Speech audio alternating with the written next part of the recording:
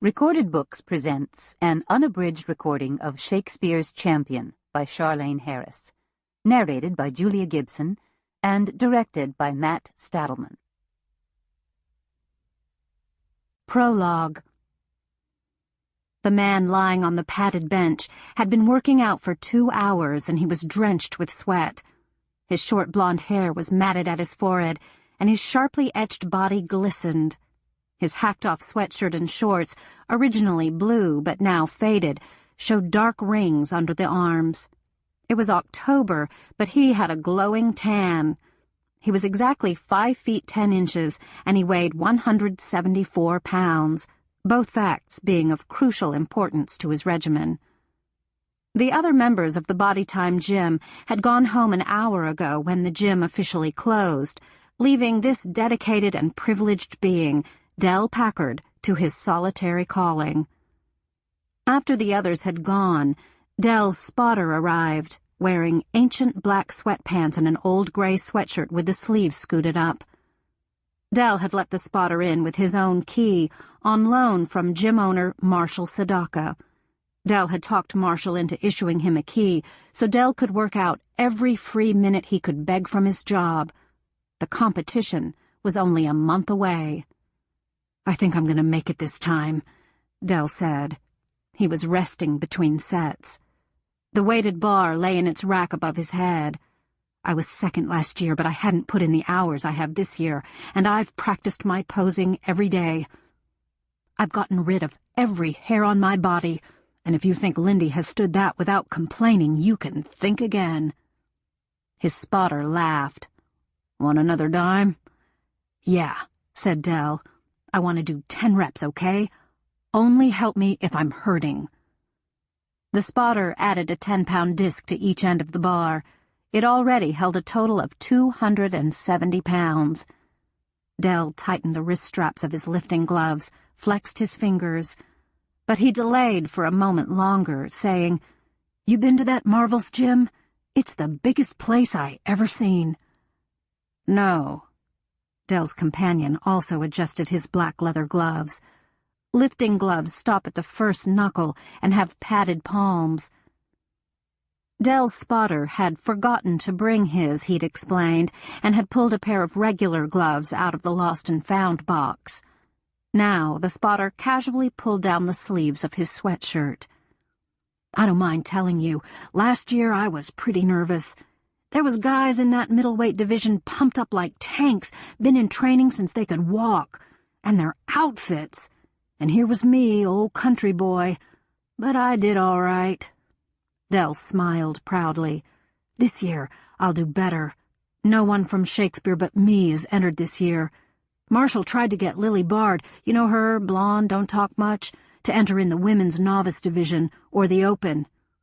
But she said she wasn't about to spend 8 months pumping up to stand in front of a bunch of people she didn't know, all greased up like a pig. Well, that's one point of view. I look on it as an honor to represent Shakespeare at the Marvel Gym competition. Lily's got great chest and arm development, but she's pretty weird." Del lay back on the bench and looked up at the face of his spotter, who was bent over him, gloved hands resting casually on the bar. His spotter lifted his eyebrows in query. "You remember I was kind of worried after we had that conversation last week?" Del asked. "Yep," the spotter said with a dash of impatience in his voice. "Well, Mr. Winthrop says everything is okay, just not to talk about it to anyone." "That's a relief. You gonna lift this or just look at it?" Del nodded his blonde head sharply. "Okay, I'm ready. After this set, I'm quitting for the night. I'm dead beat." The spotter smiled down at him.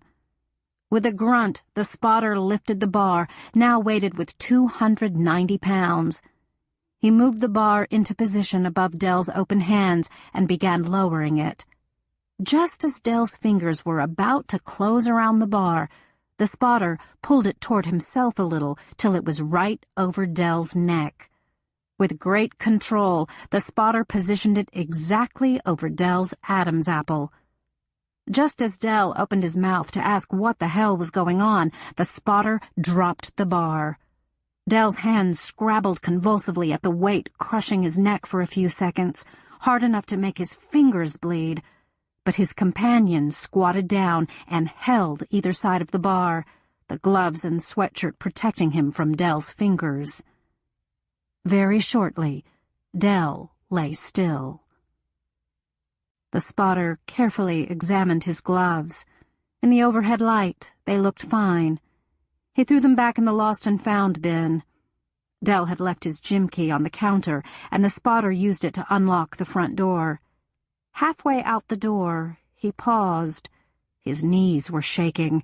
He hadn't any idea of what to do with the key, and no one had thought to tell him.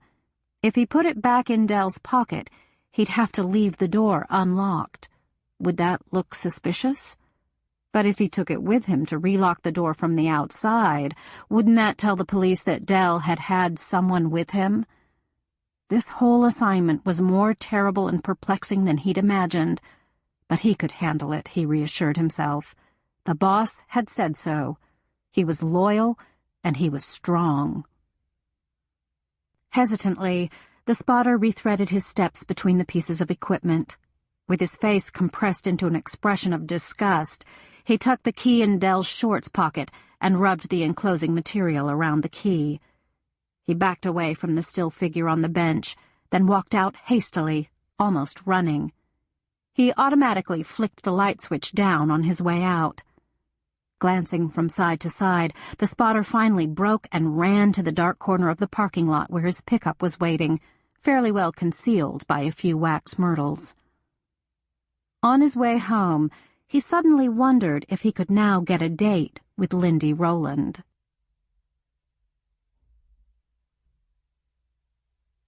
Chapter 1.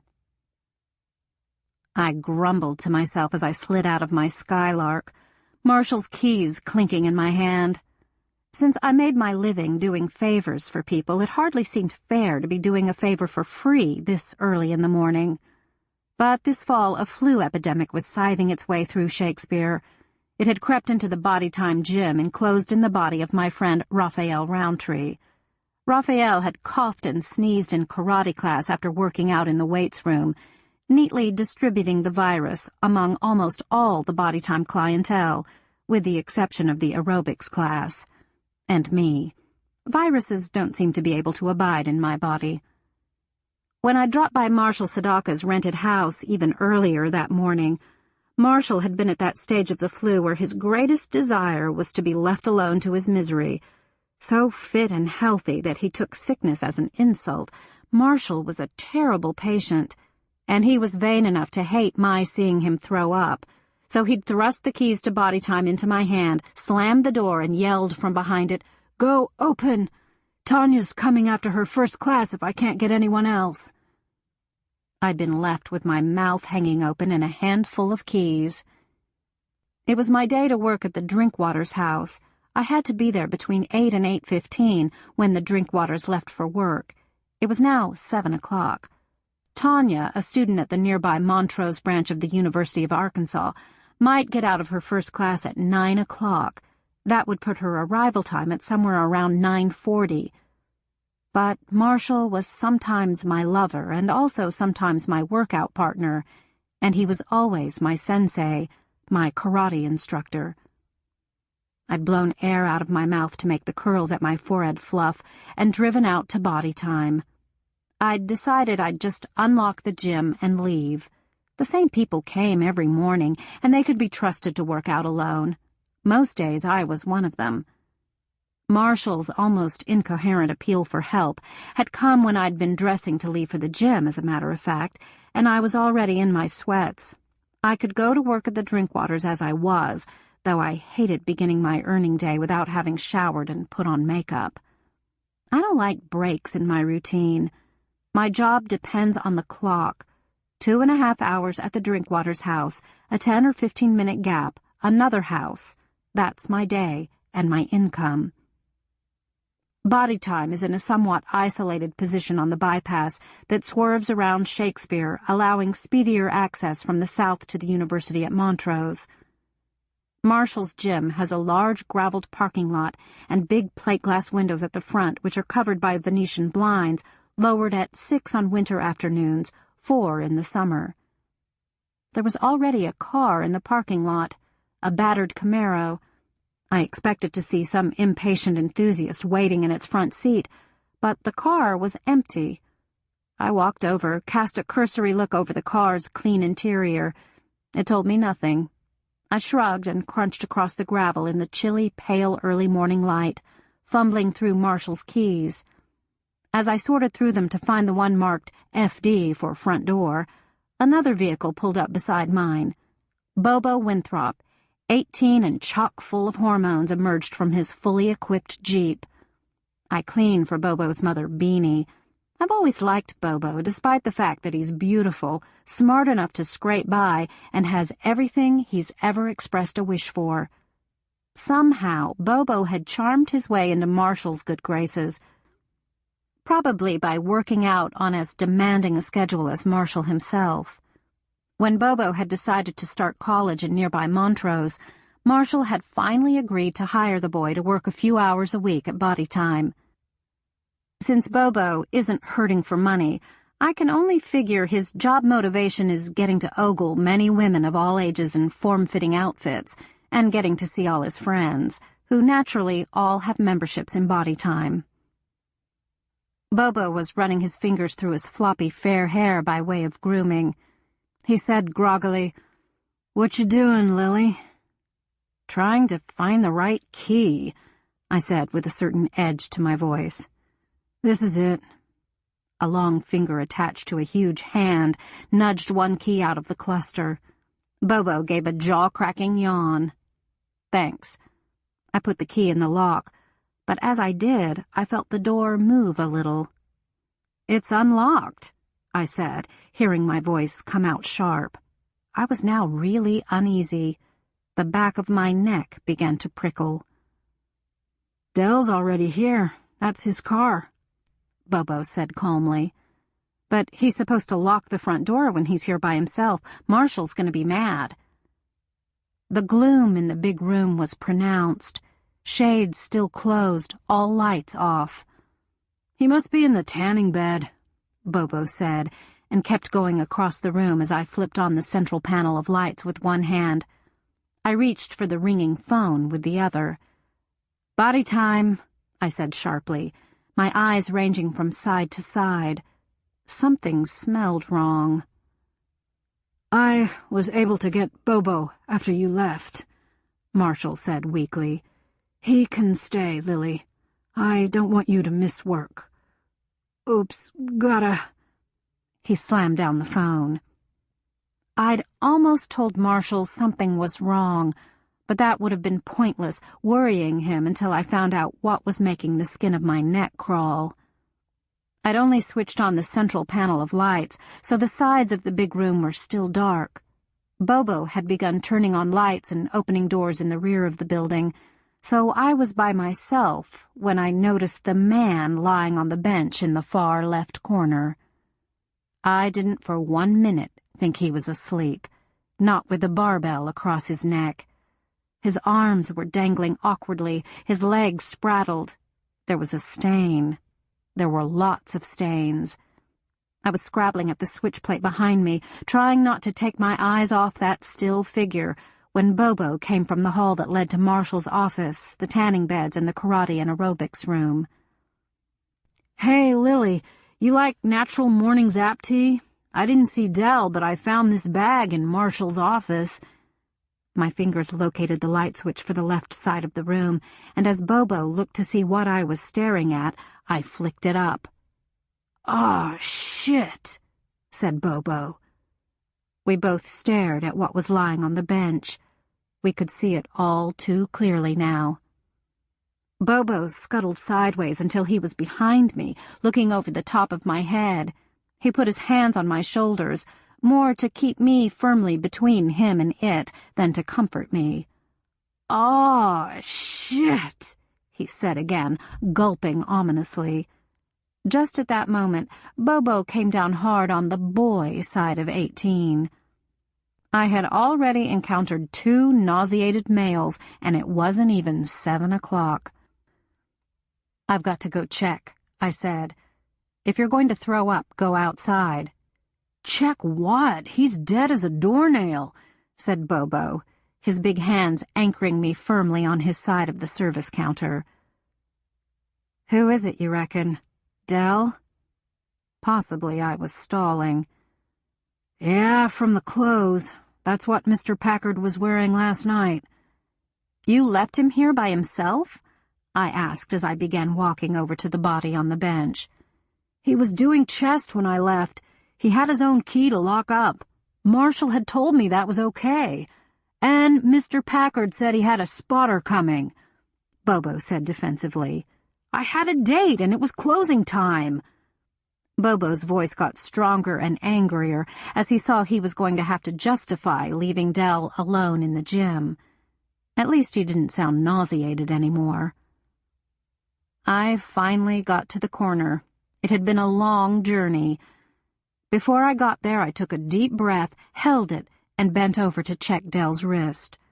I had never touched Dell alive, and I didn't want to do it now that he was dead, but if there was any chance there was a spark of life left.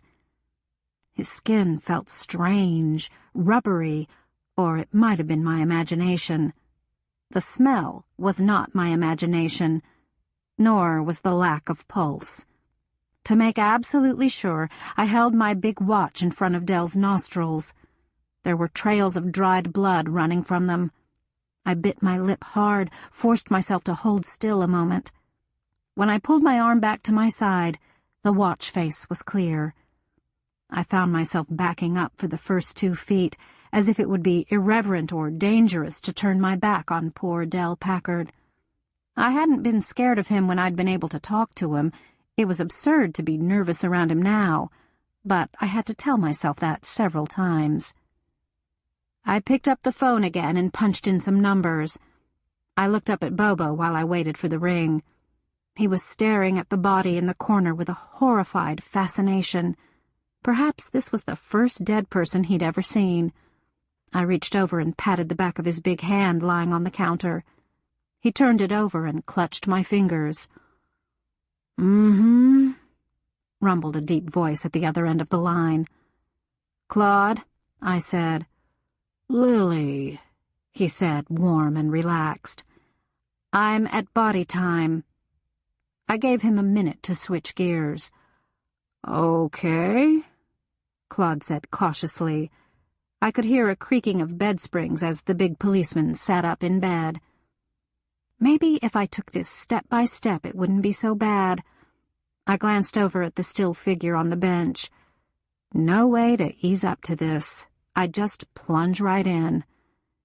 "Dell Packard is here, and he got squashed," I said. I did make it to my first job on time, but I was still in my workout sweats and still barefaced, so I was uncomfortable and disinclined to do more than nod by way of greeting Helen and Mel Drinkwater. They weren't chatty people either, and Helen didn't like to see me work. She just liked seeing the results. She'd been giving me hard looks in September when I'd been sucked into a notorious brawl in the Burger Tycoon parking lot, but she hadn't said anything, and she hadn't fired me. I'd decided that she'd passed the point of most concern. Her pleasure in a clean house had outweighed her misgivings about my character. Today, the Drinkwaters went out their kitchen door at a pretty sharp clip, each sliding into a car to begin his/her own workday, and I was able to start my usual routine. Helen Drinkwater doesn't want to pay me to do a total cleaning job on the whole house, which is a turn-of-the-century 2-story. She pays me for 2.5 hours, long enough to change the sheets, do the bathrooms and kitchen, dust, gather up the trash, and vacuum. I do a quick pickup first because it makes everything easier. The Drinkwaters aren't messy, but their grandchildren live just down the street, and they are. I patrolled the house for scattered toys and put them all in the basket Helen keeps by the fireplace. Then I pulled on rubber gloves and trotted up to the main bathroom to start scrubbing and dusting my way through the house. No pets, and the Drinkwaters washed and hung up their clothes and did their own dishes. By the time I rewound the cord on the vacuum cleaner, the house was looking very good. I pocketed my check on the way out. Helen always leaves it on the kitchen counter with the salt shaker on top of it, as if some internal wind would blow it away otherwise. This time she'd anchored down a note, too. "We need to pick a Wednesday for you to do the downstairs windows," said Helen's spiky handwriting. Wednesday is the morning I reserve for unusual jobs like helping with someone's spring cleaning or doing windows or occasionally mowing a yard. I looked at the calendar by the phone, picked 2 Wednesdays that would do, and wrote both dates on the bottom of the note with a question mark. I deposited the check in the bank on my way home for lunch. Claude was walking up my driveway when I arrived.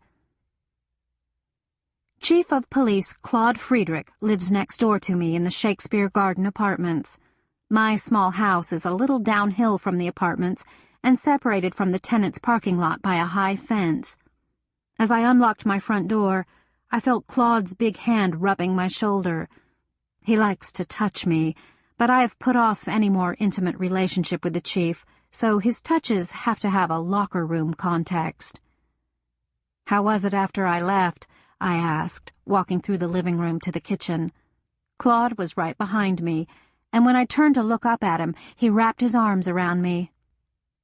I felt the tickle of his mustache against my face as his lips drifted across my cheek to fasten on a more promising target. Claude was my good friend, but he wanted to be my lover, too. "Claude, let me go." "Lily, when are you going to let me spend the night?" he asked quietly, no begging or whining in his voice, because Claude is not a begging or whining man. I turned sharply so my face was to the refrigerator. I could feel the muscles in my neck and shoulders tighten. I made myself hold still. Claude's hands dropped to his sides. I got out some leftover dishes and opened the microwave, moving slowly, trying not to show my agitation with jerky gestures. When the microwave was humming, I turned to face Claude, looking up at his face. Claude is in his mid-40s, 10 years or more older than I, and he has graying brown hair and a permanent tan. After years of working in dark corners of Little Rock and dark places in people's hearts, Claude has a few wrinkles, deep and decisive wrinkles, and a massive calm that must be his way of keeping sane.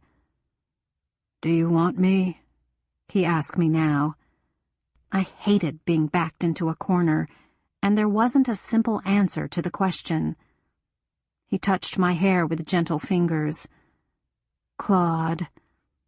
I enjoyed saying his name, unlovely as it was.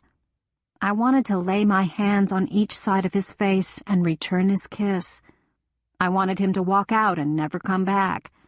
I wanted him not to want me. I had liked having a friend. "You know, I'm just used to living my own life," was what I said. "Is it Sadaka?" Oh, hell. I hated this. Marshall and I had been dating and bedding for months. Under Claude's scrutiny, I grew even more tense. Without my conscious direction, my hand crept under the neck of my sweatshirt, rubbing the scars. "Don't, Lily." Claude's voice was gentle but very firm. "I know what happened to you, and it doesn't make me feel anything except admiration that you lived through it. If you care about Sadaka, I'll never say another word. From my point of view, you and I've been happy in the times we've spent together, and I'd like an extension." "And exclusive rights?" I met his eyes steadily. Claude would never share a woman. "And exclusive rights," he admitted calmly, "till we see how it goes." "I'll think," I forced myself to say. "Now let's eat. I have to go back to work."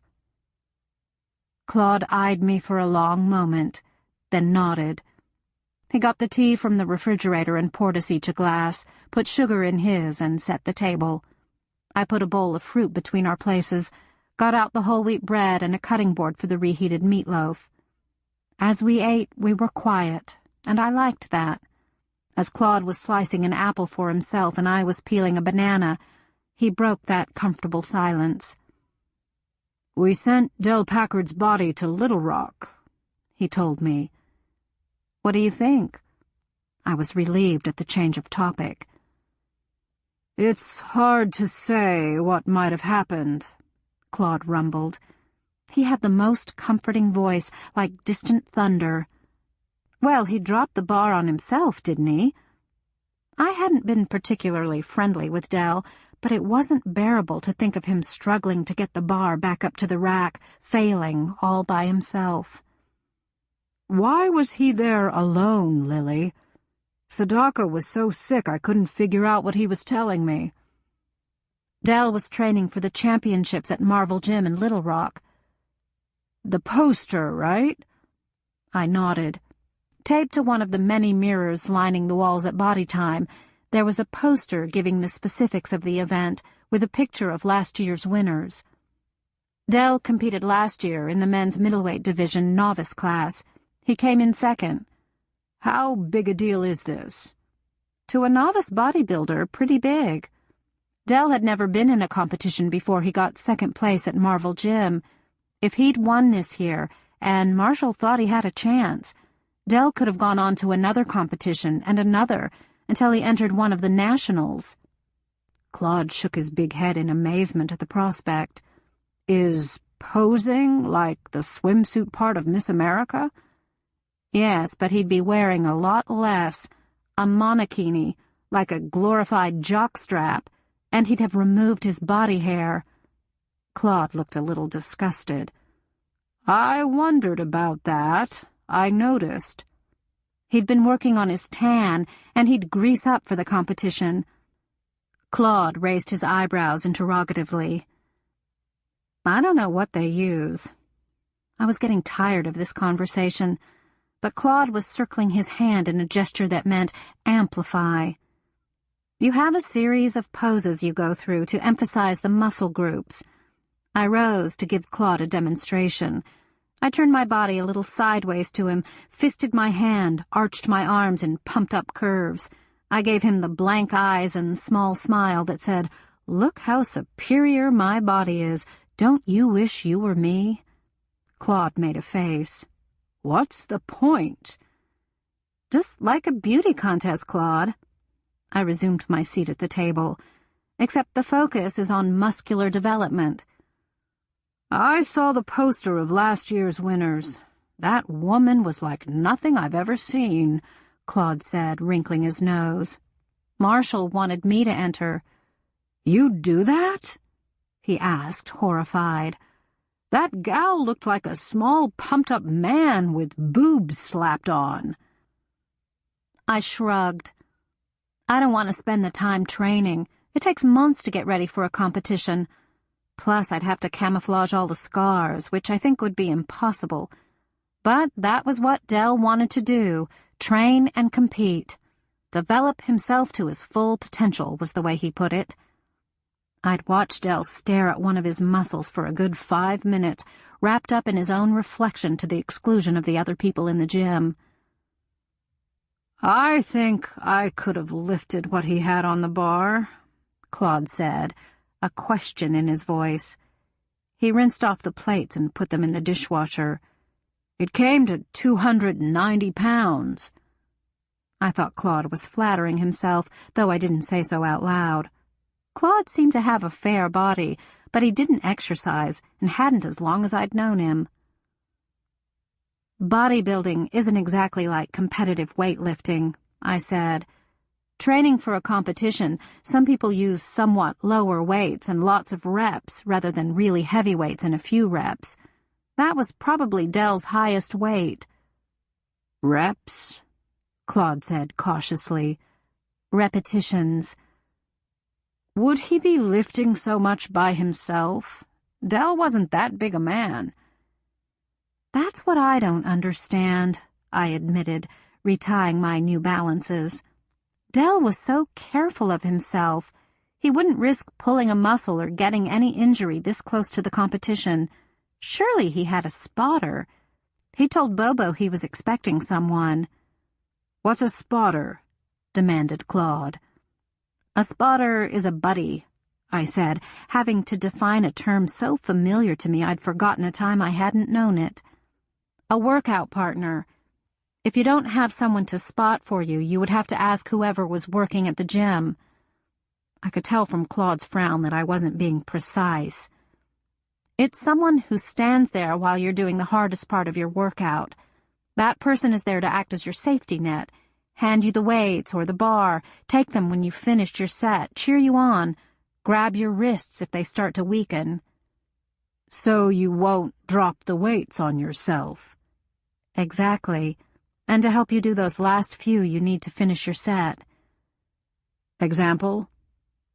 Like if I was doing 45s and that was my top capability or close to it, I'd lie down on the bench holding the dumbbells and the spotter would stand or kneel at my head, and when I was pushing the weights up, if my arms started to shake, the spotter would grab my wrists and help me keep them steady. 45s? 2 45-pound dumbbells. Some people lift using the bar and adding weights. Some people use different weighted dumbbells. I happen to prefer dumbbells. Dell liked the bar. He thought he got better chest development. Claude looked at me thoughtfully. You're telling me you can lift 90 pounds with your hands? No, I said, surprised. Claude looked relieved. I can lift 110 or 120. You? Sure. Isn't that a lot for a woman? In Shakespeare it is, I said. At one of the bigger city gyms, probably not. You'd have a bigger pool of weight trainers. So how much would a man serious about training be able to do? A man about Dell's build, under 6 feet, about 170. After intense training, I guess he'd be able to lift maybe 320 pounds, more or less. So you can see strength wasn't Dell's sole goal, though he was very strong. He wanted exceptional muscular development for the look of it. I just like to be strong. Claude thought about the difference. So you knew Dell? Sure, I saw him almost every morning at body time. We weren't particularly friendly. I was wiping off the table since I had to go to work in 10 minutes. Why not? I thought about it while I rinsed out the dish rag. I wrung it and folded it neatly and draped it over the divider between my sinks. I stepped across the hall to the bathroom, washed my hands and face, and slapped on a little makeup for my self-respect. Claude leaned against the kitchen doorframe to watch. He was waiting for an answer. Just nothing in common. He was from here, had lots of family, dated a hometown girl. He didn't like blacks. He didn't like the Notre Dame football team. He didn't like big words. That was as close as I could come to explaining. You think enjoying living in a small town is wrong? I hadn't meant this to be an analysis of my worldview. No, not at all. Dell was a good guy in some ways. I looked at my face, put on some lipstick, shrugged at my reflection. Makeup didn't change the face underneath it, but somehow I always felt better when I'd used it. I washed my hands and turned to look at Claude. He was harmless. Right away, I wondered what I meant, but I was too taken aback by the expression on Claude's face to think it through right then. Claude said, I'll tell you something strange, Lily. There weren't any fingerprints on that bar where there should have been. There should have been lots where a man would normally grip the bar. Dell's should have been on top, but there weren't any. There were just smears. And you know what, Lily? I don't think you'd put on your makeup in front of me if you had any serious interest in me. He stopped at the front door to deliver his parting shot. And I'd like to know if Del Packard was in the gym by himself, how he turned out the lights after he died. It was a day that had started out worst and moved up to merely rotten. I was cleaning in a spirit of anger, and the results were not harmonious. I dropped papers, got paper cuts when I picked them up, slammed the toilet lid down so hard that a box of Kleenex plummeted from a flimsy rattan shelf in the travel agent's bathroom, vacuumed up a few pushpins at the base of the bulletin board, and developed a full-blown hatred for the poster of a couple on the deck of a cruise ship because they looked so simple. They looked like they could say, "Gee, we really get along well. Let's go to bed together," and it would actually work. I was glad this was my last job of the day. I locked the door behind me with a sigh of relief. On my way home, I detoured to Marshall's dumpy rented house. He'd offered me a key when we began seeing each other, but I had refused, so he had to stagger to the door to let me in and stagger right back to the ancient plaid couch he'd scrounged from a friend when he'd separated from his wife. I put his body-time keyring on the equally dilapidated coffee table and went to sit on the floor near him. Marshall was sprawled full length and obviously felt lousy. But he wasn't groaning, and his fever was down, I thought, as I touched his forehead. "Can you eat yet?" I asked, not knowing what else I could do for him. "Maybe some toast," he said in a pitiful voice that sounded very odd issuing from his extremely muscular throat. Marshall is 1/4 Chinese. He has skin that's just between pink and ivory, and his eyes and hair are dark. His eyes have a bit of a slant, just a hint. Other than that, he's Caucasian, but since he's a martial arts teacher, he enjoys emphasizing the Oriental fraction of his heritage. "Please," he added, even more pitifully, and I laughed. "Mean," he said. I got up and found his whole wheat bread and waved a butter knife over it, toasted it dry and brought it to him with some water. He sat up and ate every crumb. "You're going to live." I took the plate from him and carried it to the sink. I would coddle him to the extent of loading his dishwasher, I decided. Afterward, I returned to sit by the couch. He'd slid down to his original position. He took my hand. "I guess I will live," he admitted, "though for a few hours I didn't want to. And finding out about Dell, God, who would have thought Dell would be dumb enough to drop a weight on his neck?" I don't think he did. I told Marshall about the lack of fingerprints on the bar, about the lights that should have been on. "You think the spotter dropped the bar on Dell by accident and then panicked?" I shrugged. "Hey, you don't think someone killed Dell on purpose? Who would do that?" I'm not a doctor, so I don't know if this is possible, but if you felt a crushing weight on your neck and you knew you would die if it stayed there, and you were a grown, healthy man, wouldn't you fight to heave it off? "If I wasn't killed instantly, I'd try as hard as I could," Marshall said grimly.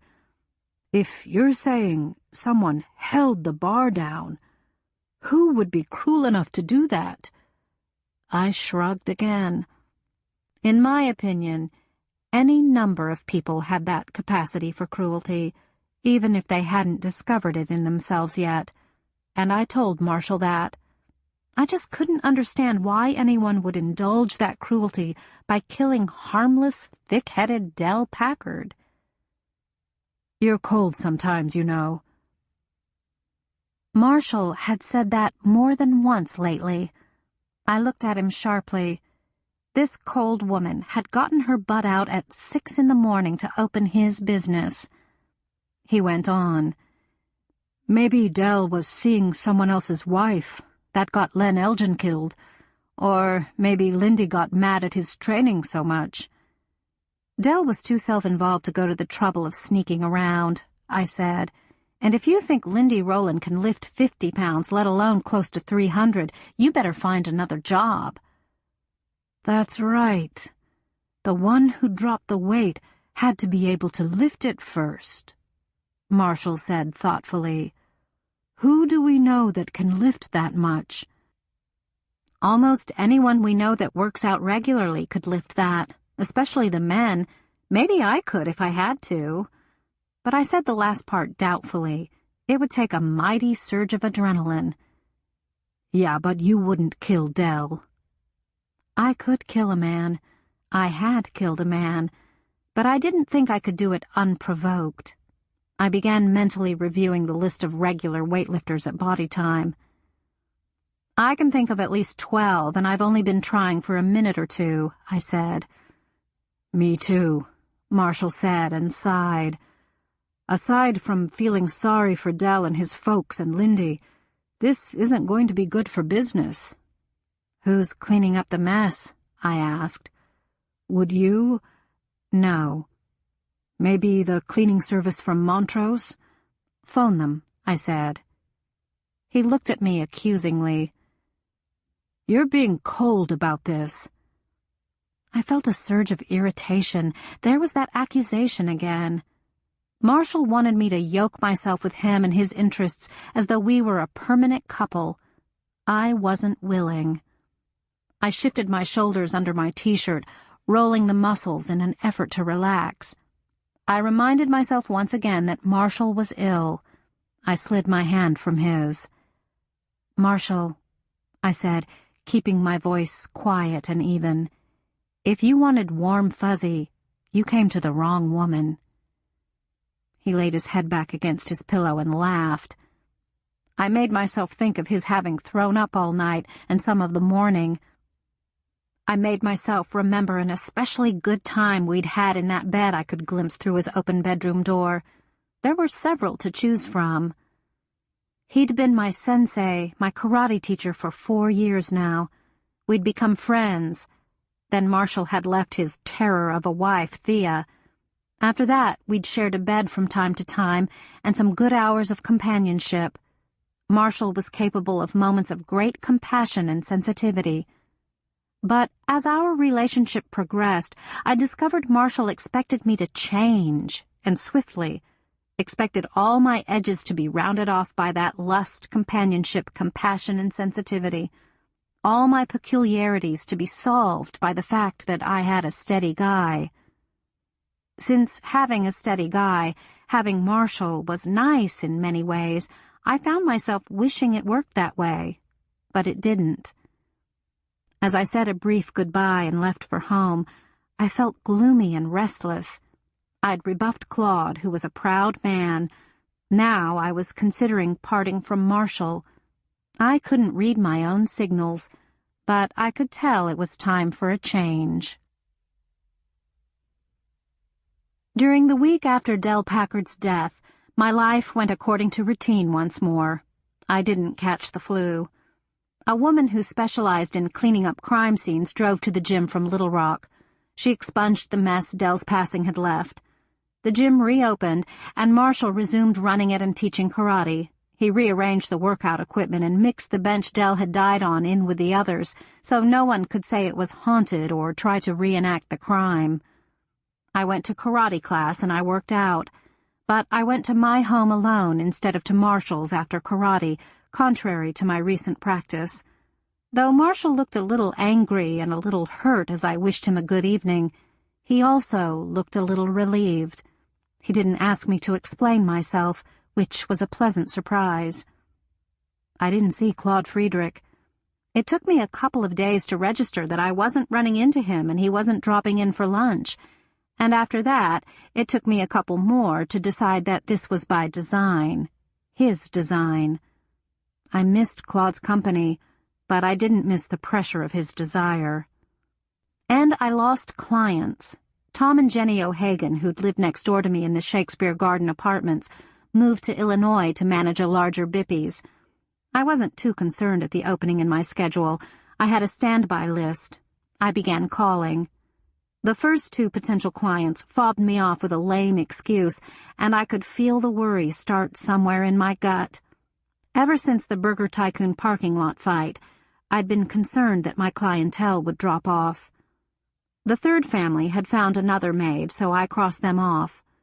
The woman who answered at the 4th number said she and her husband had decided to get divorced and she would be doing her own cleaning. Another X. The 5th name on the list was Mookie Preston. After puzzling over the entry, I remembered that when Ms. Preston had called me a couple of months before, She'd said she'd just moved to Shakespeare. When I called her, she sounded delighted to hear that I could work for her on Friday mornings. She was renting a house, and she wanted longer than the hour and a half I'd given the O'Hagan apartment. Why don't I work from 10 to 12 on Fridays? I was trying to imagine why a young single woman would need me for that long. "We'll see," said the rich, fruity voice. "I'm a little messy." I'd never laid eyes on Mookie Preston, but she sounded eccentric. As long as her checks were good, I didn't care if she raised catfish in the bathtub and wore a Barney the Dinosaur costume. When I went to body time Thursday morning, I found Bobo sitting behind the counter to the left of the entrance. He looked as dispirited as an 18-year-old can look. I pitched my gym bag into an empty plastic cubicle, one of 15 stacked against the east wall, after extracting my weightlifting gloves. They were looking very shabby, and I knew I'd have to have a new pair soon, another item for my already tight budget. I began to pull them on, eyeing Bobo as I circled my wrists with the straps and velcroed them tightly. Bobo stared back. He was even sitting depressed, shoulders sagging, hands idle on the counter, head sagging on his neck. "What?" I asked. "They've questioned me twice now, Lily," he said. "Why?" "I guess the detective thinks I had something to do with Dell getting killed." He took a gulp of a repulsive-looking protein mixture that was the craze among the younger workout crowd. I wouldn't have touched it with a 10-foot pole. "How come?" "Dell worked for my dad." Among his many financial pies, Bobo's father, Howell Winthrop Jr., owned the local sports exercise equipment marine supplies store. Dell had worked there, mostly in the exercise equipment and exercise clothing department, though he'd had to know enough about hunting and fishing to sell all the other products Winthrop Sporting Goods carried. Dell himself had told me all about it at excruciating length when I'd been buying my punching bag. "So do a lot of people in town," I observed. Bobo looked at me blankly. "Work for your dad." Bobo grinned. It was like the sun coming out from behind a cloud. He was really a lovely boy. "Yeah, but Mr. Jinks seems to think that I decided Dell knew something that would ruin Dad's business. So either I thought of killing him or Dad told me to." "Because you were the last one to see him here?" Dedford Jinks is a detective on the Little Shakespeare police force. Bobo nodded. "Someone told the chief, who told Mr. Jinks, that when people didn't bring their own spotters, they asked the staff to spot for them, which, naturally, would be me." He silently held out his plastic cup of goop. With a shudder, I shook my head. I struggled with my guilt. It was I who had mentioned to Claude that sometimes a member of the staff was asked to fill in as spotter. "I didn't know Mr. Packard very well," said the golden boy. "But really, I don't think he could have found out anything illegal my dad was doing. This may not be respectful, especially now that Mr. Packard's dead, but I never thought he was that smart, and if he knew something Dad was doing that was wrong, I think he'd just feel like he didn't really understand, or he'd go talk to Dad about it." I thought Bobo was exactly right. "You look nice, Lily," Bobo said, changing the subject so abruptly that it took a minute for his words to sink in. "Oh, thanks." I was wearing a teal-colored t-shirt and sweatpants, new and unstained, but strictly Walmart. "Why don't you wear something like that?" Bobo pointed to the sportswear rack that Marshall kept stocked with expensive exercise clothing. The garment that had caught Bobo's eye was pale pink and blue swirled in a tie-dye pattern, cut low over the boobs and high in the legs, meant to be worn over coordinating tights. I snorted. "Right. You'd look pretty. You've got the body for it," he said self-consciously. "I'd like to watch your back when you're doing lat pull-downs." "Thank you," I said stiffly. But stuff like that just isn't my style. I went over to say hello to Raphael. He'd recovered from his flu, but he had something on his mind. His greeting was not the usual happy roar. "What?" "You asking me what?" he said, rubbing the back of his head. Raphael kept his hair clipped so short that the passage of his mahogany hand made no change in the tight black curls. "I tell you what, Lily." His voice got louder than it should have been, and I knew immediately that I had spoken to him at the wrong moment.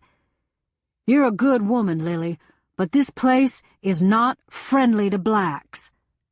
"Marshall," I began. I was about to say Marshall was not a racist or some such thing, but I got interrupted. "I know Marshall is not a bigot, but there are too many others here who are.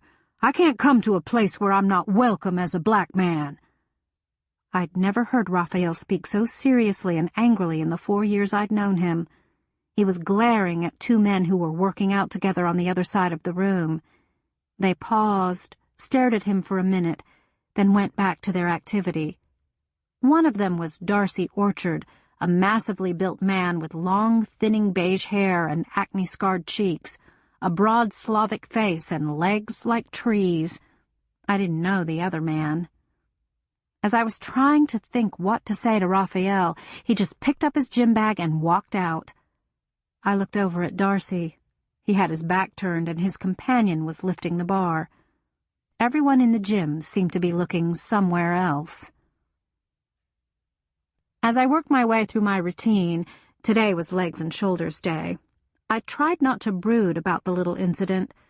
I hated to think I might feel obliged to quit the gym too. It meant so much to me, the daily workout. If I had to, could I buy my own gym equipment? No, not on my budget, not having already paid my annual fee here. I had to save so much each month against the rainy day that would surely come. I already suspected Marshall discounted my Bodytime membership.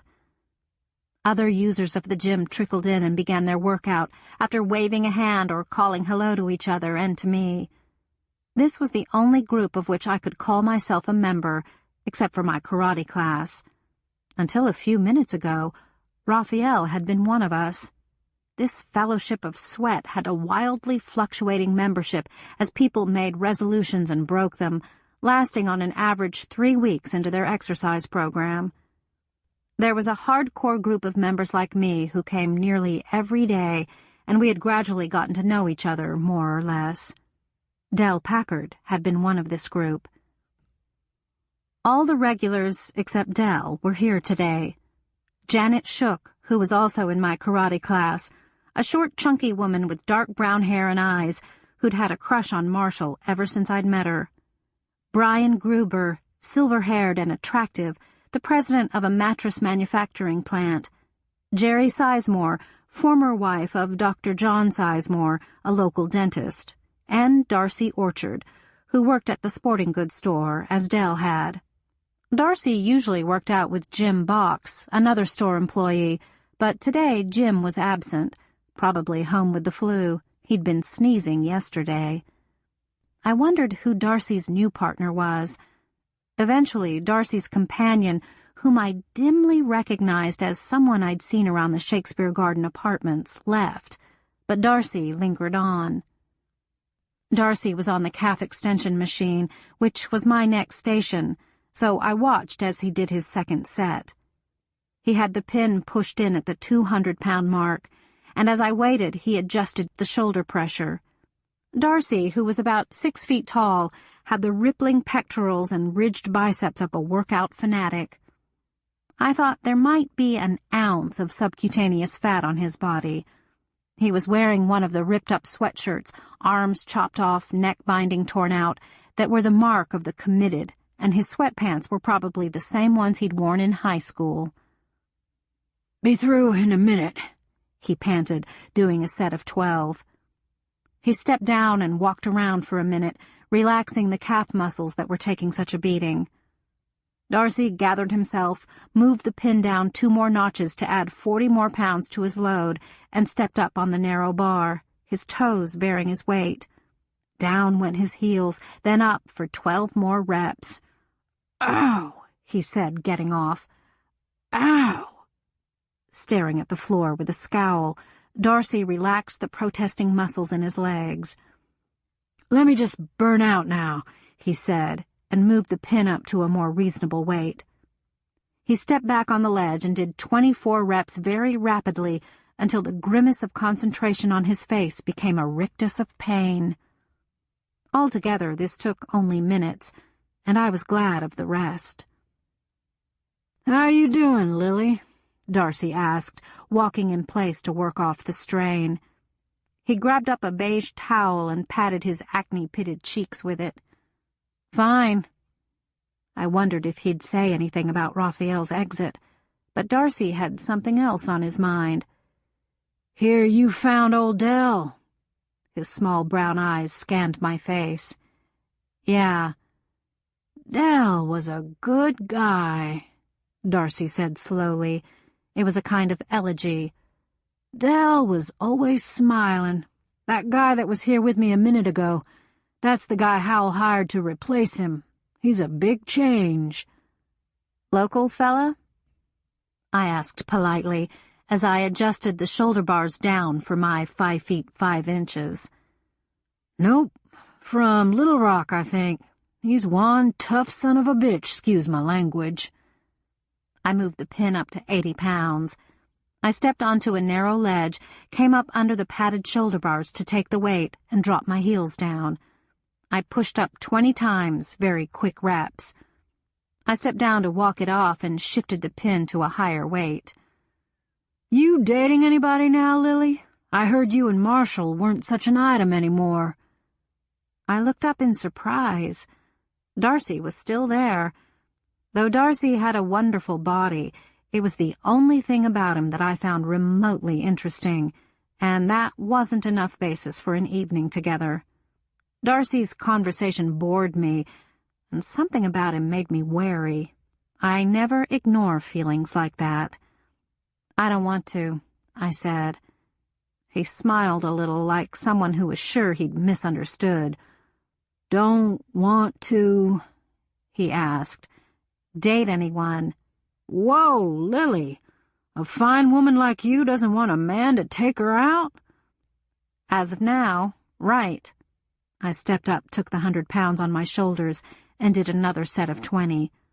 The last 5 were something of a challenge. "How come? You like women instead?" Darcy was sneering, as though he felt obliged to look contemptuous when lesbianism was mentioned. "No, I'm going to finish here now." Darcy smiled again, even more uncertainly, though I'd been as civil as I was able. He couldn't seem to believe that any woman wouldn't want to date, specifically date him. But after a moment of waiting for me to take back my dismissal, he stalked over to the Roman chair, his narrow lips pressed together firmly in anger. As I moved the pin to 120 pounds, once again I wondered whom Dell might have asked to spot for him. Dell would have trusted anyone in the room. Even Janet and I were just about strong enough to help him with some of the lower but still formidable weights that Dell used for his bodybuilding. Janet was nearly as strong as I in the chest and arms, and had an edge on me in the legs, since she taught 2 aerobics classes a day in addition to working at the kids' clubs, which provided community-sponsored after-school care for kids. After I finished my calf workout, I drifted over to Janet, who was doing abdominal crunches. Sweat had darkened her short brown hair to a black fringe around her square little face. 110, she gasped as I stood over her. I nodded and waited. 125, she said after a moment, relaxing in a heap. Her eyes shut. "Janet," I said after a respectful moment of silence. Dell ever ask you to spot for him?" Janet's brown eyes flew open. They fixed on my face with some amusement. "Him? He didn't think a woman could carry her own groceries, much less spot for him." He'd seen female bodybuilders at those competitions. For that matter, he'd watched us work out many a morning. Janet made a rude noise. "Yeah, but we're freaks to him," she said, resentment in her voice. "Well, we were," she amended more neutrally. "He judged all women by that Lindy he went with, and Lindy couldn't cut a ham without an electric knife." I laughed. Janet looked up at me with some surprise. "That's good to hear, you laughing. You don't do that too much," she observed. I shrugged. "Now that you're over here," she said, sitting up and patting her face with her towel, "I've been wanting to ask you something." I sat on the closest bench and waited. "Are you and Marshall a locked-in thing?" I'd been expecting Janet to ask me to spot her or to go over the fine points of the latest kata we'd learned in karate class. Everyone wanted to know about my love life today. I kind of liked Janet, so answering her would be harder than answering Darcy. Saying no meant Marshall was open game for any woman who wanted a shot at him. I was abdicating all claim to him. Saying yes committed me to Marshall for the foreseeable future. "No," I said, and went to do my last set. On her way to the changing room, Janet stopped. "Are you mad at me?" she asked. I was a little surprised. "No," I said. But I was really surprised when Janet laughed. "Oh, Lily," she said, shaking her head from side to side. "You're so weird."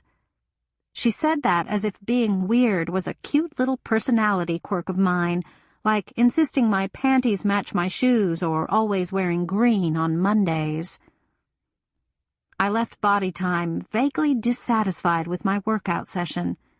I'd had my first personal conversation with Darcy Orchard, and I hoped it would be my last. I had confirmed that Janet Shook lusted after Marshall Sadaka, not exactly stopped the press news. I had confirmed that Dell almost certainly wouldn't have asked a woman to spot for him, and I'd found out that Raphael felt like he was getting a cold reception at a business he'd paid to patronize. As I drove home, I tried to trace the reason for my dissatisfaction. Why did I think I should have gotten more out of the morning than a good workout? After all, it was as little my business what had happened in Body Time the night Dell died as it was Janet's business whether or not Marshall and I were committed to each other. I hadn't particularly liked Dell. Why did I care whether he died accidentally or on purpose? I'd told Claude that Dell had been harmless. As I showered, for the first time I really considered Dell Packard. He hadn't made any of the jocular comments about my strength I occasionally got from other men. Dell had been mildly pleased to see me when I was in front of him, hadn't missed me when I was gone, would have been glad to help me do anything I'd have asked him to help me with, was overwhelmingly proud of being Shakespeare's champion, would cheerfully have gone on doing his Dell Packard thing the rest of his life, if his life had been allowed to run its natural course.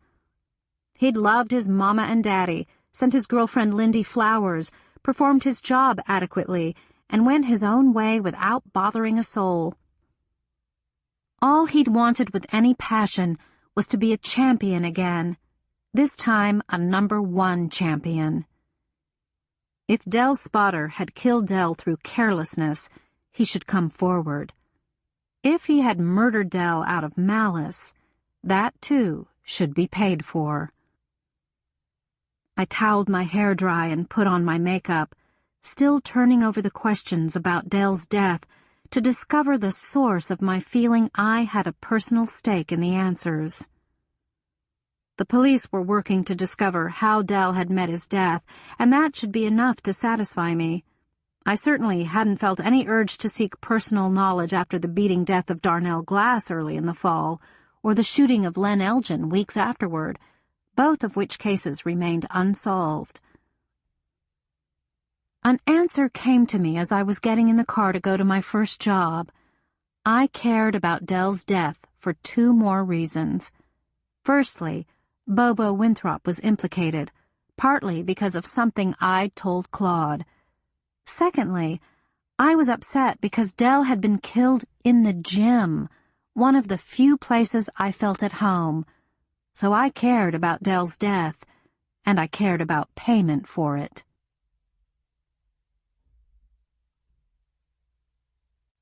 Chapter 2. As the plain days passed, I missed Claude more and more. He'd taken care of me a few months before when I'd been hurt. He'd helped me take a sink bath. He'd helped me dress. He'd helped me get back in bed. It had seemed quite natural to put on my makeup in front of him, an act he'd construed as indicating a lack of interest in him as a man. I'd figured he'd seen the worst. The makeup hadn't been for him, but for the rest of the world. The only true thing I found hiding in my psyche was that I missed Claude, missed his dropping over to share my lunch, missed his occasional appearance at my doorstep with Chinese takeout or a video he'd rented. And another true thing was that I didn't miss a dating relationship with Marshall. In fact, it felt good to slip back into comradeship and the teacher-student relationship we'd shared before. I found that disturbing. I'd seen Del Packard's sweetheart, Lindy Rowland, on the street today. Lindy was a strapping girl with big brown hair and a ready smile. But when I'd seen her, Lindy's eyes had been red and her whole body seemed to sag. At Dell's funeral, according to the grapevine at body time, Lindy had gone to pieces. Now there was Dell under the ground at Sweet Rest Cemetery, and here was Lindy, alone and lonely. After my solitary supper that night, after the dishes were washed and everything neat, I paced the house. I took another shower and washed off all my makeup. I made sure I was shaved smooth and my eyebrows were plucked, and I put on all the usual lotions and a tiny dab of perfume. I stood in my bedroom, naked and irresolute. I looked in my closet, knowing before I looked what I would see. Blue jeans, t-shirts, sweats, a couple of dresses, and a suit from my former life. Even thinking about a seduction seemed incredibly stupid, as I saw how ill-equipped I was for one. Suddenly, I jettisoned the idea. It felt wrong. Claude deserved someone more malleable, someone with a silk teddy and a Sunday dress. I valued control over my life more than anything. With Marshall, and now with Claude, I wasn't willing to relinquish that control, to bind my life to either of theirs. Neither of them was necessary enough to me for me to take that frightening leap. This was a bitter acknowledgement. Angry at myself, at Claude, I pulled on dark clothes and went out to walk. I wouldn't sleep much tonight. The light in Claude's window was on. A glance up at his apartment told me. If I'd found it in myself, I would be up there sharing that light with him, and he would be happy, at least for a little while. I drifted through Shakespeare, merging with the night. In a while, I began to feel the chill and the wet. After shivering in my jacket for a few blocks, I was on my way home when I saw I had company.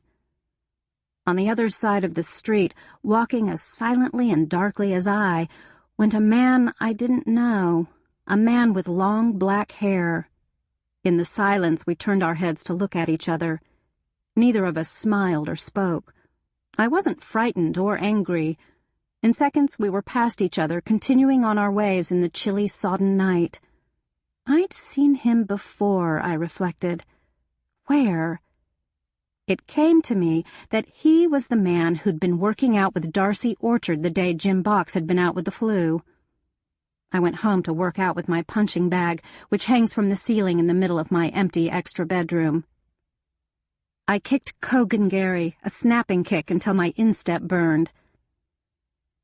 Then my Gary, the thrusting kick, until my legs ached.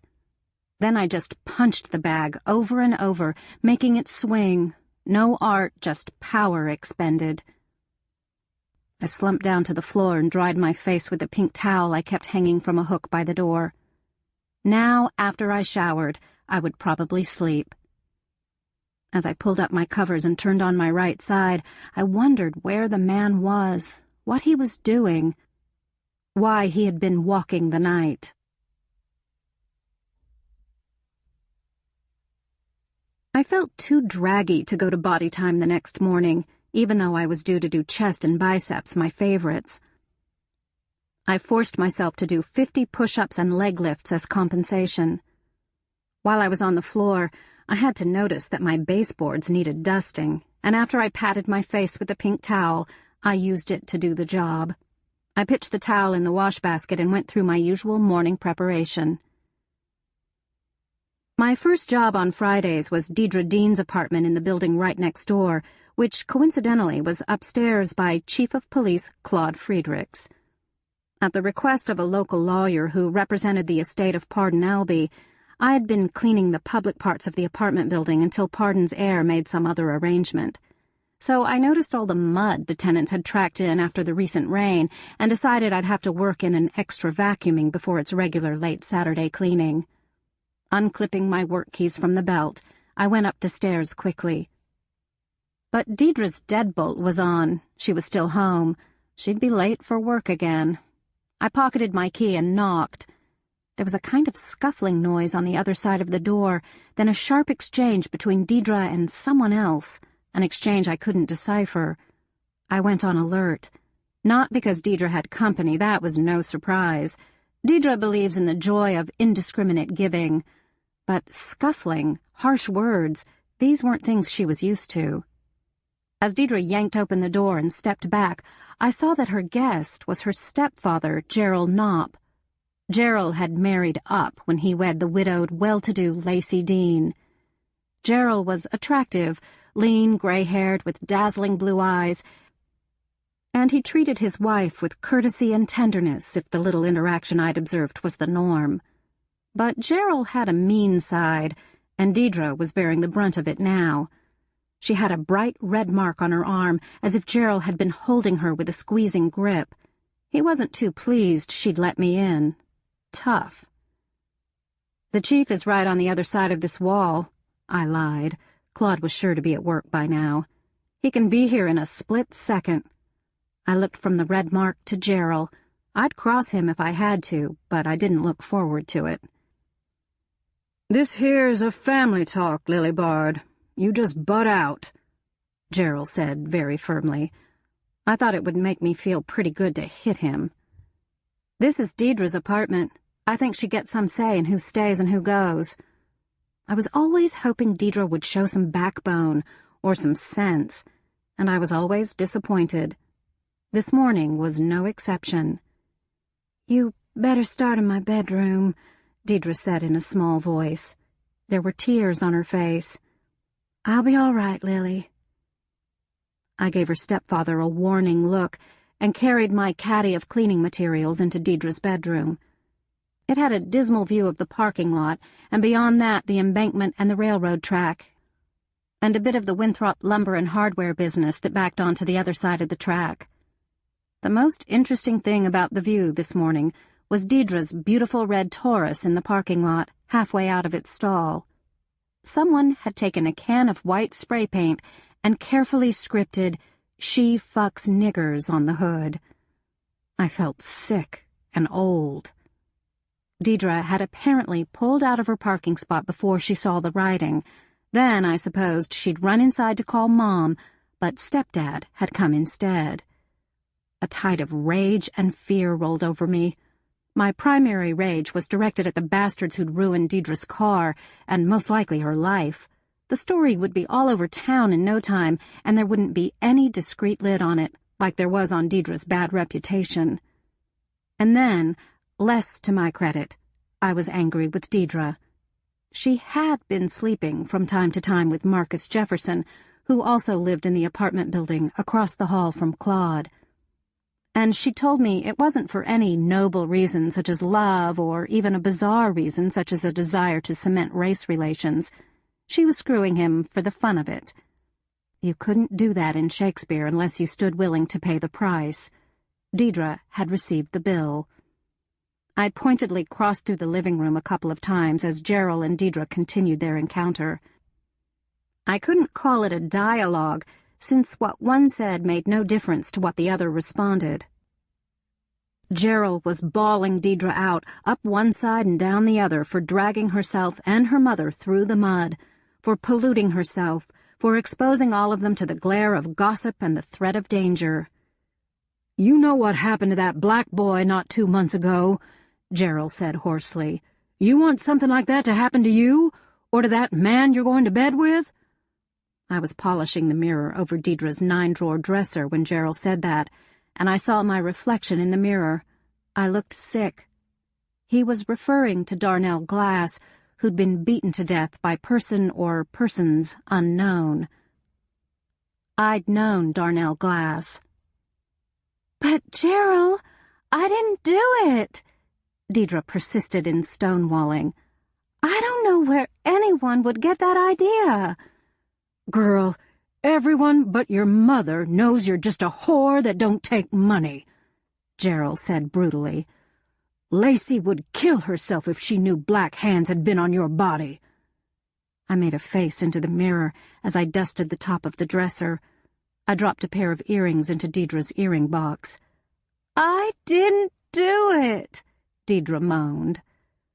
Childlike in many ways, Deidre believed that if you denied something often enough, it actually hadn't happened. "Deidre, unless you change your ways right now, I mean this minute, worse things than that paint job are going to happen to you, and I won't be able to stop them from happening," Gerald said. "What do you mean?" Deidre asked, sobbing. "What could be worse?" Childlike and stupid. "There's lots worse things than a little bit of white paint," Gerald said grimly, but with a somewhat milder voice. "There's people in this town that take a situation like yours so seriously, you wouldn't believe it." He was threatening her. Contrarily enough, I was all for it. As much as I now found I disliked Gerald Knopp, any method that would scare Deidre into dropping her risky lifestyle was okay with me. The woman, and she was a woman in her 20s, though she often seemed much younger, would either contract HIV or another disease, or bring home someone who would brutalize her if she didn't alter her ways. "Now," Gerald was winding down, "I've already called the car place to get your paint redone. Just drive it down there. Donnie'll give you a lift to work. I'll drop by to take you home, and your car'll be done in a couple of days." "I can't drive it down there," Deidre whined. "I'd die." "You may die if you don't stay away from black men," he said, and there was stark warning in his voice. Gerald wasn't just theorizing. He knew something. I felt the hair on my neck stand up. I stepped into the living room, my dustcloth in my hand. Gerald and I had a good old look at each other. "Would you drive my car to the paint shop?" Deidre asked, that little girl look on her face that said she knew she was asking a lot, but it would be too much for her to do that thing. "No," I said briefly, and went back to work. I don't know how Deidre and Gerald settled it. I buckled down to cleaning, thinking hard thoughts about everyone involved, including Marcus Jefferson. I was willing to bet Marcus was running scared by now. He worked at the same factory as Gerald Knopp, and if he hadn't seen Deidre's car when he left for work that morning, someone at the factory would let him know about it. I figured Marcus was going to be anxious, if not out-and-out terrified. My oldest client, Marie Hofstetler, had told me it had been 7 decades since Shakespeare had suffered a racially motivated lynching. If I'd been Marcus Jefferson, those 7 decades would have seemed like yesterday. Deidre and Gerald cleared out without speaking to me, which was just fine. I finished my work in peace, or in the little peace they'd left behind them. The apartment still echoed with various gradations of anger and fear. It seemed to me that currents of bad feeling were drifting like smog through Shakespeare. My little adopted town had generally been quiet and predictable and poky. I liked it like that. I loaded my arsenal of cleaning aids back into my car, trying to stave away a gnawing worry. My new client, Mookie Preston, was next on my schedule, and I was able to feel a little more cheerful as I drove to her house. I'd never worked on Sycamore Street before. It was lined with small white houses with neatly raked yards in a neighborhood that had sprung up in the 50s, a neighborhood generally considered a starting-out point for newlyweds or an ending-up point for seniors. The house Mookie Preston rented was in the middle of the block and indistinguishable from the others. A green Toyota was parked in the driveway. It had an Illinois plate. If the car was any indicator of the condition of the house, Mookie Preston needed me badly. The Toyota was dusty and mud-streaked on the outside and littered with papers and fast food debris on the inside. I knocked briskly on the back door, and the same rich, fruity voice I'd heard on the phone called, "Coming! Coming!" After a minute or so, the back door opened, and the woman on the other side of the screen door stood staring at me. She didn't speak. We examined each other. Mookie Preston was younger than me, putting her somewhere in her mid-20s. She had very coarse, straight, reddish hair, skinned back into a ponytail, golden freckled skin, and big dark brown eyes. Her face was round, and her teeth were perfect and white. If she was wearing any makeup, I couldn't see it. And despite the fact that she was pretty, very pretty, and smiling in the friendliest way possible, this woman had thrown me off balance. If her fading smile was any indication, she was feeling the same way about me. "You're Lily Bard?" she said cautiously. "I am." Slowly, she pushed open the screen door. She extended a plump golden hand. I shook it. She stepped aside, and I went in the house. She began dithering around the filthy little kitchen. "I should have been expecting you, but I got caught up in my work," she said over her shoulder, stacking plates by the sink in an effort to pretend she'd actually been engaged in doing so when I knocked. "What do you do?" "I'm a genealogist," she said, her face turned away, which I thought was a lucky thing. I said, which was the most non-committal noise I could manage. "You don't have to clean up for me. I'm the cleaning woman." She looked down at the plate in her hand as if she hadn't realized what she was doing, and very carefully deposited it on the drain board. "Right." "What do you want me to do?" I asked. "Okay." That calmed her, as I'd intended. "I want you to change my sheets, the clean ones are in the bathroom closet, and dust the house, and vacuum. There's only one bathroom, and it's in pretty bad shape. Clean the sink and tub and wipe the kitchen counters. Mop the linoleum floors." "Okay. Anything else?" "Not that I can think of right now." We discussed my pay and my hours. She thought the house might take me until 12:30 to get in shape, and if the kitchen was any indication, I agreed it would. I got to the Winthrops at 1 usually, so that didn't leave me much leeway. I figured I could stop by my house and grab a piece of fruit on my way to the Winthrops. I examined the house first to plan my work. Mookie had retreated to the living room at the front of the house, which she had turned into a workroom. There was an old couch, an old chair, an old television, and a huge desk. She hadn't hung any curtains, and the blinds on the big windows were coated with dust. The wastebasket was overflowing, and cups from various fast food places dotted the desk, the arm of the couch, the floor. I kept my face blank. I've learned to do that. As Mookie sat down at her computer, I wandered down the hall, filthy baseboards, fingerprints on the paint, to the bigger bedroom. I wrinkled my nose. The sheets certainly did need changing, and the bed had probably never been made since the sheets had been put on. There was a thick layer of dust on every surface that wasn't already covered with something else, like paperbacks, makeup, snack wrappers, tissues, jewelry, hair bows and brushes, receipts. I could feel that little contraction between my brows that meant I was perturbed. Then I examined the bathroom, and I shook my head in disbelief. The second bedroom was almost empty, only luggage and a few boxes strewn about the floor, at random. Now I wondered if the allotted time would be enough. I went out to my car to get my supplies, wondering how far I could get. I'd start with the bathroom for sure, then the bedroom. Cleaning is work that doesn't occupy your whole mind, which is something I occasionally enjoy. I was half smiling to myself as I began scrubbing the bathtub. I'd expected Mookie Preston to be completely white, and she'd expected me to be black. We'd both been astonished. In a better world, we wouldn't have even noticed that we were of different races. Maybe if we'd even met each other in a big city, we would just have celebrated our ethnic diversity. But it wasn't a better world, at least not here and now, not in Shakespeare, not lately. My astonishment about my new employer faded as I concentrated on the task at hand. After some determined scrubbing and mopping, I had the bathroom looking very respectable. I gave it a sharp nod and turned to start work in the bedroom.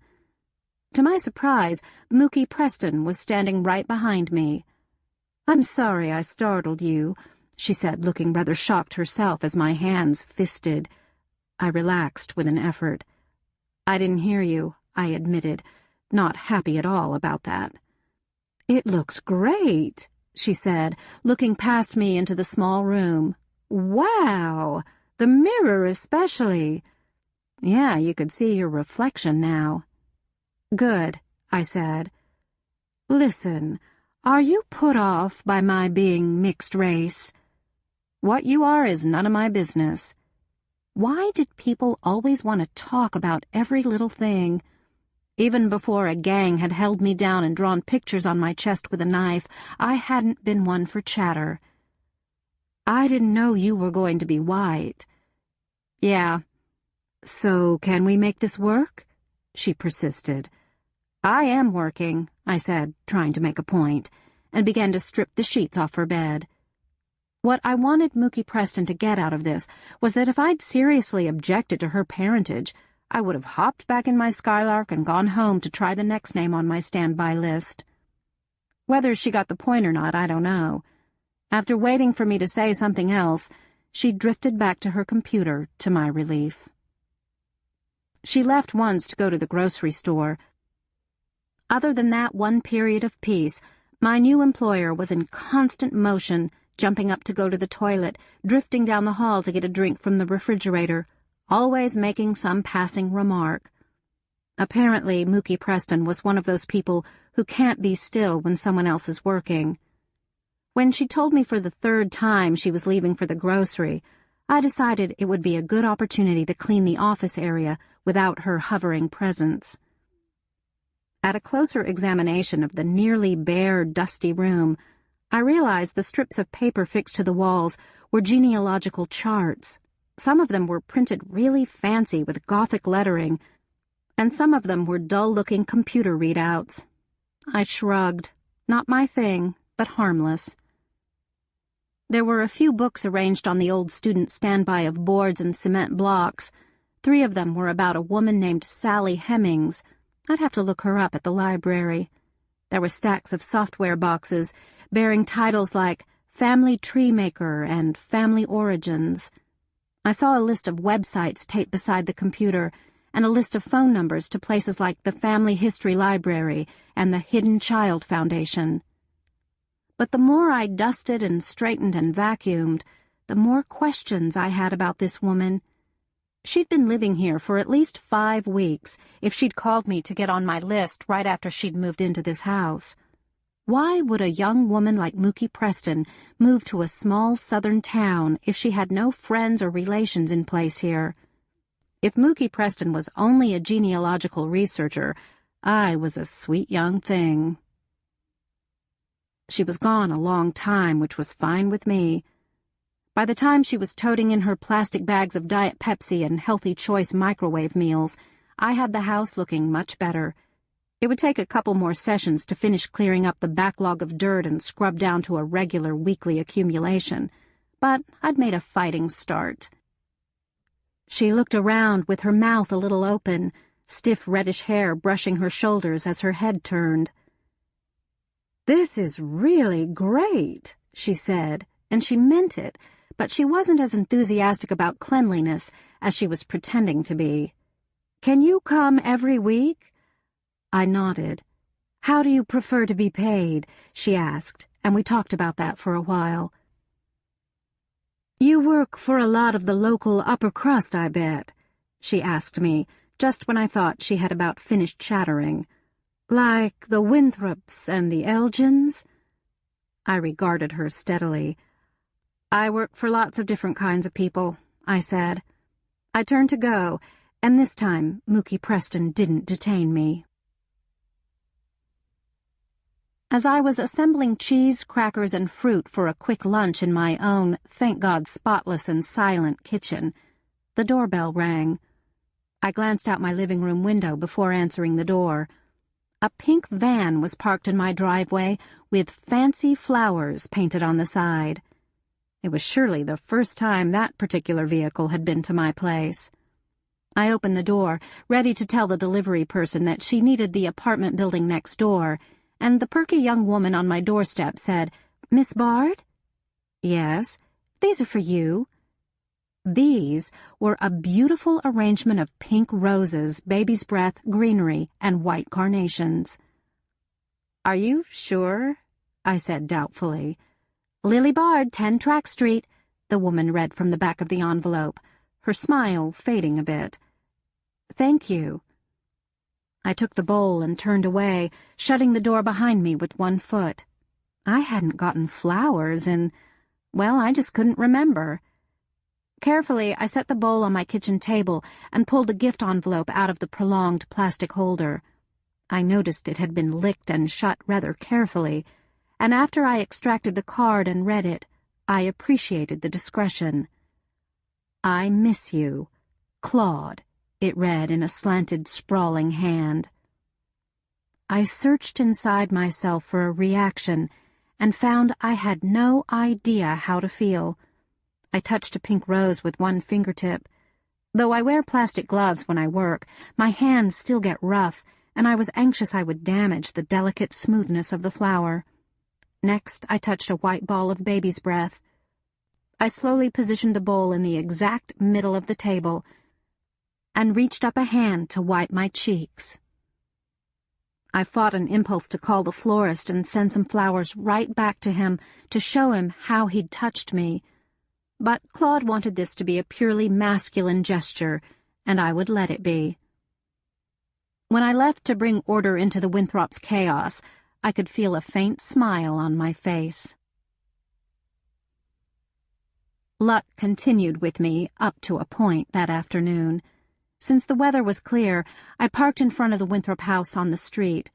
I only used the garage when it was snowing or raining, because my car had an apparently incurable oil leak, and I didn't want to spot the immaculate Winthrop garage floor.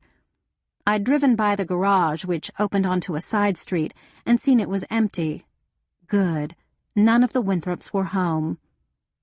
Beanie, a lean, attractive woman somewhere in her mid-40s, was likely to be playing tennis or doing volunteer work. Howell Winthrop Jr. would be at Winthrop Sporting Goods or Winthrop Lumber and Home Supply, or even at Winthrop Oil. Amber Jean and Howell III, that was what the family called him, were in junior high and high school. Bobo was at work at Body Time or attending classes in the U of A Extension 35 minutes away in Montrose. Though the Winthrops were very wealthy, no Winthrop child would consider going anywhere but the University of Arkansas, and my only surprise was that Bobo was going to the Montrose campus rather than the mothership up north in Fayetteville. The Razorback hog, symbol of the University of Arkansas, featured prominently in the Winthrops' design scheme. On Fridays, I dusted, mopped, and vacuumed. I'd already done the laundry, ironing, and bathrooms on my first visit of the week on Tuesday morning. The Winthrop kids had gotten pretty good about washing any clothing item they just had to have between my visits, but they'd never learned to pick up their rooms properly. Beanie was pretty neat with her things, and Howell wasn't home enough to make a mess. I paused in my dusting to examine the portrait of Beanie and Howell Jr. that had been their most recent anniversary present to each other. I could count on the fingers of one hand the number of times I'd seen Howell at home during the 3 years I'd worked for the family. He was balding, pleasantly good-looking, and perhaps 20 pounds overweight. The artist had concealed that nicely.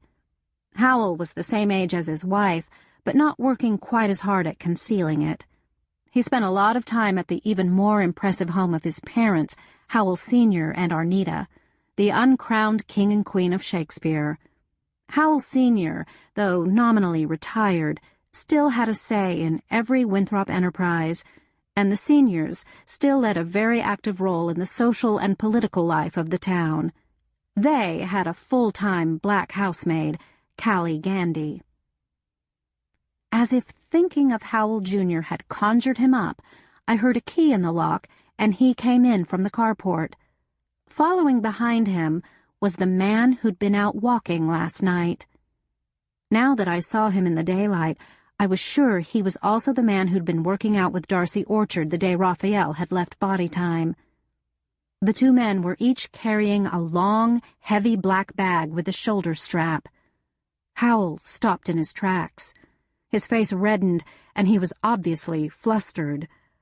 "I'm sorry to disturb you at your work," he said. "I didn't see your car." "I parked in front." Howell must have pulled into the garage from the side street. "We won't get in your way," he said. My eyes narrowed. "Okay," I said cautiously. It was his house. I looked past Howell at his companion. I was close enough to see his eyes. They were hazel. He was wearing a poly-filled vest, deep green, with a Winthrop Sporting Goods sweatshirt under it. The Winthrop sweats and tees worn by all employees were dark red with gold and white lettering. The man was eyeing me as intently as I was looking at him. He didn't look like I would expect a friend of Howell's to look. This man was far too dangerous. I recognized that, but I also knew that I wasn't afraid of him. I nearly forgot Howell was there until he cleared his throat, said, "Well, we'll be," and walked into the living room to cross to his study. With a backward glance, the man in the red sweatshirt followed him, and the study door closed behind him. I was left to finish dusting the living room and bedroom, all the while trying to figure out what was going on. It crossed my mind that Howell might be gay, but when I recalled Black Ponytail's eyes, I jettisoned the idea. I had to cross the living room one more time, and I saw that the door to Howell's study was still shut. At least, I thought with obscure relief, I'd already dusted and vacuumed Howell's study. It was one of my favorite rooms in the house. Its walls were paneled with bookcases galore. A leather chair was flanked by a reading lamp, Duck's unlimited prints were hanging on the walls, and a very important-looking desk that was hell to polish stood before the bay window with its window seat. I didn't want to look nosy, so I worked hard and fast trying to finish and get out of there before they emerged, but I didn't make it. The study door opened and out they came, just as I was mopping the kitchen. They were empty-handed. Howell and the stranger stood in the middle of the floor making footprints I'd have to mop over. I was wearing yellow plastic gloves, my nose was surely shiny, and I was wearing my oldest jeans and an equally ancient t-shirt. All I wanted was for them to leave, and all Howell wanted was to obscure the oddity of the situation by making conversation. "I hear you're the one who found poor Dell," Howell was asking sympathetically. "Yes." "You're going with Marshal Sadaka, I hear. You have a key to body time?" "No," I said firmly, without being sure which question I was answering. "I opened that morning for Marshall as a favor. He was sick." "My son admires you a great deal. He mentions you often." "I like Bobo," I said, trying to keep my voice very small and even. "There was no indication that anyone was with him when the accident occurred?" I stood perplexed, unable to follow. Then I made the leap. All the intervening conversation had just been waffling. Howell wanted to know about the death of Del Packard. I wondered what indication Howell imagined there might have been. Footprints on the indoor-outdoor carpet? A monogrammed handkerchief clutched in Del's fingers? "Excuse me, Howell. I have to finish here and get to my next job," I said abruptly and rinsed out my mop. Though it took him a second, the man who signed so many local paychecks took the hint and hurried out the kitchen door. His companion lingered a moment behind him, long enough for me to meet his eyes when I looked up to see if they'd gone. I kept my gaze down until I heard the car start up in the carport. After conscientiously mopping up their footprints, I wrung the mop and put it outside the back door to dry. With some relief, I locked the Winthrop house behind me and got into my car. The Winthrops had irritated me, interested me, been a source of thought and observation for me for 4 years, but they had never been mysterious. Howell's sudden swerve from the straight and narrow of predictability made me anxious, and his association with the night-walking stranger with the black ponytail baffled me. I discovered I had feelings ranging from tolerant to fond for the members of the Winthrop family. I had worked for them long enough to absorb a sense of their lives, to feel a certain loyalty to them. Discovering this did not make me especially happy.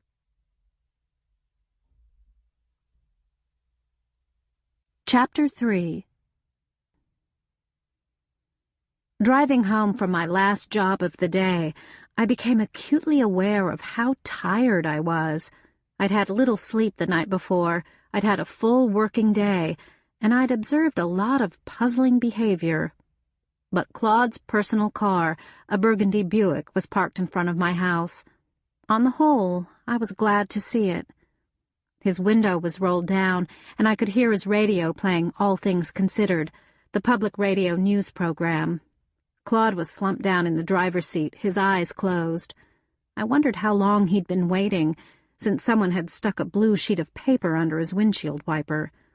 I could feel a smile somewhere inside me as I pulled into my carport and turned off the ignition. I'd missed him. I walked quietly down the drive. I bent to his ear. "Hey, hotshot," I whispered. He smiled before his eyes flew open. "Lily," he said, as if he enjoyed saying it.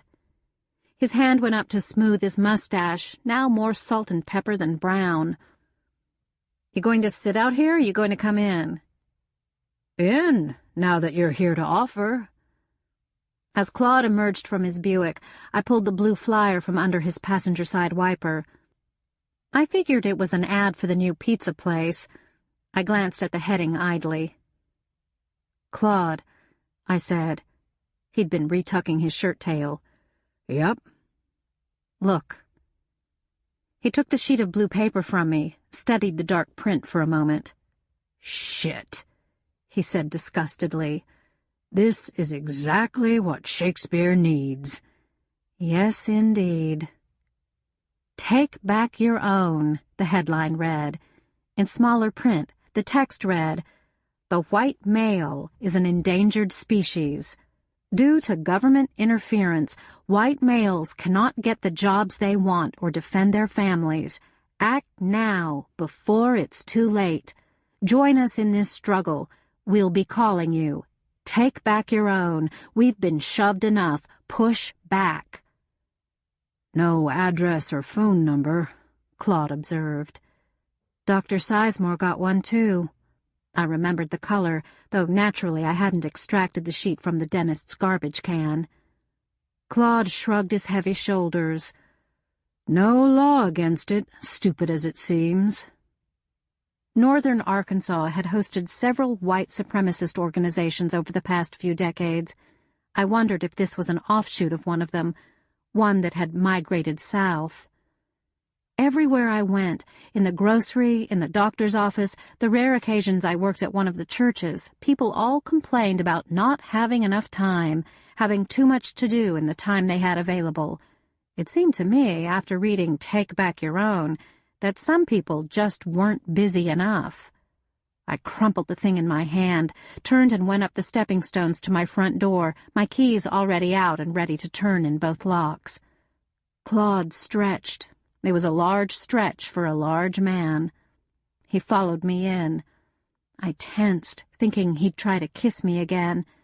But he just began a rambling monologue about the trouble he was having scheduling enough cars on the streets during Halloween, when the fun tended to get too rowdy. I was occupied in emptying my pockets onto the kitchen counter, a soothing little ritual. I don't carry a purse when I'm working. It's just one more thing to tote in and out. "Thank you for the flowers," I said, my back still to him. "It was my pleasure."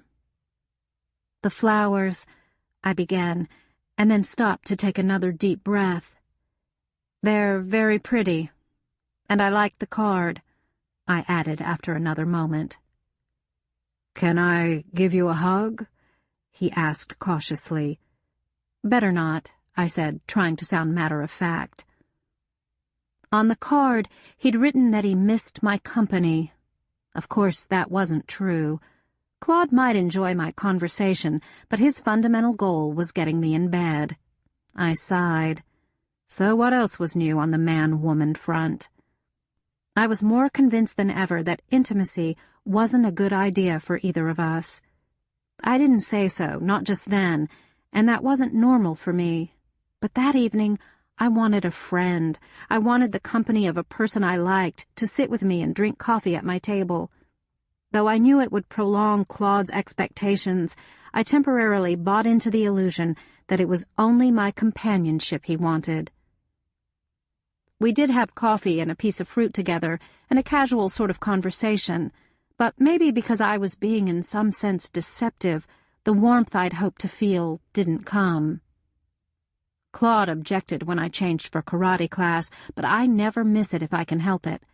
I promised him that when I returned we'd go to dinner in Montrose, and I invited him to stay at my place and watch the football game on my TV while I was gone, since it had a bigger screen than his little portable.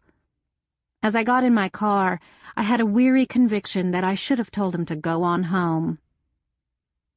I strode through the main room at body time, trying to look forward to the stress-reducing workout I was about to get, but mostly I felt not very pleased with myself. Though I'd been in there many times since Dell had died, I always glanced at the corner where Dell's body had rested on the bench. A smaller copy of Dell's second-place trophy from the Marvel Gym competition the year before was still in its prominent position in the display case by the drinks cooler, since the gym where a winner trained was always recognized along with the winner. I stopped to admire the shiny cup on its wooden stand, read the engraving. In the glass front of the display case, I could see the reflection of other potential champions as they went through their evening routines. I moved my hand up and down slightly to make sure I was there, too. I shook my head at my reflection and continued down the hall to the open double doors of the aerobics karate room.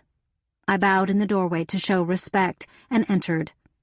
Janet Shook was already in her gi, its snowy whiteness setting off her dark hair and eyes. She was holding onto the bar, practicing side kicks. Marshall was talking to Carlton Cockcroft, my next-door neighbor and my accountant, whom I hadn't seen in at least a week. There was a new woman limbering up, a woman with very long blonde hair and a deep sunbed tan. She was wearing a gi with a brown belt, and I regarded her with respect. Raphael, who hadn't set foot in body time since the morning he'd left in a huff, was practicing the 8-point blocking system with Bobo Winthrop. I was glad to see Raphael, glad that whatever had eaten at him had eased up. As I watched the two spar, I noticed for the first time that Bobo was as tall as Raphael. I had to stop thinking of him as a boy. "Yee-haw, Lily!" Bobo called cheerfully. I hadn't thought Bobo's naturally sunny nature would keep him down for long, and it was reassuring to see him smile and look less troubled. He and Raphael finished, and Bobo walked over to me as I finished tying my obi. I had time to think that Bobo looked like an all-American action hero in his white gi, when he simply reached over to place a large hand on each side of my waist, squatted slightly, and picked me up. I hadn't been handled like that since I'd become an adult, and the sensation of being lifted and held up in the air abruptly returned me to childhood. I found myself laughing, looking down at Bobo, who was grinning up at me. Over his shoulder, I glimpsed the black-haired stranger standing in the hall. His eyes were on me, and he was smiling a little as he patted his face with a towel. Marshall, nodding at Black Ponytail, shut the double doors. Bobo put me down. I made a mock strike to his throat, and he blocked me too late. "Would have gotten you," I warned him. "You're stronger, but I'm quicker." Bobo was grinning at the success of his horseplay, and before I could move away, he gripped my wrists with his strong hands. As I stepped closer to him, I turned my palms up, bringing my hands up against his thumbs, and was free. I pantomimed chopping him in the neck with the sides of my hands. Then I patted him on his big shoulder and stepped away before he had any more ideas. "Someday I'll get you," Bobo called after me, shaking his finger. "You get Lily, you're going to be sorry," Raphael remarked.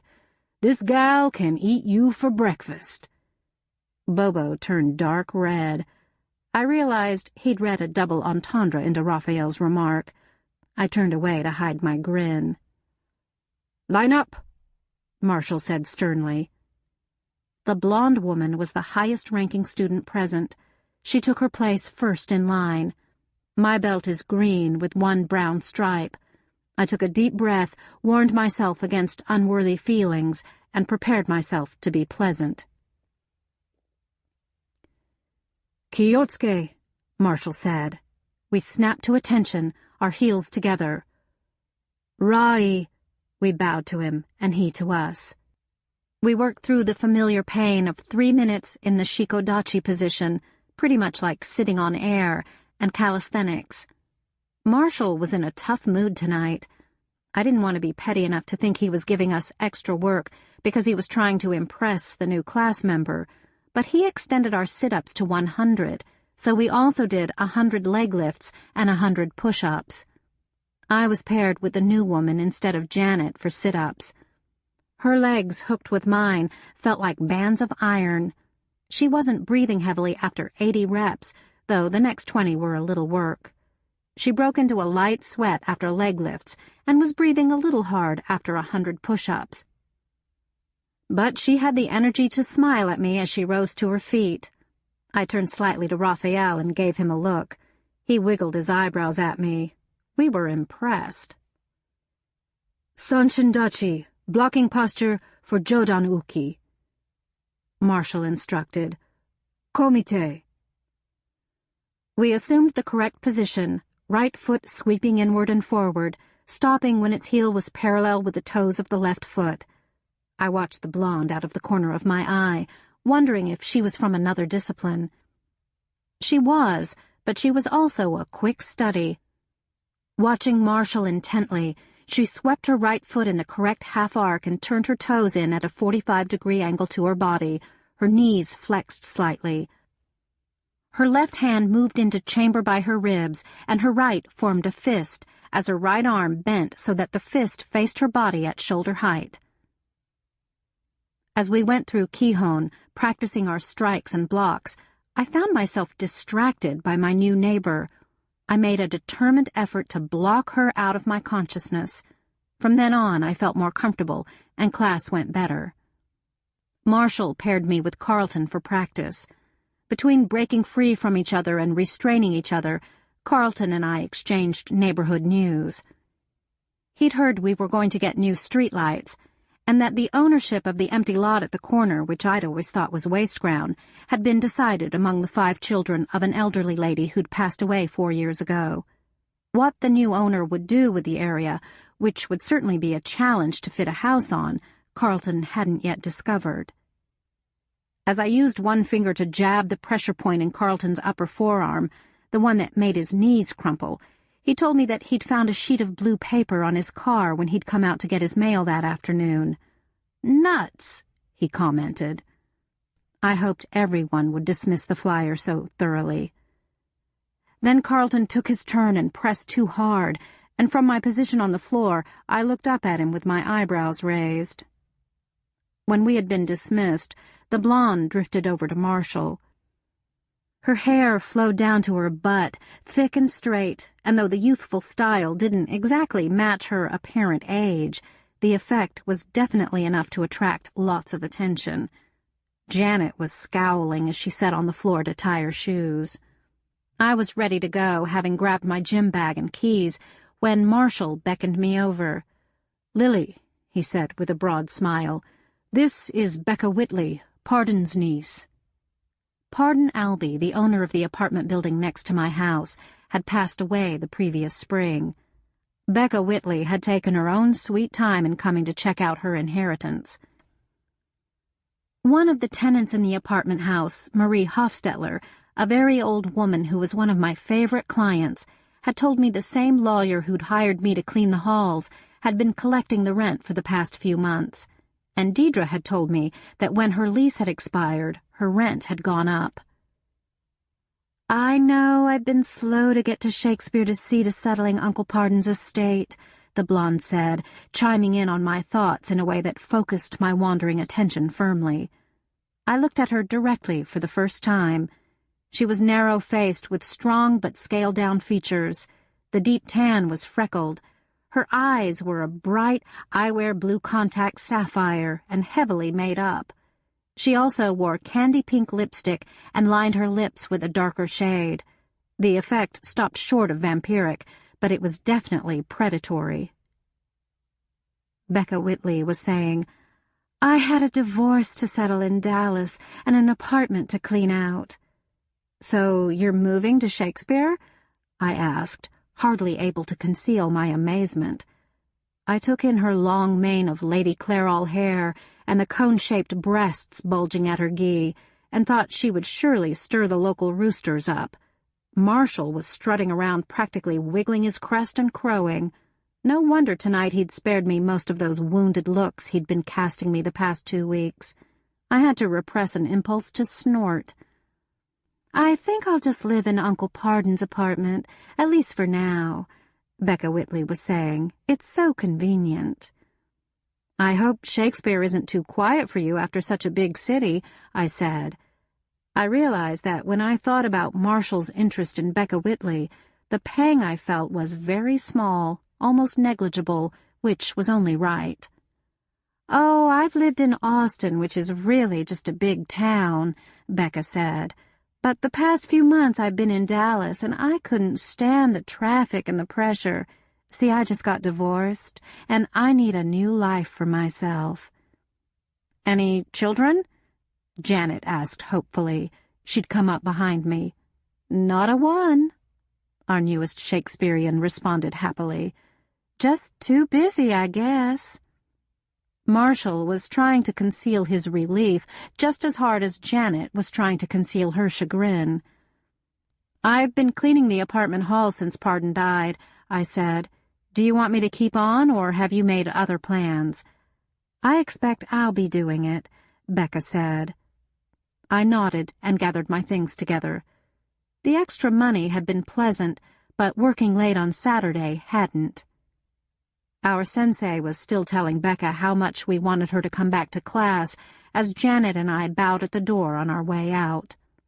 "Screw her," Janet said quietly and viciously after we'd reached the parking lot. It seemed to me it wouldn't be too long before Marshall tried to do just that, and Carlton, long-time most eligible bachelor in Shakespeare, had seemed interested too. I liked Janet pretty well, and I could see she was chagrined at the sexy and striking Becca Whitley's appearance and Marshall's obvious approval. Janet had been waiting for Marshall to notice her for a couple of years. "She'll never last in Shakespeare," I told the disappointed woman. I was surprised to hear my own voice. "Thanks, Lily," Janet said, sounding equally surprised. "We'll have to wait and see." To my amazement, she gave me a half hug before unlocking her trooper. When I came in through the kitchen door, I could hear my television. Claude was parked in the double recliner watching a football game. He looked unnervingly at home. He waved a casual hand when I called hello, so I didn't hurry as I showered and dressed. When I emerged, once again made up and polished, Claude was in the kitchen drinking a glass of iced tea. "What do you think of your new landlady?" I asked. "The Whitley woman? Looks like a raccoon, don't she, with all that eye makeup?" he said lazily. I smiled. "Ready to eat?" I asked. Soon we were driving toward Montrose, the nearest large town. It lay west and slightly north of Shakespeare, and it was the retail hub for many small towns like Shakespeare. Montrose, which boasted a population of around 40,000 year-round, more during college sessions, was where Shakespeareans went when they didn't want to make the somewhat longer northeast drive to Little Rock. I'd never been enthusiastic about Montrose, a town which could have been dropped anywhere in the United States without its visitors knowing the difference. Montrose had no character. It had shopping. There were all the usual fast food places and all the usual chain stores and a 5-screen movieplex and a Walmart supercenter. In my view, the main attractions of Montrose were its superior library, its one good independent bookstore, and perhaps 4 fairly good non-chain restaurants, and a couple of decent chain ones. In the months I'd been seeing Marshall, I'd spent more time in Montrose than I had in the 4 years I'd lived in Shakespeare. Evenings at home had little charm for Marshall. We'd tried every restaurant, sat through Jackie Chan and Steven Seagal movies, visited every sporting goods store to compare their prices to Winthrop's, and done our weekly shopping at the supercenter. This evening, Claude suggested a movie. I almost agreed out of courtesy, but remembering the uncomfortable hours with Marshall, I admitted, I really don't like going to the movies. "That's so?" I don't like sitting with a lot of strangers in the dark, having to listen to them shift around and rattle paper and talk. I'd rather wait until it comes out on video and see it at home. "Okay," he said. "What would you like to do?" "I want to eat at El Paso Grande and go to the bookstore," I said. Silence. I looked over at him out of the corners of my eyes. "What about Catch the Wave and the bookstore?"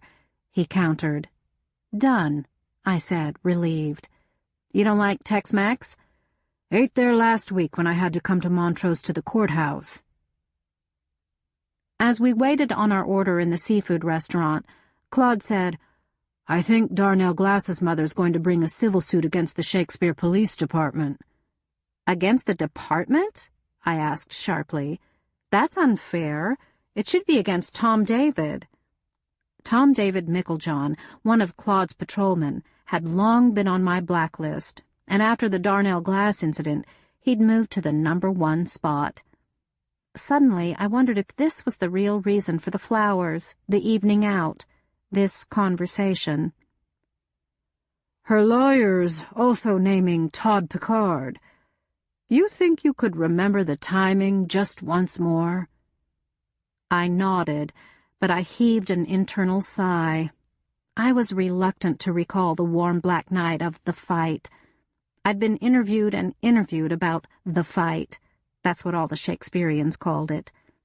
It had taken place in the parking lot of Burger Tycoon, a locally owned hamburger place that competed valiantly with Burger King and McDonald's, which were both down Main Street a piece. I'd only come in on the crisis, but I'd read and heard enough later to flesh out what I'd actually seen. Darnell Glass was sitting in his car at the Burger Tycoon parking lot, talking to his girlfriend. Bob Hodding, trying to pull into the adjacent parking space, hit Glass's rear bumper. Hodding was white, 16 years old, a student at Shakespeare High School. Glass was 18 and in his freshman year at UA Montrose. He had just made the first payment on his first car. Not too surprisingly, when he heard the unmistakable grinding crunch of the two bumpers tangling, Glass was enraged. He jumped out of his car, waving his hands and shouting. Hodding was instantly on the offensive, since he knew the reputation of the young man whose car he'd just hit. Darnell Glass had attended the Shakespeare schools until he enrolled in college, and had a reputation as a bright and promising young man. But he was also known to be aggressive and hair-trigger sensitive in his dealings with white peers. Bob Hotting had been raised with a Confederate flag flying in front of his house. He remembered Glass overreacting to situations at the high school. He wasn't afraid since he had 3 of his buddies in his car, and he wasn't about to apologize in front of them or admit his driving had been less than adequate. A couple of witnesses told Claude later, privately, that Hotting pushed every emotional button he possibly could to further enrage Darnell Glass, including a jibe about Glass's mother, a junior high school teacher and well-known activist. It was no surprise to anyone when Glass went ballistic. And that was where I came in. I hadn't ever met Darnell Glass or Bob Hotting, but I was there when the fight began. So were 2 policemen.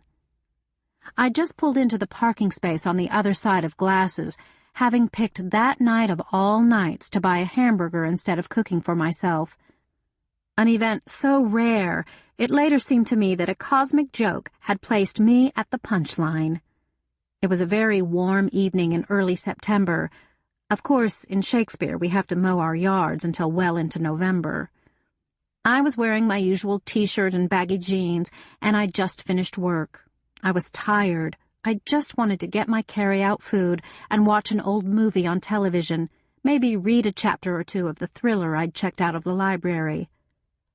Off-duty Shakespeare patrol officer Todd Pickard was in Burger Tycoon picking up his family's supper. On-duty patrol officer Tom David Micklejohn had pulled in to get a Coke, but I didn't know there were 2 serving officers of the law present. Not that their presence had made any difference, though, of course, it should have.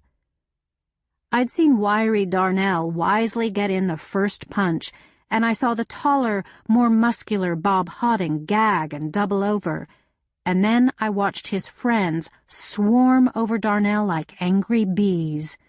If I'd had a gun or a whistle, maybe the sudden noise would have halted them, but I only had my fists. These were strong high school boys full of adrenaline, and I had my work cut out for me. Not wanting to seriously hurt the little bastards made my job more difficult. I could drop them fairly easily if I was inclined to cause some lasting damage. Since Bob Hotting was temporarily out of the picture, puking his guts out in the crepe myrtles lining the parking lot, I concentrated on his buddies. I moved up behind the tallest boy, who was raining punches on Darnell Glass. First, I pinched a pressure point in the upper shoulder of the boy who was standing between the other attackers with my right hand. With my left, I pressed a point in his upper arm. The boy shrieked. Though he began to crumple, he still provided me with cover from the black-haired kid on my right, who was swinging blindly at me, but standing legs aspraddle, someone who'd never fought in the street. I kicked him in the balls, just a glancing blow, a pretty neat Kogan-Gary. That took care of him. The boy I'd disposed of first finally hit the ground wailing. He tried to scramble back out of the way to figure out what had happened. From the corner of my eye, I finally noticed the patrol car. I saw Deputy Tom David Micklejohn climb out of it. He did nothing but smile his mean redneck smile and extend his arms to bar spectators from joining in the brawl. A man in civilian clothes, a bag and a cardboard tray with 5 cups in holders bogging him down, was yelling at Tom David. I later learned this was off-duty officer Todd Pickard. Meanwhile, the third boy grasped Darnell around the waist and tried to lift him off his feet, a wrestling move. Losing patience and temper, I hook-kicked him behind his knee, and of course his legs folded. But the parking lot sloped, and he brought Darnell down with him. Darnell rolled rapidly to the side. I slipped on a wrapper on the pavement and hit the ground myself, and the boy's flailing foot, shod in a boot, caught me painfully right at the joint of my right hip. I rolled away and jumped to my feet before the pain could get its teeth into me. When the wrestler struggled to his knees, I pulled his arm up behind him. "I'll break it if you move," I said. Most people recognize absolute sincerity. He didn't move.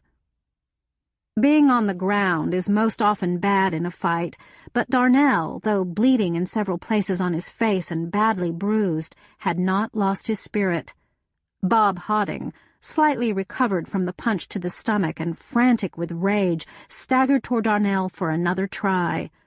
Darnell kicked up at Bob, who staggered back into the arms of a Marine who happened to be on leave and visiting his family. This huge young man, right out of basic training, stepped around Tom David to grip Bob Hodding with a hold like handcuffs and give him some sound, if unprintable, advice. I stood panting, scanning the group for another adversary. I was feeling pain in my lip, and I noticed a few spots of bright blood staining my gray t-shirt. An elbow had caught me in the mouth somewhere along the way. I straightened up, evaluated the remaining fight left in the boy I was restraining, decided it was practically nil. The Marine, whose name I never learned, caught my eye and gave me an approving nod. "Sorry I didn't get out here earlier," he said. "That taekwondo?" "Goju, for close fighting." "My drill sergeant would love you," he said. I tried to scrape together a smile. At that point, a noise like a siren went off a few feet away. It was coming from the mouth of Darnell Glass's girlfriend, Teely Blaine. She'd watched the fight from inside the car. Now she scrambled out to help Darnell rise. She was floundering through a spectrum of emotions, from fear for her own safety and Darnell's, to anger over the dent in the car, to rage that Darnell had been ganged up on. She knew each of the white boys by name, and she gave each of them a few new ones. I caught Tom David Micklejohn's eye. I wanted powerfully to kick him. He smiled at me. "Keeping back the crowd," he said succinctly. By then, Todd Pickard had deposited the food in his car and was standing by Tom David's patrol vehicle. Todd looked ashamed. I'd finally recognized him, and if I'd had the energy, I'd have slapped him. I expected no better from Tom David, but Todd could have given me a hand.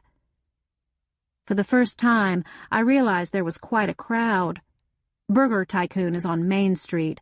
Shakespeare's not too imaginative about street names, and the restaurant had been full.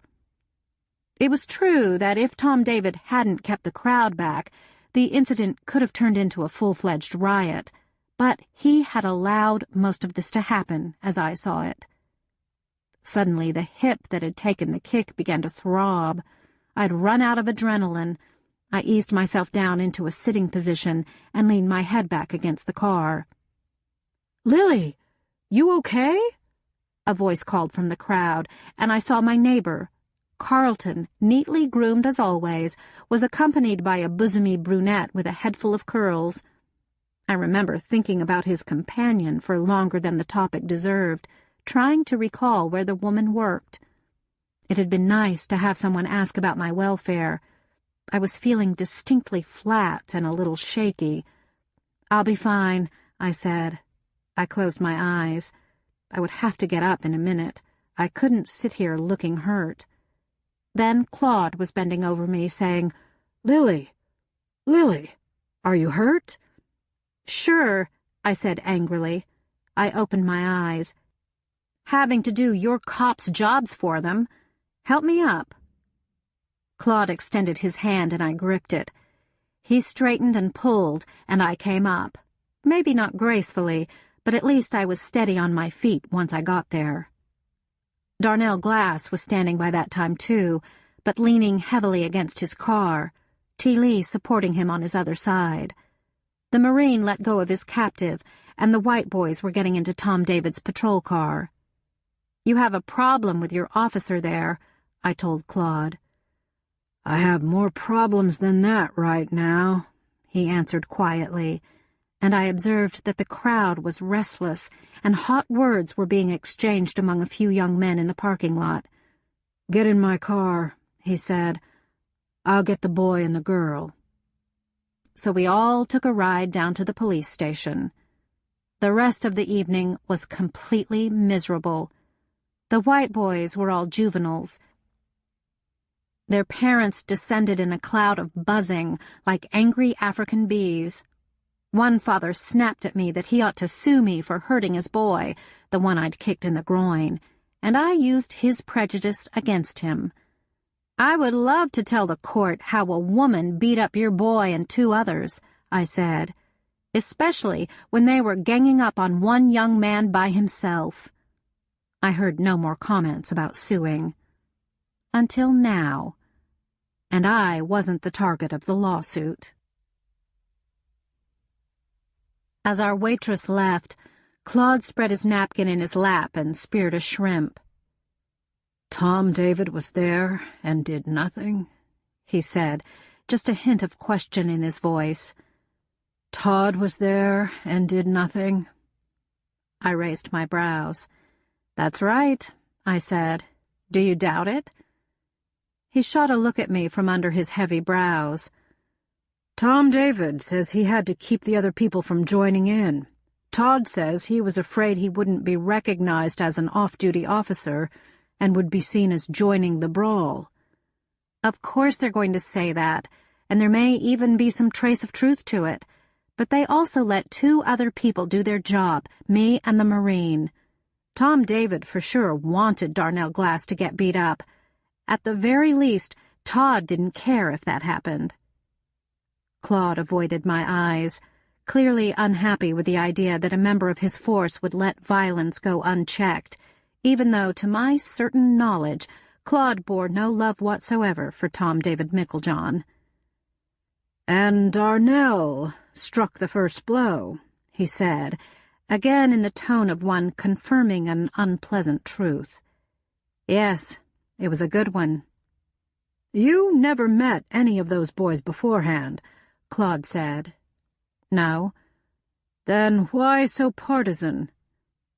I stared over at him, my fork suspended midway to my mouth with a bit of flounder impaled on the tines. "I didn't care until they all jumped him," I said after a moment's thought. "I would have done the same if Darnell had been white and the other guys black." I thought about it. Yes, that was true. Then the familiar tide of anger surged up. Of course, as it turned out, I might have saved my strength and let them go on and stomp him.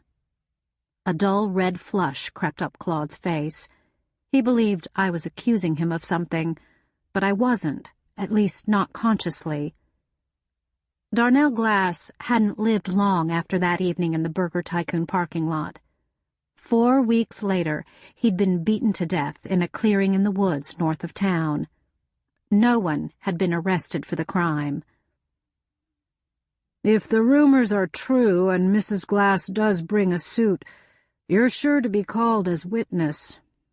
Claude felt obliged to point that out to me, and he wasn't happy about it any more than I was.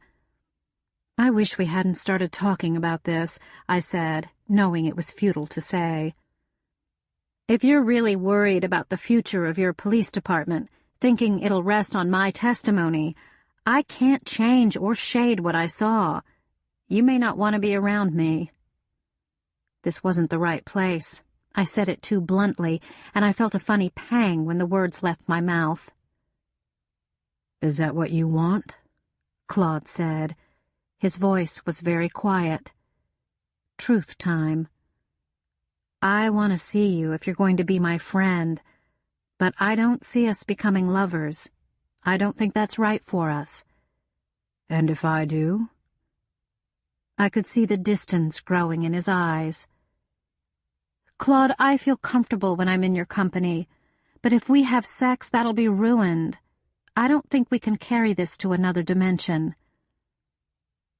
"Lily, I'll always like you," he said after a long pause. "But I'm at the age and disposition where I'm thinking I can't be in law enforcement forever. I want a wife and a home and someone to go camping with, someone to decorate the Christmas tree with. That's what I was thinking might happen with you. As I hear it, you're telling me it's not gonna." God, I hated explaining my emotions. I can't see my way to that, Claude. I just can't make that leap with you. And if I use up your time trying, you might miss something better. Nothing can be better, Lily. I may find something different, something good, but nothing better. So, I said quietly, here we are in Montrose. Have to drive home, have to be with each other. We should have done this in Shakespeare, huh? Then you could go over to your apartment and I could lock my door and we could lick our wounds. I wish I could believe that you have wounds to lick, Lily, he said. Let's go look at some books. Of course, after the restaurant discussion, the bookstore wasn't much fun. I read biographies mostly. Maybe I'm hoping I'll find the key to make my life lighter by finding out how someone else managed. Or maybe I loved company in my miserable past. I could always find a tougher life than mine. But not tonight. I found myself thinking not about Claude and myself, but about Darnell Glass. I glanced at the true crime books, which I can't stomach any more than I can watch the news on television. No one would ever write a book about Darnell Glass. A beating death in Arkansas, especially the beating death of a black male, was not newsworthy, unless whoever'd killed Darnell got arrested and generated some lurid publicity.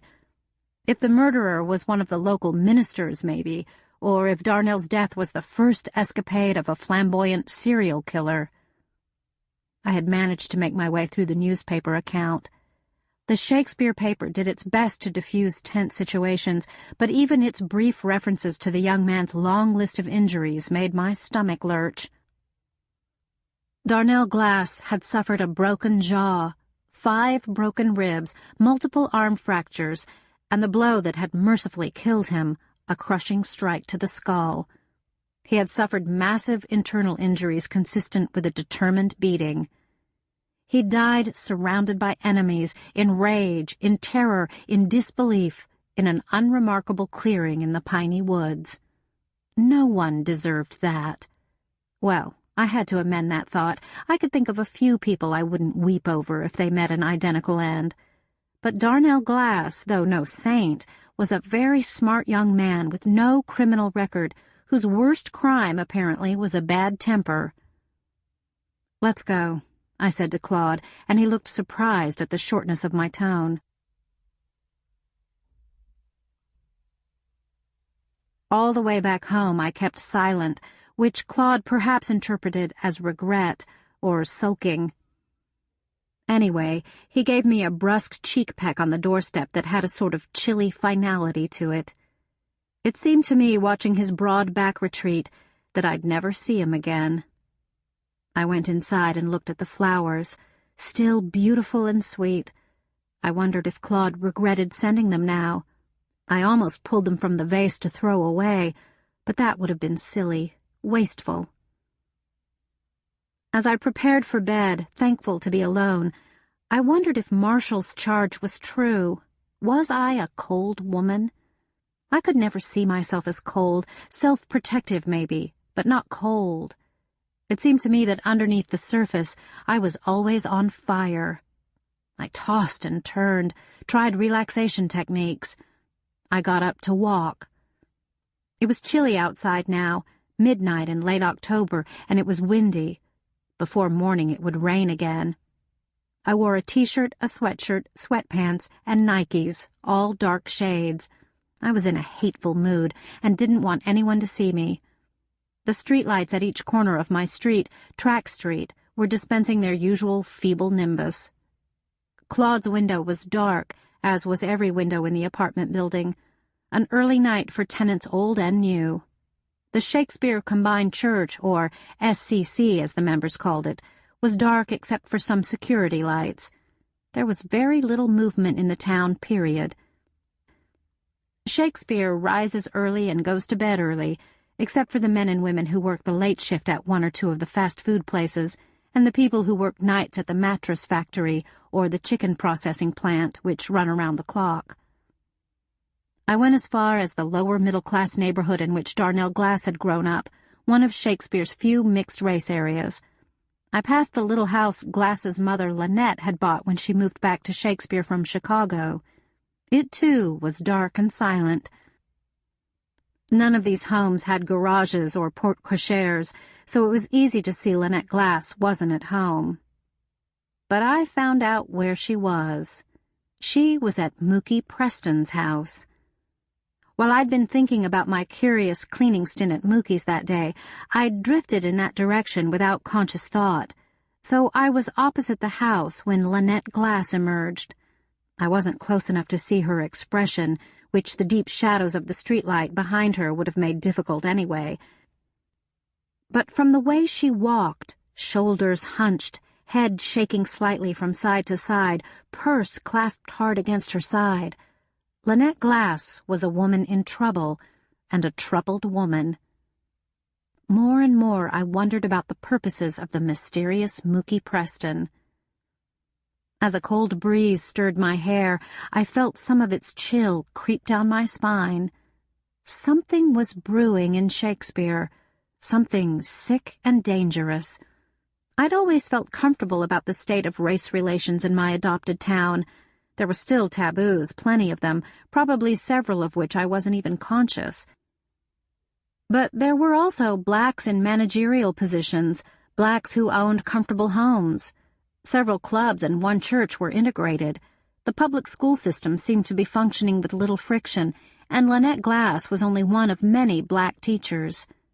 The habits and prejudices of over a century weren't going to vanish overnight or even in 30 years, and I'd always felt that progress, quiet and slow, was being made.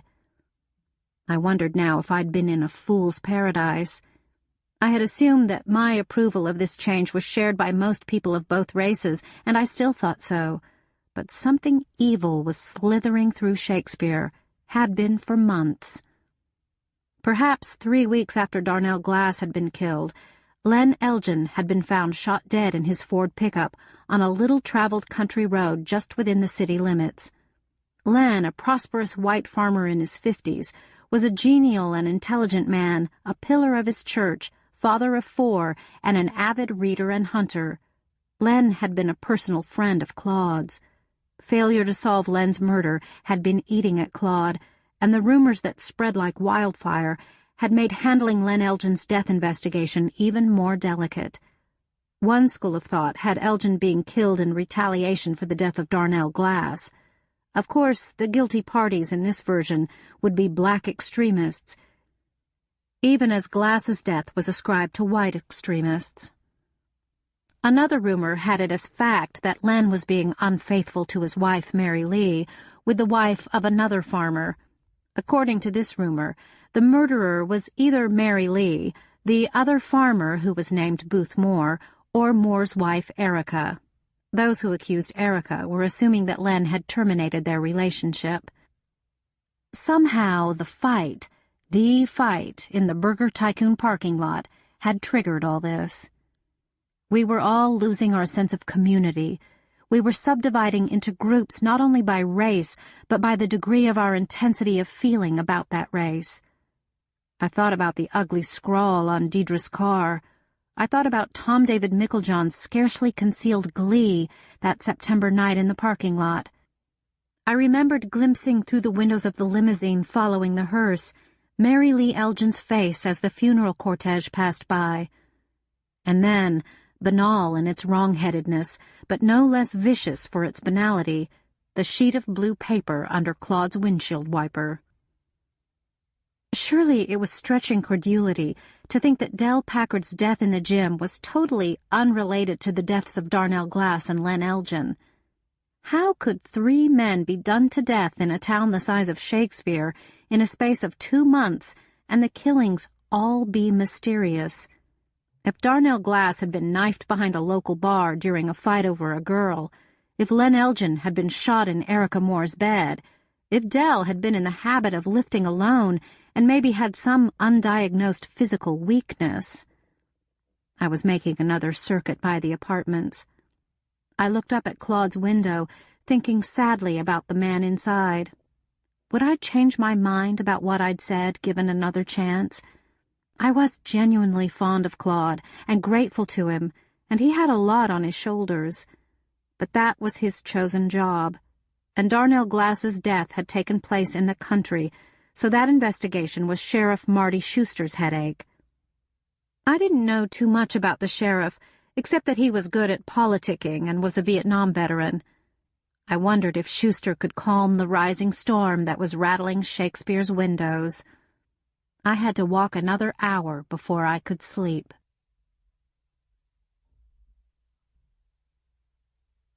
Chapter 4. I woke up and looked out at sheets of rain, a chilly autumnal gray rain. I'd slept a little late since I'd had such a hard time getting to bed the night before. I'd have to hurry to make it to body time. Before I dressed, I poured myself a cup of coffee and drank it at the kitchen table, the morning paper unopened beside me. I had a lot to think about. I worked out without talking to anyone. I drove home feeling a lot better. I showered, dressed, put on my makeup, and fluffed my hair. I wondered if the black-haired man had been out walking in the night, too. As my car lurched slowly along the driveway that led to the back of the small Shakespeare clinic, an uninspiring yellow brick office structure dating from the early 60s, I was betting that Carrie Thrush would be working today. Sure enough, Carrie's aging white Subaru was in its usual place behind the building. I used my key and called, "Hi," down the hall. Carrie's clinic was depressing. The walls were painted an uninspiring tan, and the floors were covered with a pitted brown linoleum. There wasn't enough money yet for renovation. The doctor had massive debts to pay off. Carrie's answer came floating back, and I stepped into the doorway of her office. The best thing you could say about Carrie's office was that it was large enough. She did a lot of scut work herself to save money to pay back the loans that had gotten her through med school. The doctor was in black denims and a rust-red sweater. Carrie is short, rounded, pale, and serious, and she hasn't had a date in the 2 years since she's come to Shakespeare. For one thing, she's all too likely to be interrupted in any free time she might manage. Then, too, men are intimidated by Carrie's calm intelligence and competence. At least, that was what I figured. "Anything interesting happen this week?" she asked, as if she wanted to take her mind off the heap of paper. She shoved her brown chin-length hair behind her ears, resettled her glasses on her snub nose. Her beautiful brown eyes were magnified many times by the lenses. "Becca Whitley, the niece, is living in Pardon's apartment," I said after some thought. "The man who's taken Del Packard's place at Winthrop Sporting is living in Norval Whitford's old apartment. And Marcus Jefferson moved out in a hurry after the Deidre Dean car painting incident." I'd seen the U-Haul trailer attached to Marcus's car the morning before. "That was probably a good move," Carrie said. "Sad though that state of affairs is." I tried to think of other items of interest. "I ate out in Montrose with the chief of police," I told her. Carrie hungered for something frivolous after being a sober, godlike decision-maker all week. "Is that the niece everyone was talking about, the one he left everything to?" Carrie had fastened on the first item, but she would get around to all of them. I nodded. "What's she like?" "She's got long blonde hair, she wears heavy makeup, she works out and takes karate, and she probably features in the wet dreams of half the guys she meets." "Smart?" "Don't know." "Has she rented out Marcus's apartment yet? A lab tech at the hospital is looking for a place to live." Shakespeare had a tiny hospital, perpetually in danger of being closed. "I don't think the dust has had time to settle on the windowsill yet. Tell the lab tech to get on down there and knock on the apartment to the rear right." "So what's with the chief? He show you his nightstick?" I smiled. Carrie had a ribald sense of humor. "He wants to, but I don't think it's a good idea." "He's been hanging around you for months like a faithful hound, Lily. Cut him loose or give in." I was reminded yet again of how much people in a small town knew about you, even when you tried to keep your life private. "He's cut loose as of last night," I said. I just enjoy his company. He knows that. Do you think you can be comfortable with him now? I thought of a quick answer and a longer, truer one. I sat down in one of the 2 patient chairs and said, "It was possible until Claude started talking about the Darnell Glass lawsuit." "Yeah, I hear Mrs. Glass is talking to a lawyer from Little Rock about bringing a suit. You'd be a witness, huh?" "I reckon." Tom David Meiklejohn is such a jerk. But he's Claude's jerk. She'd be suing the Shakespeare Police Department, not just Tom David or Todd. Carrie shook her head. "Rough waters ahead. Think you and Claude can weather it as friends?" I shrugged. Carrie's smile was wry. "It's uphill work being your confidant, Bard." I sat silent for a minute. "I expect that's from being victim of the year after I got raped. Too many people I talked to, people I'd known all my life, turned around and told everything I said to the press." Carrie looked at me, her mouth slightly open in surprise. "Gosh," she said finally. "Got to work." I got up and pulled on my yellow rubber gloves, prepared to tackle the patient's bathroom first, since it was always the nastiest. When I left the room, Carrie was bending over her paperwork with a little smile on her lips. Another favorite woman of mine was Marie Hofstetler, and I was sorry to see today was not one of her limber days. When I used my key to enter her ground-floor apartment, I could see at a glance that she wasn't in her usual chair. Marie had been living in the Shakespeare Garden apartments next door to me for years. Her son Chuck, who lives in Memphis, pays me to clean once a week and take Mrs. Hofstetler wherever she wants to go on Saturdays. "Mrs. Hofstetler?" I called. I didn't want to scare her. Lately, she'd been forgetting when I was due to come. "Lily?" Her voice was very faint. I hurried back to her bedroom. Marie Hofstetler was propped up, her long, silky white hair in an untidy braid trailing over one shoulder. Somehow she seemed smaller to me, and her myriad wrinkles looked deeper, chiseled into her fine skin. Her color was bad, both pale and gray-tinged. She looked like she was dying. The effort of calling out to me had clearly exhausted her. She gasped for breath. I picked up the phone on the bedside table, jammed between a framed picture of her great-grandchild and a box of Kleenex. "Don't call," Marie managed to say. "You have to go to the hospital," I said. "Want to stay here," she whispered. "I know, and I'm sorry, but I can't." My voice trailed off as I realized I'd been about to say, "Be responsible for your death." I cleared my throat. I thought about her courage in the face of the pain she'd endured for years, from arthritis and a bad heart. "Don't," she said, and she was begging. As I knelt by the bed and held Mrs. Hofstetler's hand, I thought of all the people in this apartment building I'd seen come and go from its 8 units. Pardon Albee had died, the O'Hagans had moved, the Yorks were gone, and Norval Whitbread was in jail for forging a check. This out of the tenants that had been in the Garden Apartments this time last year. And now, Marie Hofstetler. She was gone in an hour. When I judged the end was near, and I knew she no longer heard me, I called Carrie. "I'm at Marie Hofstetler's," I said. I heard papers shuffling around on Carrie's desk. "What's up?" Carrie knew something was wrong by my voice. "She's leaving us," I said very quietly. "I'm on my way. She wants you to drive slow." A silence. "I hear you," Carrie said, "but you have to call 911 to cover your ass." I put down the phone with the one hand I had free. I'd been holding Marie's thin, bony fingers with the other. When I focused on Marie's face, she sighed, and then her soul left her body. I gave a sigh of my own. I punched in 911. "I've been here cleaning Marie Hofstetler's apartment," I said. "I left the room for a while to clean the bathroom, and when I checked back on her, I think she's dead." Then I had to move quickly. I grabbed some glass cleaner to give the bathroom a very quick once-over.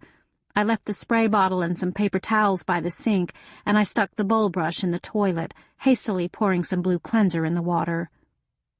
Carrie Thrush knocked on the door, and she was barely bending over Marie when the EMTs got there.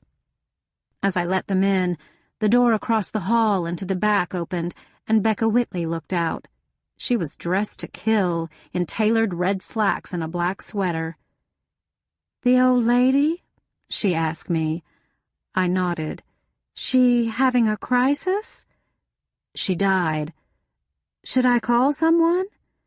"Yes, her son, Chuck. The phone number is right here." While Carrie and the EMTs consulted over Mrs. Hofstetler and then loaded her onto a gurney, I fetched the pad of telephone numbers the old lady had kept by the living room phone and handed it to Becca Whitley. I was relieved beyond words to be spared calling Chuck, not only because I didn't like him, but because I was feeling guilt. As Marie was wheeled out to the ambulance, I thought of the things I should have done. I should have called Carrie or 911 immediately, called Marie's best friend, the older Mrs. Winthrop Arnita, and then talked Marie into wanting to go on.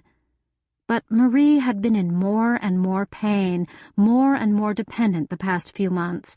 There'd been many days I'd had to dress her, and times I wasn't scheduled to come and found later she'd stayed in bed all day because she couldn't do otherwise. She'd refused her son's proposal to move her to a nursing home. She'd refused to have a nurse in the apartment, and she'd made up her own mind when to let go. Suddenly I realized how much I would miss Mrs. Hofstetler, and the impact of witnessing her death hit me broadside. I sat down on the stairs up to the second floor's 4 apartments, sat down and felt the wetness on my cheeks. "I got Chuck's wife," Becca said. She was in her stocking feet, I noticed, trying to figure out how she'd crept up on me. "She didn't exactly sound torn up." I didn't look up at her. "They wrote her off a few years ago," I said flatly. "You're not in her will, are you?" Becca asked me, her voice calm. "I hope not." And then I did look up at her, and she stared back at me with her contact blue eyes, and after a minute she nodded and went back into her place. I was scared to finish my work in Mrs. Hofstetler's apartment without permission. If anyone came asking me questions about her death, I didn't want my staying to clean afterward to look suspicious, as though I was clearing away evidence or stealing valuables. So I locked the door behind me and turned my key over to Becca, who took it without comment. As her own door closed behind me, I heard another one above me slam shut. I looked up the stairs. Down came the man who'd rented Norval Whitbread's apartment, the man who'd come into the Winthrops with Howell the day before. He was maybe my age, I now conjectured, about 5'10", with a prominent straight nose, straight black brows over those hazel eyes. Again, his hair was pulled back in a ponytail. He had narrow, finely chiseled lips and a strong chin. There was a thin scar, slightly puckered, running from the hairline by his right eye down to his jaw. He was wearing an ancient leather jacket, dark green flannel shirt, and jeans. I was able to take all this in so minutely because he stopped at the bottom of the stairs and looked at me for a long moment. "You've been crying," he said finally. "You all right?" "I don't cry," I said furiously and absurdly. I met his eyes. It seemed to me I was full of fear. It seemed to me I could feel something inside me cracking. He raised his straight brows, stared for an instant longer, and then went past me, out the back door to the tenants' parking area. The door didn't size shut for a long moment. I could see that he sat in his car for a beat or two before he pulled out of his space and drove away. Mrs. Hofstetler's funeral was Monday. Quick work even for Shakespeare. She'd planned the service 2 years before. I remembered the Episcopal priest, a tiny man almost as old as Marie, coming by to talk to her about it. I hadn't entered a church in years, so I had a long struggle with myself. I'd already said goodbye to Marie, but it came to me very strongly that she would have wanted me to be at the funeral. Stiffly, reluctantly, I called 2 of my Monday afternoon regulars to reschedule. I brushed and pressed my long-stored expensive black suit, which I'd retained from my former life as being all-purpose. I'd bought a pair of pantyhose, and now I wriggled into the nasty things. Grimacing with distaste, I slid my feet into high-heeled black pumps. 2 of my scars were visible, thin and white because of the square neckline of the suit. I was so pale that the scars weren't conspicuous, I decided. Anyway, there was nothing to be done about it. I wasn't about to buy another dress. This one still fit, but not exactly the way it used to. Working out so consistently had resculpted my body. The black suit seemed dreary, unadorned, so I put my grandmother's diamond earrings in my ears and added her diamond bar pin to the ensemble. I still had a good black purse. Like the suit, it was a relic of my former life. Shakespeare police always escort local funerals, and one of the cars is always stationed at the church. I hadn't anticipated this, especially that the police car attending to the church traffic would be manned by Claude. He watched me get out of my Skylark and stood drop-jawed as I came down the sidewalk to enter the church. "Lily, you look beautiful," he said, unflatteringly amazed. "I've never seen you dressed up before." I shot him a glance and passed into the warm dimness of tiny St. Stephen's. The dark old Episcopal church was absolutely jam-packed with friends and connections from Marie Hofstetler's long life. Her contemporaries, their children, other members of the church, volunteers from her favorite charity. Only 2 pews had been marked off at the front for the family. Chuck, now in his late 50s, was Mrs. Hofstetler's only living child. It was obvious what sitting room there was left should be saved for the older people who formed the majority of the mourners.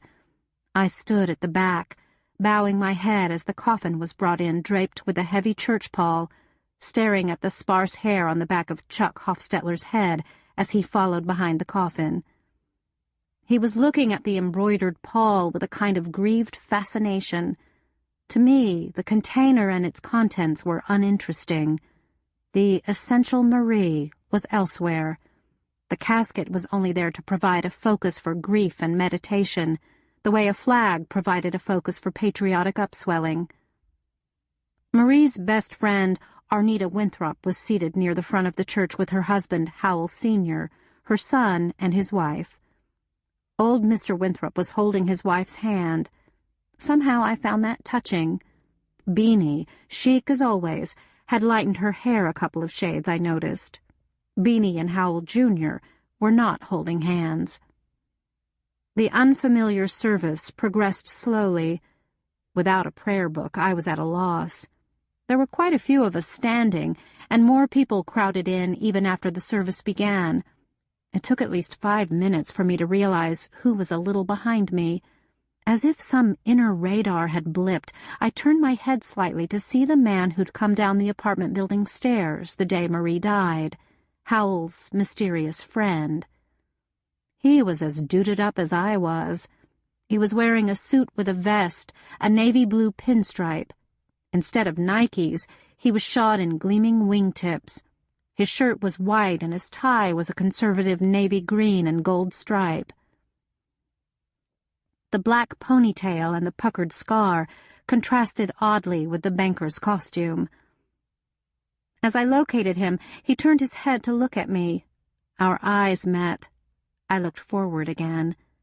What was he doing here? Was he some long-ago army buddy of Howell's?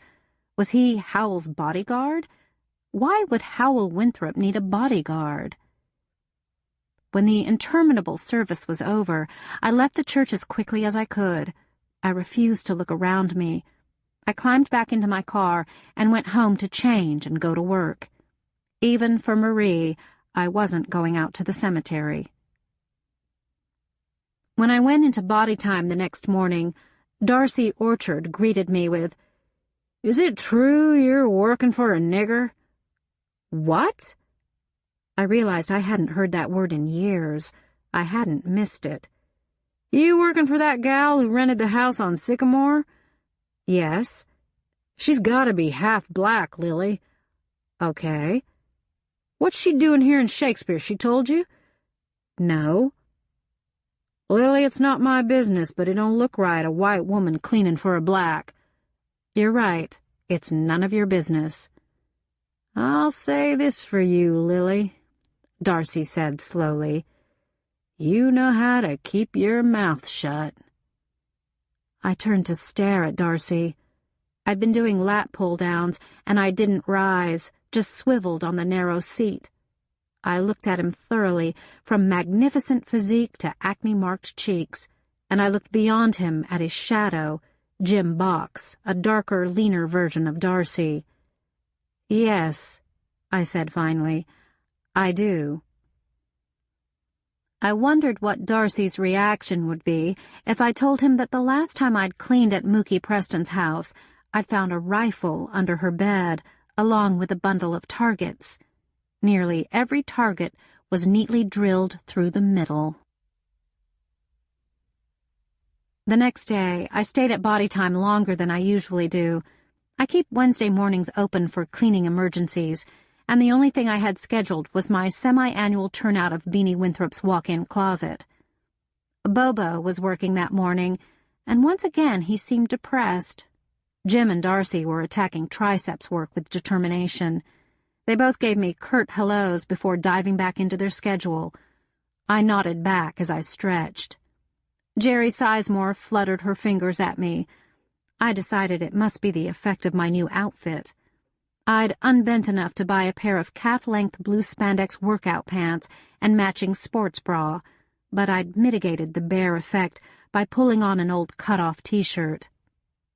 I finished my regular routine and decided to try some chin-ups just to see if I could. I'd turned to face the wall instead of the room because the t-shirt came up when I raised my arms, exposing a stretch of scarred ribs. I'd pulled over a stool to help me grip the high bar initially, but after that I'd shoved it away with the dangling foot so I wouldn't be tempted to cheat. The first chin-up went fairly well, and the second and third.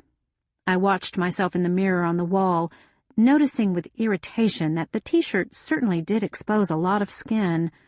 I should never have listened to Bobo's flattery. By the fourth rep, I wouldn't have cared if the shirt fell off I was in so much pain. But I'd promised myself I'd do at least 7. I shut my eyes to concentrate. I whined out loud when I'd achieved the 5th and dangled from the bar, despairing of finishing my set. I was taken by surprise when big hands gripped me at the hip bones and pushed up, providing just enough boost to enable me to finish the 6th chin-up. I lowered myself, growled, "One more," and began to pull up again. The hands gave a trifle more boost, enabling me to accomplish the 7th. "Done," I said wearily. "Thanks, Bobo." The big hands began lowering me to the stool he'd shoved back into position. "You're welcome," said a voice that wasn't Bobo's. After a moment, his hands fell away, leaving an impression of heat on my stomach and hips. I pivoted on the stool. My spotter had been the black-haired man. He was wearing a chopped-off gray sweatshirt and red sweatpants. He hadn't shaved that morning. He walked away and began doing lunges on the other side of the room. Picking an exercise almost at random, I hooked my feet under the bar of the lat pull-down machine and did stomach crunches, my arms crossed over my chest. I kept an eye on the stranger as he did leg presses. After he'd warmed up, he pulled off his sweatshirt to reveal a red tank top and a lot of shoulder. I turned my back. As I was leaving, I almost asked Bobo if he knew the man's name. Then I thought, I'll be damned if I ask anybody anything, least of all Bobo. I gathered my gym bag and my jacket and started to the door. Marshall entered as I reached it. He threw his arm around my shoulders. I leaned away from him, startled, but he pulled me close and hugged me. "Sorry about Marie Hofstetler," Marshall said gently. "I know you cared about her." I was embarrassed at mistaking his intention, and his concern and tenderness reminded me of the reasons I'd hooked up with him initially, but I wanted him to let go. "Thanks," I said stiffly. The black-haired man was looking at us as he stood with Jim and Darcy, who were chattering away. It seemed to me now that something about him was familiar, an echo of long ago, from the darkest time in my life. I couldn't quite track the trace of the memory back to its origins. "How's your hip been?" Marshall asked professionally. A little stiff, I confessed. The kick that I'd taken in the fight had proved to be a more troublesome injury than I'd guessed at the time. Standing on my left foot, I swung my right leg back and forth to show Marshall my range of motion.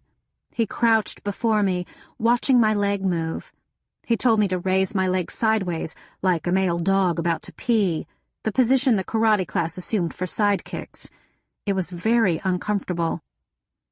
Marshall talked about my hip for maybe 5 more minutes, with other people contributing opinions and remedies like I'd asked for them. None from the black-haired man, though he drew close to listen to the discussion, which ranged from my hip to the fight, to Lynette Glass's civil suit, to some upcoming meeting at one of the black churches. While I showered and dressed, I thought how strange it was that this black-haired man was cropping up everywhere. It could be a coincidence, or maybe I was just being paranoid. He could have his eye on someone else other than me, maybe Becca Whitley. Or maybe, I brightened, the finances of the Shakespeare Combined Church had attracted the interest of some government agency. The church pastor, Brother Joel McCorkindale, had always alerted that sense in me that detected craziness, twistedness in other people. Maybe Mr. Black Ponytail was after the good brother. Then why the secret tryst with Howell, the black bags? I hadn't opened the window seat when I'd been cleaning the day before because I hadn't any business in Howell's study. Of course, I could be attributing all sorts of things to a regular working guy who also liked to keep fit and go to funerals of old women he didn't know and have secret meetings with his employer. What with Mookie Preston, Becca Whitley, and this scarred man with his long black hair, in no time at all, I was going to lose my standing as the most exotic imported resident of Shakespeare. It was a chilly day, almost visible breath temperature. Though I don't like to work in long sleeves, I pulled on an old turtleneck I wore when it was too cold to do without. I'd bought it before I started muscle building, and it was tight in the neck, the shoulders, the chest, the upper arms. I shook my head at my reflection in the mirror. I looked as obvious as Becca Whitley. I'd throw it out after I wore it today, but it certainly would do to clean Beanie's closet. I pulled on my baggy jeans and some old Converse high tops, and after checking my mirror one more time to verify that my hair was curling and fluffy and my makeup was smooth and unobtrusive, evaluating Becca's cosmetics had made me more aware of the dangers of overdoing it, I went out to my car. It wouldn't start. "Son of a bitch," I said, and a few more things. I raised the hood. One of the legacies of my gentle upbringing is that I don't know shit about cars. And since I became ungentle, I've been too busy making a living to learn.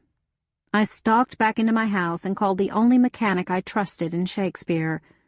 The phone was picked up to a mind-numbing blast of rap music. "Cedric? Who you want?" "Cedric? I'll get him." "Hello? Who wants Big Cedric?" "Cedric, this is Lily Bard." "Lily, what can I do for you this fine cold day?" You can come find out what's wrong with my car. It was running smooth this morning, now it won't start. I won't insult you by asking if you got gas in it. I'm glad you're not going to insult me. Okay, I tell you what. I got this car up on the rack I got to finish with, then I come by. You gonna be there? No, I got a job. I can walk to it. I'll leave the keys in the car. Okay, we'll get this problem taken care of. Thank you, Cedric. The phone went down without further ado. I sighed at the thought of the expense of fixing the car, again, on a tight budget like mine, detached the car keys from my ring and put them in the ignition, and started walking to the Winthrops'. Nothing in Shakespeare is really far away from anything else, but it was a considerable hike to the Winthrops' neighborhood in the northern part of town, especially in the cold. At least it wasn't raining.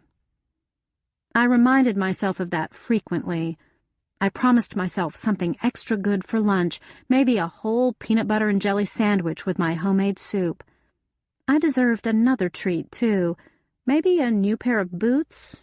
Nope, couldn't do that if I had to pay for the car repairs. Finally, about 9:30, I got to the Winthrops', the jewel of the most opulent new neighborhood in Shakespeare. This neighborhood, not coincidentally, was farthest away from the southwestern black area and my own slightly less southern patch to the east. The Winthrop lot was a corner lot.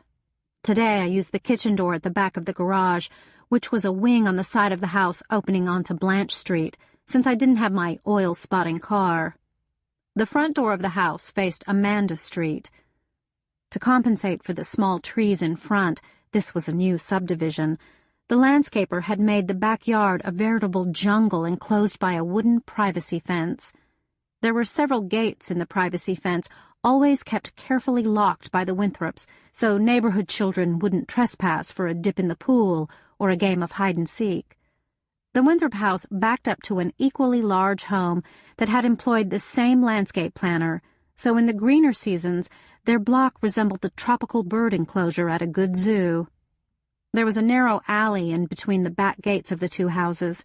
It ran the length of the block and allowed passage for the Shakespeare garbage trucks and the lawn service that maintained almost every lawn in the neighborhood. I stepped into the Winthrop kitchen, for once feeling positively happy to be there. The kitchen was dim and warm, wonderfully warm. For a couple of minutes I stood under a vent, enjoying the rush of heated air, restoring my circulation. I pulled off my old red Land's End squall jacket and hung it on one of the chairs at the round table where the family ate most of their meals. I strolled out of the kitchen, still rubbing my hands together, to the huge family room, stylishly carpeted in hunter green and decorated in taupe, burgundy, and gold.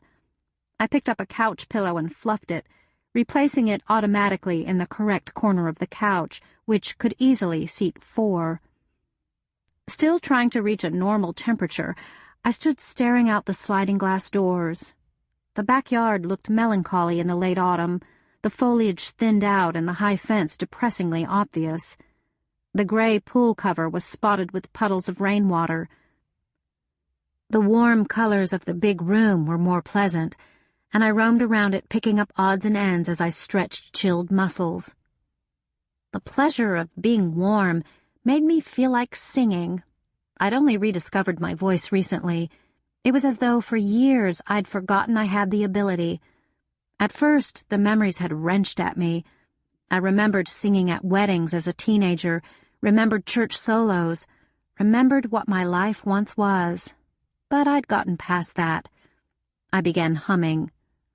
Though it wasn't my regular cleaning day, from habit I walked through the whole house, as I always did when I came in. Upstairs, Bobo's room was picked up, and the bedspread was actually pulled straight. No such epiphany had inspired Amber Jean and Howl 3, but then they'd never been as sloppy as Bobo. The 2 upstairs bathrooms were more or less straight. Downstairs, Beanie always made the king-size bed in the huge master bedroom, and she was meticulous about hanging up her clothes because she had paid a lot for them. Beanie's family had a great regard for money. I began singing The First Time Ever I Saw Your Face. as I went to the cleaning stuff closet in the kitchen to select what I'd need. Dust cloths, the vacuum cleaner, glass cleaner and rags, shoe polish. Twice a year, for extra pay, of course, I performed this odd little service for Beanie. I took everything out of her huge walk-in closet, every single thing. Then I cleaned the closet, reorganized her clothes, and checked to make sure all her shoes were polished and ready to wear. Any clothes that needed mending or were missing buttons I put to one side for Beanie's attention, or rather her seamstress's. I had sung my way to the end of the ballad when I took all my cleaning paraphernalia into the big dark bedroom. Beanie kept the drapes drawn, and dumped it on the floor to one side of Beanie's closet. I opened the mirrored door and reached inside to switch on the light. Someone grabbed my wrist and yanked me in. I fought immediately, because Marshall had taught me not to hesitate. If you hesitate, if you falter, you've already lost psychological ground. In fact, I almost went crazy and lost all my training, but hung on by a little rag of intelligence. I formed a good fist and hit with my free left hand, striking for anything I could hit. I couldn't place my assailant exactly, had no idea who had grabbed me. My blows made contact with flesh. I thought a cheek. He grunted, but didn't lessen his formidable grip on my right wrist, and it was only with an effort that I kept the left hand free. I knew it was a man from the sound of the grunt, so I went for his balls, but he twisted to one side and evaded my fingers. He'd been wanting to catch that free hand, and this he finally did. Bad news for me. I tried breaking loose by stepping into him and bringing my hands palms up against his thumbs, the same move that had worked against Bobo. Once I was free, I would slap him over the ears or gouge his eyes. I wasn't particular. I would kill him or hurt him however I could. The move didn't work because he'd been expecting it. His hand slid down from my wrists to hold me right below the elbows. I slammed my head forward to break his nose, but got his chest instead. As I threw my head back up, I heard his teeth click together, so I'd clipped his chin. But that wasn't enough to effect any major damage. I tried for the groin again with my knee, and this time managed to make some contact because I got the grunt again. Elated, I tried to bring him down by hooking my leg between his legs and kicking the back of his knee. This was incredibly stupid on my part, because I succeeded. I brought him down right on top of me. He pinned me to the floor with his body, his strong hands gripping my arms to my sides, his legs weighting mine. I lost my mind. I bit him on the ear. "God damn, stop it!" He never lessened his grip, which was what I was working for, but brought his forehead down on mine, using my own trick against me. He hadn't used full force, not by a long shot, but I gasped with pain and felt tears form in my eyes. He moved his head down to my ear, so his cheek was against mine, an oddly intimate contact. I heaved and bucked against him, but I could feel the weakness in my movements. "Listen," he hissed, and then as I opened my mouth to scream, hoping to throw him off guard for a second, he said the one thing that could have achieved a truce. "They're breaking in," he whispered. "For God's sake, just shut up and be still. They'll kill us both." I know how to shut up, and I know how to be still, though I couldn't stop quivering. My eyes finally adjusted to the near darkness of the closet, and by the faint light coming in through the partly open door, I saw that the man on top of me was Mr. Black Ponytail. After a second, I wasn't too surprised. Those eyes were not focused on me, but staring out the closet door as the man listened to the faint sounds that were just now penetrating my tangled state of fear and rage. He bent back so his mouth was by my ear, his newly shaven cheek again resting against mine. "It's gonna take them a while. They don't know shit about breaking and entering," he said in a voice so low it seemed to come from somewhere inside my own head. "Now who the fuck are you?" Through clenched teeth, I said, "I am the fucking maid. Every muscle in my body was tensed, and the shivering would not stop no matter how I willed myself to be still. I began to make myself relax, knowing that if I didn't, I would remain weak and disadvantaged. "That's better. We're on the same side," whispered the man as he felt my body soften and still beneath him. "Who are you?" I asked him. "I," he told my ear, "am the fucking detective." He shifted on top of me. He wasn't as calm or cool as he was trying to sound. His body was reacting to its proximity with mine, and he was getting uncomfortable. "If I let you go, are you going to give me any trouble? They're much more dangerous than I am." I thought about it.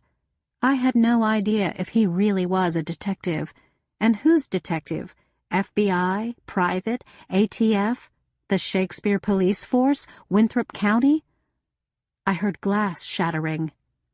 "They're in," he breathed into my ear. "Listen, the game plan has changed." "Huh?" I said, contemptuously and almost inaudibly. I hated sports metaphors. I felt much better almost immediately. Angry is better than scared or confused. "They'll kill us if we're caught," he told me again. His lips, so close to my ear, suddenly made me want to shiver again in a completely different way. His body was talking to mine at great length, no matter what his mouth was saying. "Now, what I want you to do when they're all in the house," he whispered breathlessly, "is start screaming. I'm going out the front door, circling around to the alley to get their license plate number, identify the car, so I can try to find where they go after this." I wondered what his original plan had been. This one seemed awful haphazard. His hands, instead of gripping my arms, were rubbing them slowly. "They'll know it was me and come after me." "If you're never in their sight, they won't believe you saw them," he breathed. "Give me 3 minutes, then scream." "No," I said very softly. "I'll turn on the vacuum cleaner." I sensed a certain amount of exasperation rolling off Mr. Ponytail. "Okay," he agreed. "Whatever." Then he slid off me and rose to his feet. He held out his hand, and I took it without thinking. He pulled me up as easily as he'd helped me do chin-ups that morning. He gave me a sharp nod to indicate the clock was running, and then he was gone, easing himself out of the closet, through Beanie's bedroom, and presumably down the little hall that led to the foyer of the house. His exit was much more subtle than the burglar's entrance. I peered at my big-faced man's watch, actually timing the self-proclaimed detective, trying not to wonder why I was doing what he said. At 2.5 minutes, I risked stepping out of the closet. I could hear the intruders clearly now. Once they'd gotten into the house, they'd abandon all attempts at silence. After plugging in the vacuum cleaner, I suddenly began belting out "Whistle While You Work." Without waiting to assess the reaction, I stepped on the on button and the vacuum cleaner roared to life.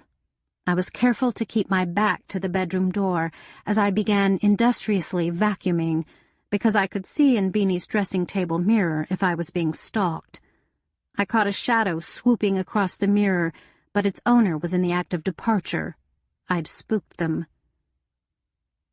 When I felt sure they were gone, I turned off the vacuum cleaner. Watchfully, I once again toured the Winthrop house. One of the sliding glass doors leading to the pool area was broken. Looking across the covered pool, I saw one of the wooden gates standing ajar. The Winthrops needed a full-fledged security system, I thought severely. Then I realized I would have to clean up all the glass, and I found myself irrationally peeved. Also, I had to call the police. There was no way around it. Should I tell them about Black Ponytail? If it weren't for Claude, I'd lie in a jiffy. All my contacts with the police had been painful, but I trusted Claude. I should tell him the truth. But what could I tell him? I was fairly sure Howell Jr. must have admitted Black Ponytail to the house or given him the keys. My doubts about their relationship recurred, but no matter what that relationship was, it seemed to me I'd be violating whatever loyalty I was supposed to have to the Winthrop family if I told the police Black Ponytail had been already concealed in the house, anticipating this very break-in. This was naughty. I called the police station and reported the break-in and had a few moments to think hard. The safest thing was a straight break-in. I don't know nothing, boss. It helped immensely that Claude didn't come. Dedford Jinks, the detective who'd so frightened Bobo, and 2 patrolmen responded to my call. Claude was in a meeting with the county judge and the mayor and had not been told about the incident, I gathered from listening to the patrolman. Dedford was a good old guy with a beer gut hanging over a worn belt buckle he'd won in his calf-roping days. He had thin, graying hair, a thin, compressed mouth, and a ruddy complexion. Dedford was nobody's fool. My story was this. I'd heard little noises, but thought that a member of the family had come in. From then on, I told the truth. I'd plugged in the vacuum and turned it on. I'd heard a big commotion. I hadn't seen anyone.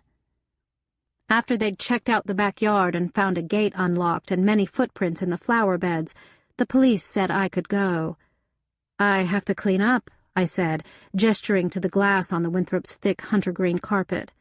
They'd gathered up the biggest pieces for fingerprint testing, but there were lots of fragments. "Oh," said one of the patrolmen, disconcerted. "Well, okay." Then Howell burst into the house, moving faster than I'd ever seen him move. His face was red. "My God, Lily, are you all right?" He actually took one of my hands and held it. I reclaimed it. This was strange. I could feel the policemen looking at each other. "Yes, Howell, I'm fine." "They didn't hurt you?" I gestured wide with my hands to draw his notice to my uninjured body. "But the bruise on your forehead." I touched my face carefully. Sure enough, my forehead was tender and puffy. "Thanks, Mr. Ponytail." I hoped his ear hurt. "I guess I ran into the doorframe," I said. I got pretty excited. "Well, sure, but one of the men didn't—" "No." "I had no idea you were going to be here today," Howell said, taking his snowy white handkerchief out of his pocket and patting his face with it. "I'm so glad you weren't harmed." "I came to do your wife's closet. It's just a twice-a-year thing," I explained. For me, I was talking too much. I hoped no one would notice. I was rattled. I knew now that Howell was directly involved in this day's peculiar doings. At least it was Howell who had let Ponytail in, so he had been here legitimately. I guess Howell was now wondering where the hell his man was and what part he'd played in this fiasco. "I'll just clean up this mess and go," I suggested again. No, you need to go home after this," Howell exclaimed, his handsome, fleshy face creased with anxiety. "I'll be glad to clean it up." Definite glances between all police personnel within earshot. Shit. "But I'd like to—" I let my sentence trail off as Dedford raised an eyebrow in my direction. If I insisted longer, so would Howell, drawing more attention to his unusual preoccupation with my condition. He was obviously guilt-stricken. If he kept this up, everyone present would figure something strange was going on, and they might think it was more than Howell having an affair with his maid, which was bad enough. "Where's your car?" Howell asked suddenly. "It wouldn't start this morning," I said wearily, by now tired of explaining myself. "I walked." "Oh, my God! All that way? I'm sure one of these boys will be glad to give you a ride home." One of the boys, the older, paunchier one with a disbelieving mouth, said he sure would be glad to do that. So I got delivered to my house in style. My car was still in my carport, but with a sheet of yellow legal paper stuck under the windshield. It read, "I fixed it. You owe me $68.23. It was a lot more direct and honest than the blue sheets that were suddenly papering the town. I turned to the patrolman, who was waiting to see me enter my house safely. "Do you know anything about those flyers that are turning up under everyone's windshield wipers?" "I know there ain't no ordinance against it," he replied, and his face closed like a fist. "Likewise, they ain't no ordinance against the blacks meeting to talk about it, which they aim to do tonight." "Where?" "The meeting? At the Golgotha AME Church on Castle Road. We got to maintain a presence case there's any trouble." "That's good," I said, and after thanking the man for giving me a ride home and being willing to part with information without asking any questions, I sat in my recliner and thought.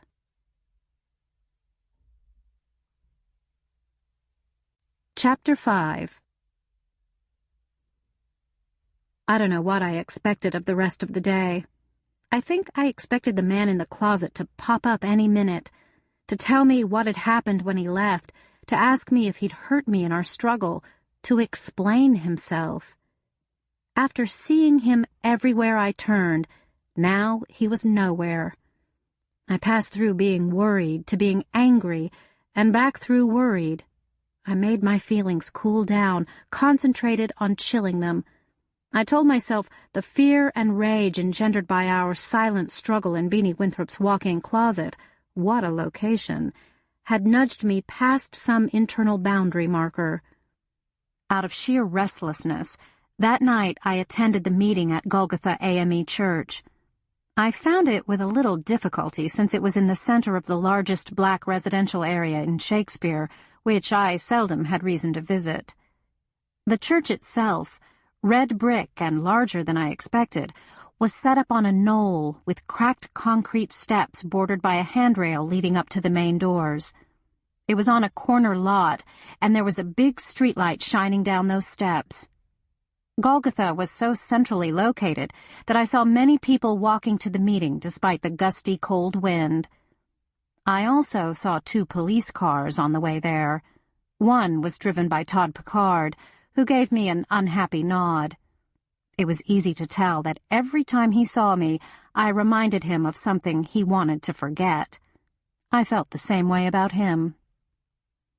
I went up the steps of the church at a fast clip, anxious to get out of the wind. It seemed to me I'd been cold all day. There were double doors at the top of the steps, and inside those, a large foyer with 2 coat racks, a table spread with lots of free literature on Planned Parenthood and Alcoholics Anonymous, and the practice of daily prayer, and the doors to 2 rooms, one on each side, that I guessed were vesting rooms or perhaps served for choir practice. Ahead, there were 2 sets of doors into the body of the church. I picked the right set of doors and followed the flow of people into the sanctuary.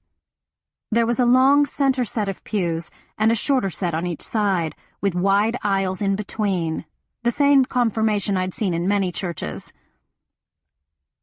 I picked a long central pew at random and scooted toward the center to give later arrivals easy access. The meeting was scheduled to begin at 7, and surprisingly enough, it did. The high attendance on a cold school night was a measure of how strong feeling was running in the African American community. Mine was not the only white face in view. The Catholic sisters who ran a preschool for disadvantaged children were seated some distance away, and Claude was there, a good public relations move, I thought.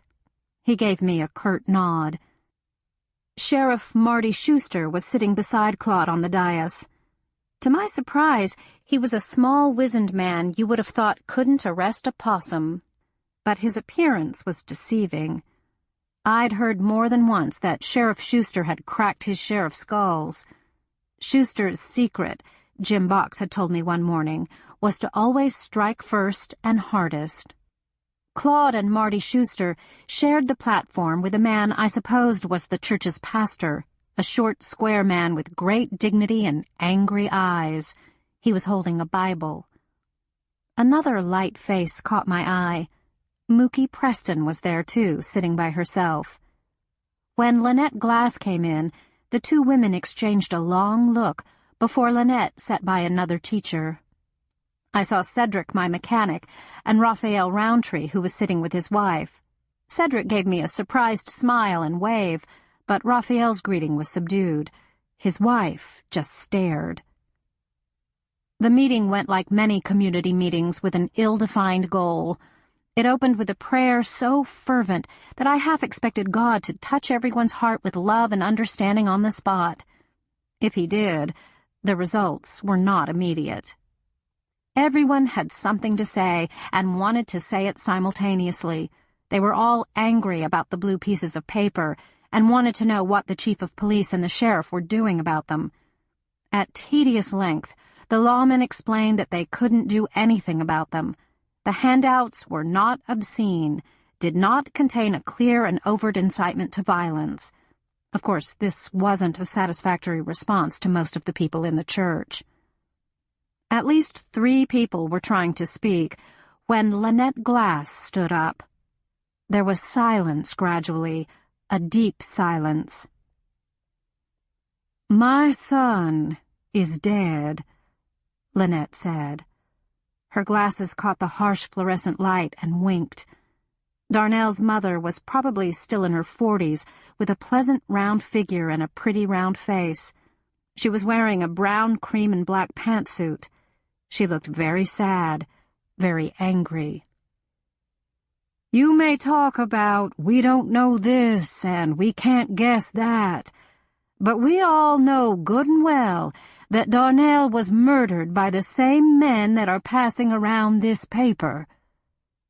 "We can't know that, Mrs. Glass," Marty Schuster said helplessly. "I sympathize with your grief, and your son's is one of the 3 homicides the city and county police are working on. Believe me, we're working on it. We want to find out what happened to your son. But we can't go herring off and accuse people who don't even have an identity." "I can," she said unanswerably.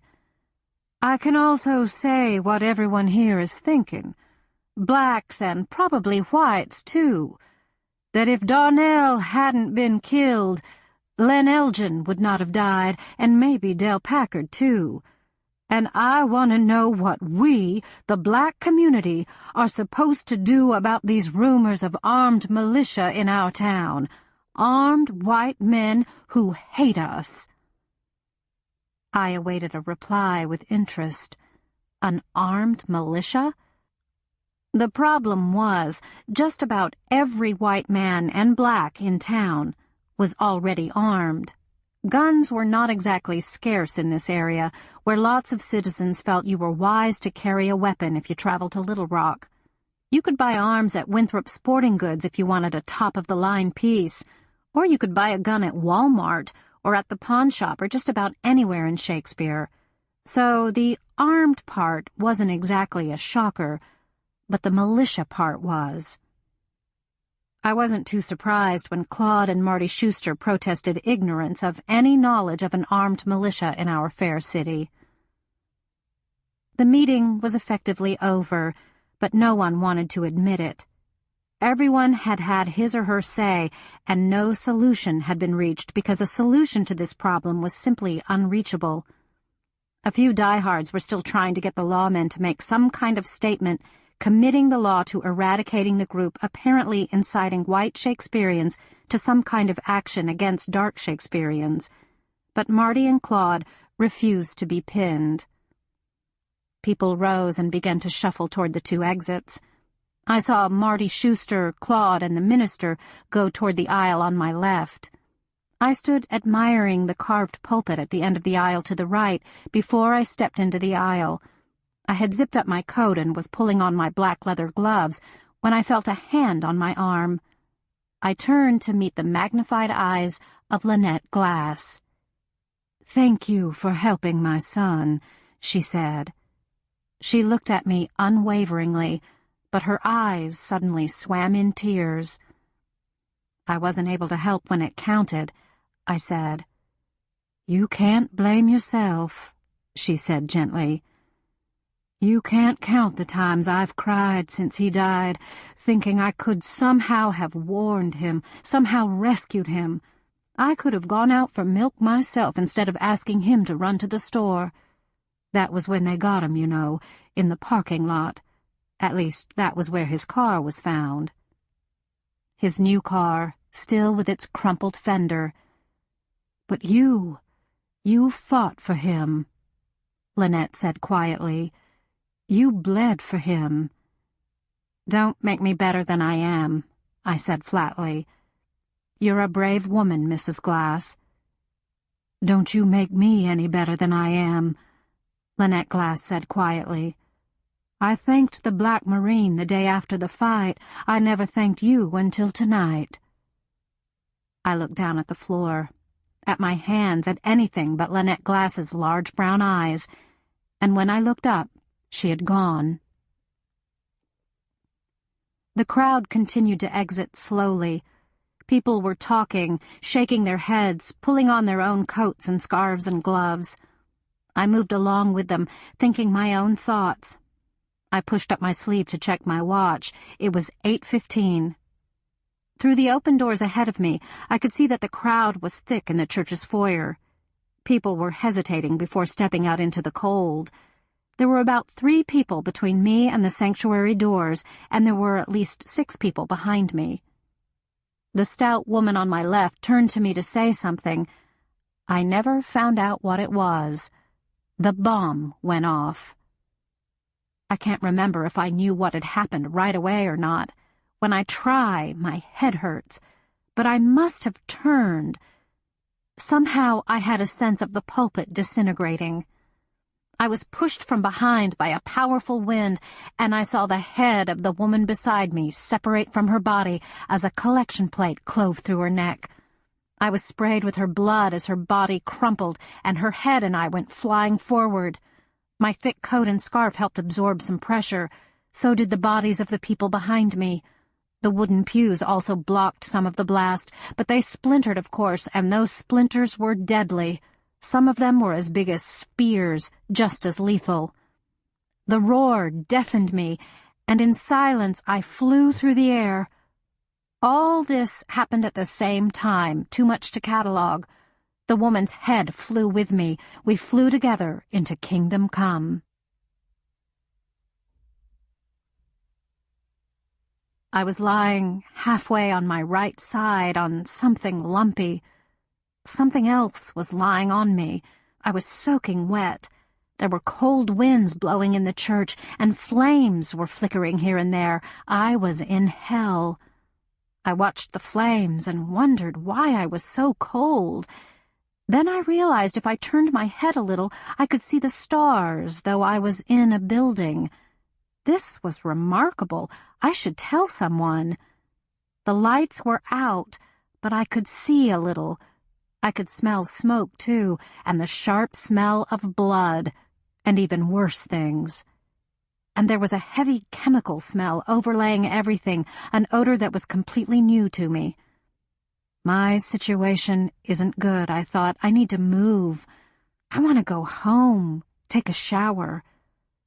I tried to sit up. I couldn't hear a thing. That made my state even more surrealistic. With some senses so drenched with input and others totally deprived, it was easy to convince myself I was in a nightmare. I lost my place for a few minutes, I think. Then I reoriented after a fashion. Someone was near me, I could tell. I could feel movement, but not hear it.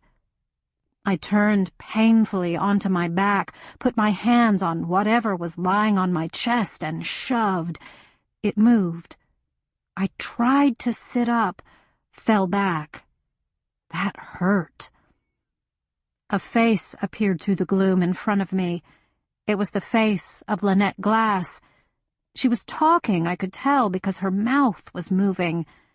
At last, she seemed to realize that she wasn't getting through. She moved her lips slowly. I decided she was saying, "Where is Mookie?" I remembered who Mookie was, and I remembered seeing her earlier. She had been on the other side of the church. That was where I was, in the Golgotha AME church. And I'd glanced across at Mookie as she'd passed from the sanctuary into the foyer. "Can you hear me?" I asked Lynette. I couldn't hear myself. It was overwhelmingly strange. I thought of going to the dentist not being able to feel your own lips after he filled a tooth. I went off course for a minute. Lynette shook me. She was nodding frantically. It took me another moment to realize she was letting me know she could hear me. That was great. I smiled. "Mookie is on the other side of the church," I said. "In the foyer." Lynette vanished. I wondered if I could stand up and go to a warm place and shower. I tried to roll onto my knees. I pushed against the thing underneath me to flip from my back to my stomach. When I'd gotten that done, I saw the lump underneath me was the body of a girl, about 10 or 12 years old. Her hair was elaborately decorated with beads. There was a sharp splinter protruding from her neck. Her eyes were blank. I closed my mind to that. I pulled up on a bench upended in a slant, propped against another bench. I wondered at the multitude of benches. Then I thought, church, pews. I stood erect. Everything swung around me, and I had to hold on to the back of the pew, actually a leg since it was upside down. I suspected that all the flashing I could see meant I was losing my vision, but it was blue flashing. I was looking through the sanctuary doors to the foyer, through the foyer door to the outside. All the doors were open. No, the doors weren't there anymore. Maybe I was seeing police cars. Surely, in an emergency like this, they would help. I wondered how I might get out of this place. Though the electricity had gone out, there was that big streetlight right outside, and its light was coming through the holes in the roof. There were flames in several spots around me, though I couldn't hear them crackle. I remembered I was strong. I remembered I should be helping. Well, there was no helping the girl beneath me. I had helped Lynette by telling her where Mookie had been the last time I'd seen her, and look at what happened. Lynette had left. Maybe I should just fend for myself, huh? But then I thought of Claude. I should find him and help him. It seemed to me it was my turn. I took a shuffling step now that I had a purpose. My left leg hurt very badly, but that was hardly a big surprise. Didn't make it hurt any the less, though. I looked down unwillingly and saw there was a cut in my leg, a very long, slicing cut down the side of my thigh. I was terrified I'd see another splinter protruding, but I didn't. I was bleeding, though. Understatement. I took another step over something I didn't want to identify. I could feel my throat moving, and I knew I was making sounds, though I couldn't hear them, which was fine. They were better unheard. The beams of the streetlight that came through the roof had a surrealistic air because of the dust which swam and floated in their light. I stepped carefully through debris where there had been order just minutes before. The dead and dying and terribly injured where there had been whole, clean, living people. My leg collapsed once. I got back up. I could see other people moving. One man had gotten to his knees as I neared him. I held out my hand. He looked at it as if he'd never seen a hand. His eyes followed the line of my arm up to my face. He flinched when he looked at me. I figured I looked pretty bad. He didn't look so great himself. He was covered with dust, and he had blood flowing from a deep cut in his arm. He'd lost the sleeve of his coat. He took my hand. I pulled. He came up. I nodded to him and went on. I found Claude in the far aisle of the church where I'd last seen him talking to the sheriff and the minister. I'd been closer to the bomb on the east side of the church, but the sheriff and the minister were dead. One of the big bar-shaped lighting fixtures had fallen from the ceiling and hit them square. They'd been much the same height. Claude must have been a step ahead of them. His legs were under the long, heavy bar, and he was lying on his stomach. His hands and arms and the back of his head were covered with white powder and debris and dark red blood. He was motionless. I touched his neck, couldn't remember why I was doing that, and began to push the long lighting fixture that was pinning his legs. It was very heavy. I was in terrible pain and wanted desperately to lie down. But I felt there was something wrong about that, something bad, and I had to keep on pushing and pulling at the light fixture. I finally got it off Claude's legs. He was stirring, heaving up on his arms. I made a connection in my mind between the flashing blue light and Claude. I saw a group of lights swinging around, catching millions of dust motes, thought it was in my head, but I gradually worked out that these were flashlights in the hands of rescuers. It seemed to me they would want to move the most seriously injured first. At the same time, I had to admit I really wanted to go home and shower. Maybe an ambulance would drop me off at home. I was sure sticky and smelly, and I was so sleepy. Maybe Claude and I could drive together since we lived side by side. I knelt down by him and leaned over to look in his face. He was in agony, his eyes wide. When he saw me, his lips began moving. I smiled at him and shook my head to show I couldn't hear. His lips drew back from his teeth, and I knew that Claude was screaming. Oh, I had to get up again, I realized wearily. I made it, but I was pretty sick of trying to walk. I shuffled a few steps, saw an upright figure ahead of me in the uncertain gloom. He swung around, and my eyes dazzled in the sudden blast of the flashlight. It was Todd Pickard, and he was talking to me. "I can't hear," I said. He ran the flashlight up and down my length, and when I could see his face in its glow again, he looked sick. "I know where Claude is," I said.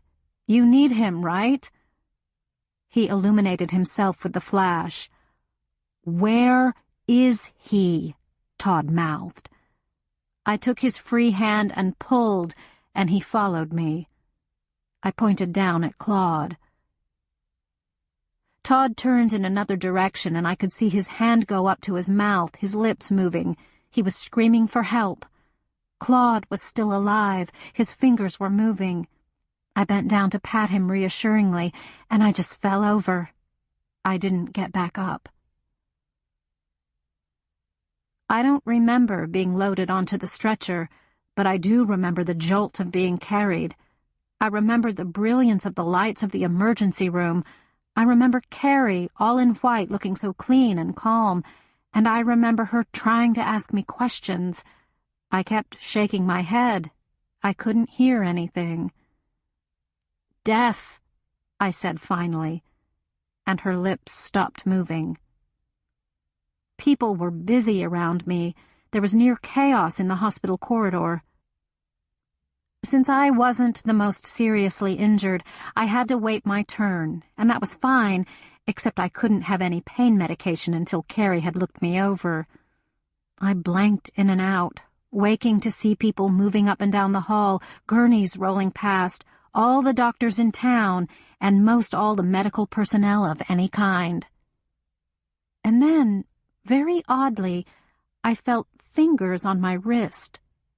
Someone was taking my pulse, and while that was not so extraordinary, I knew I had to open my eyes. With an effort, I did.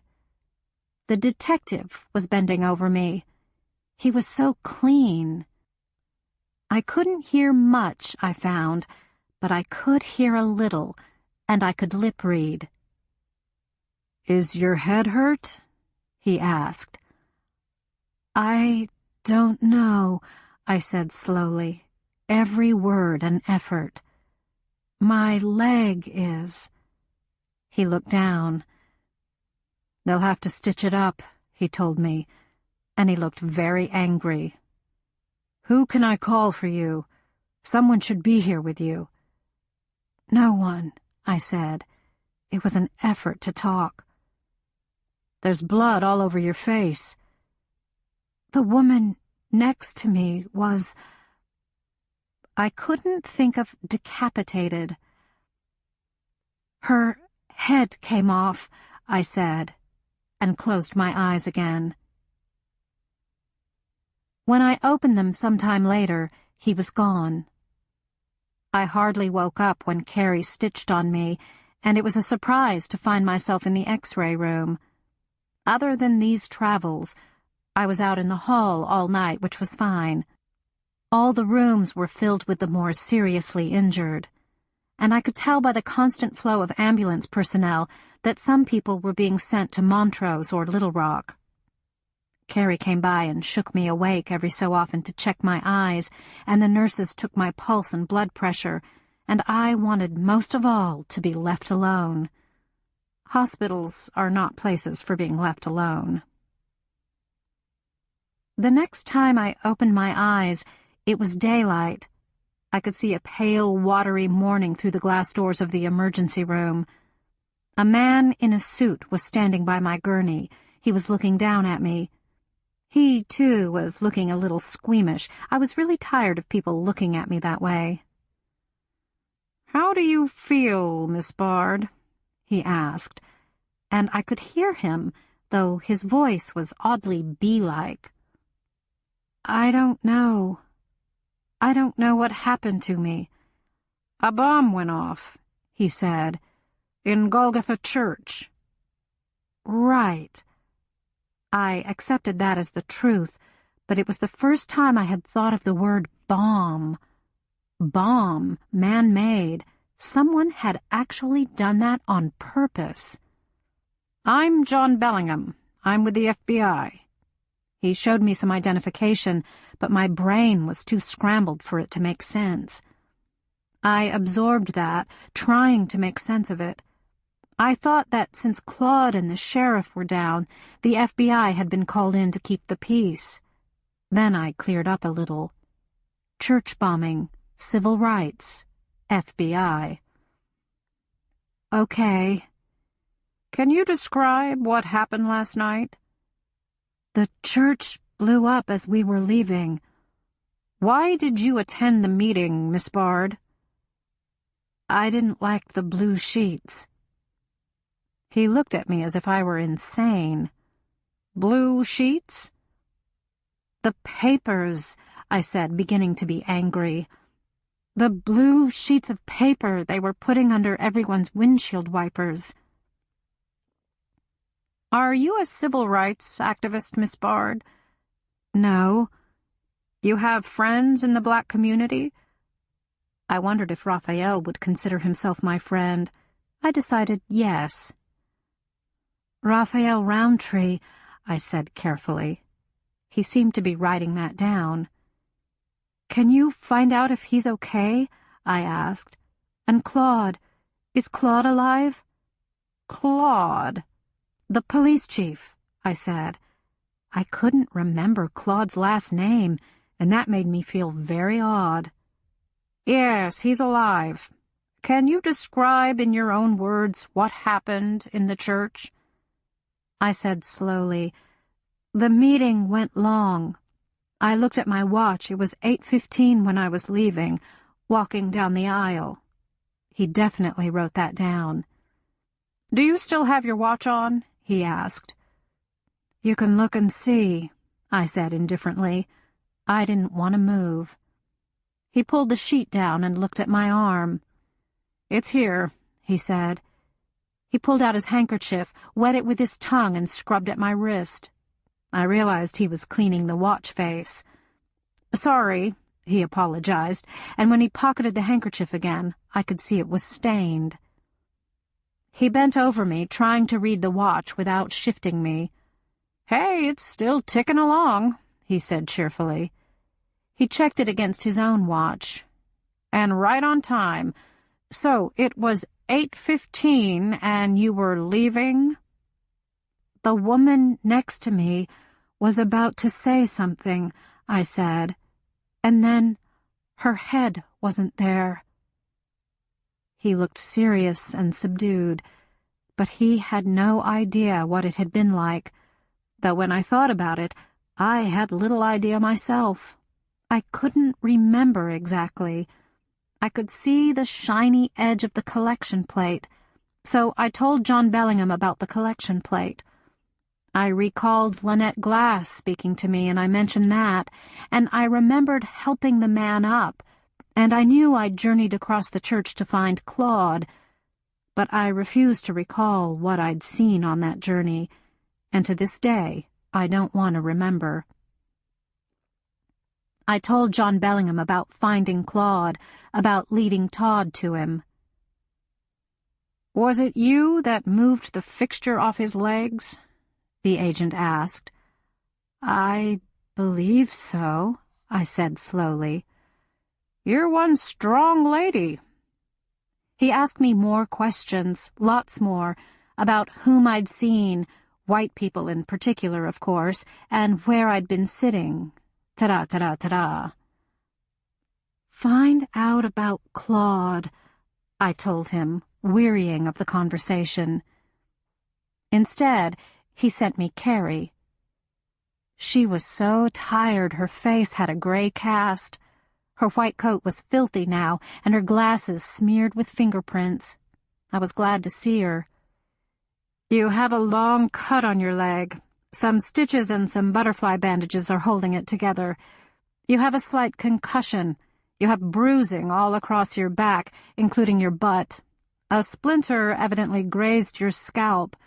One reason you looked so horrendous when they brought you in, and another splinter took off a little of your earlobe. You won't miss it.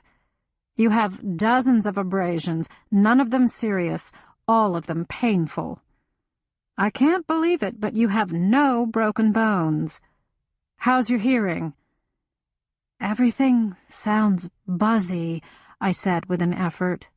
"Yeah, I can imagine. It'll get better." "So I can go home?" "As soon as we're sure about the concussion, probably in a few hours." "Are you going to charge me for a room since I was out in the hall all night?" Carrie laughed. "Nope." "Good. You know, I don't have much insurance." "Yeah." Carrie had arranged for me to be in the hall. I felt a surge of gratitude. "What about Claude?" I asked. Her face grew more serious. "He's got a badly broken leg. Broken in 2 places," she began. "Like you, he has a concussion, and he's temporarily deaf. He has a serious cut on one arm, and his kidneys are bruised." "He's going to be okay?" "Yes," she said, "but it's going to take a long time." "Did you treat my friend Raphael Roundtree by chance?" "Nope, or I did, but I don't remember the name, which is entirely possible." Carrie yawned, and I could tell how exhausted she was. "But I'll look for him." "Thanks." A nurse came a few minutes later to tell me Raphael had been treated and released the night before. A few hours later, a hospital volunteer gave me a ride back to my car, still parked a couple of blocks away from the ruin of Golgotha Church. She was civil enough, but I could tell she thought I'd mostly deserved what happened to me because I'd gone to a meeting in a black church. I wasn't surprised at her attitude, and I didn't care a whole lot. My coat was in a wastebasket at the hospital because the back of it was shredded, and the hospital gave me a huge ancient jacket of sweatsuit material with a hood, which I was grateful to wrap around me. I knew I looked pretty disreputable. Bits of my shoes were missing, and my blue jeans had been cut off to treat my leg. I was wearing even older sweatpants. The wound was in my left leg, which was fortunate because it meant I could drive. It was painful to walk. Hell, it was painful to move. And I wanted to be home, locked inside my own place so bad that I could just barely endure the process of getting there. I parked my car in my own carport and unlocked my own kitchen door with a relief so great I could almost taste it. My bed was waiting for me with clean sheets and firm pillows, and no one shaking me awake to check my pupils. But I couldn't get into it as filthy as I was. When I looked into my bathroom mirror, I was amazed that anyone had been able to endure looking at me. Though I'd been swabbed at some, the hospital had been so flooded with injuries that cleaning up the victims had had low priority. I had speckles of blood all over my face and clotting my hair. My neck had a dried river where my ear had bled. My shirt and bra were splotched in blood and smelled to high heaven of all kinds of things, and my shoes would have to go. It took a long, long time to get all this off me. I threw the remains of my clothes and shoes into a plastic bag, set it outside the kitchen door, and hobbled laboriously to the bathroom to sponge myself. It was impossible to get in the bathtub, and my stitches were supposed to be kept dry, too. I stood on a towel by my sink and soaped with one wash rag and rinsed with another, until I looked and smelled more like my own self. I even did that to my hair. All I can say of my hair after that is that it was clean. I dabbed more antiseptic ointment on the scalp wound. I threw away the earring still in my right ear. The left earring had been removed in the hospital when they'd treated my ear, and I had no idea where it was and cared less. I did look at my left ear to make sure I could still wear a pair of pierced earrings. I could, but I needed to grow my hair longer to cover the place about midway down the edge of my earlobe where there was and would always be a notch. Finally, barely able to walk, full of medicine and still oddly numb emotionally, I was able to lower myself into my bed. I flipped the volume of the telephone ring to its lowest setting, but left it on the hook. I didn't want anyone breaking in to see if I'd died. Then I lay back very, very carefully and let the darkness come. I had to miss 2.5 days of work, and I had Sunday as a free day anyway. I should have stayed home Monday, and maybe Tuesday too, but I knew I had to pay the hospital for the emergency room visit and Carrie for treatment. I always cleaned for Carrie to pay her, but I didn't want my debt to mount too high. That Monday, it was much easier to clean for the clients who weren't present when I got to work. Otherwise, they tried to send me home. Bobo had come by the evening of the day I went home. "How'd you find out?" I asked. "That new guy said you might need some help." I was too exhausted to ask questions, and I was too depressed to care. Bobo came every day after that, too. He brought in my mail and my paper and made me sandwiches so thick they were almost impossible to chew. Carrie ran by one evening, but I felt guilty because she looked so tired. The hospital was still full. "How many dead?" I asked, lying back in my recliner. She was in the blue wingback chair. "So far, 5, she said. "If it had gone off 5 minutes later, there would maybe have been no fatalities and few injuries. 5 minutes earlier, and the death toll would have been very high." "Who died?" I asked. Carrie fetched the local paper and read me the names. I hadn't personally known any of them, and I was glad of that. I asked about Claude, and she told me he was better, but she didn't sound comfortable about his progress. "And I'm worried about him going home by himself anyway. He lives upstairs." "Move all his stuff to the empty downstairs apartment," I said wearily. "They're just alike. Tell all the officers they have to show up and help. Don't ask Claude if that's what he wants, just get it done." Carrie looked at me with some amazement. "All right," she said slowly. Carrie had suggested I use a cane for a few days until the swelling and pain in my legs subsided, and I was glad to have the one she loaned me.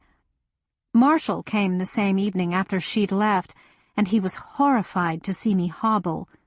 He brought 3 movies he'd taped off HBO for me to watch, and a takeout meal from a local restaurant. I was glad for both. Thinking and standing were not things I wanted to do.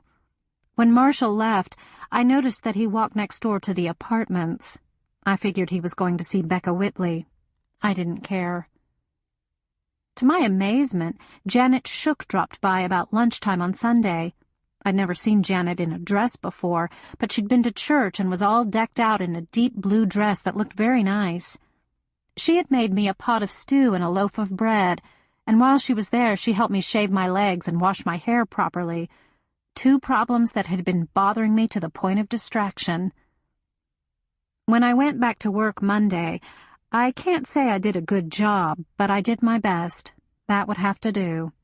I would do extra things, I promised myself, to atone for leaving some chores not well accomplished this time.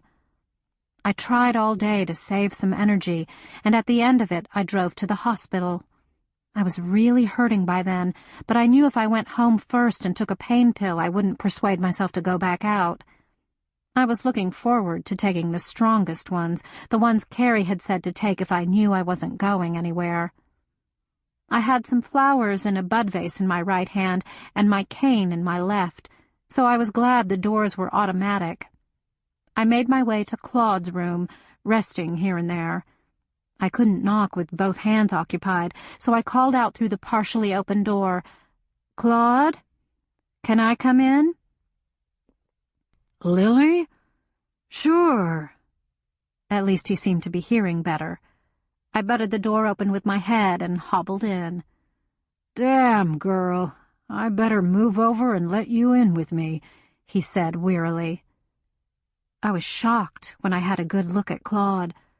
His face was not its normal healthy color, and his hair was spiky. He was shaven, at least. His right leg and his right arm were engulfed in bandages and casts. He had visibly lost weight. To my horror, I felt tears crawling down my cheeks. "Didn't know I looked that bad," Claude murmured. "I just thought, when I saw you that night, I thought you were gone." "I hear you did me a favor." "You've done plenty for me." "Let's call us even, then. No more rescuing each other." "Sounds good." I sank into the chair by the bed. I felt like hell. Carrie trotted in then, moving fast as always, her professional face on. "2 for 1 visit," she remarked. "I just came to check in on you, Claude, before I leave for the day." Claude smiled at her. Carrie suddenly looked more like a woman than a doctor. I felt extra. "I ain't feeling as bad as yesterday," Claude rumbled. "You get on out of here and get some rest, or you'll end up looking as ragged as Lily, and she hasn't been at work all day."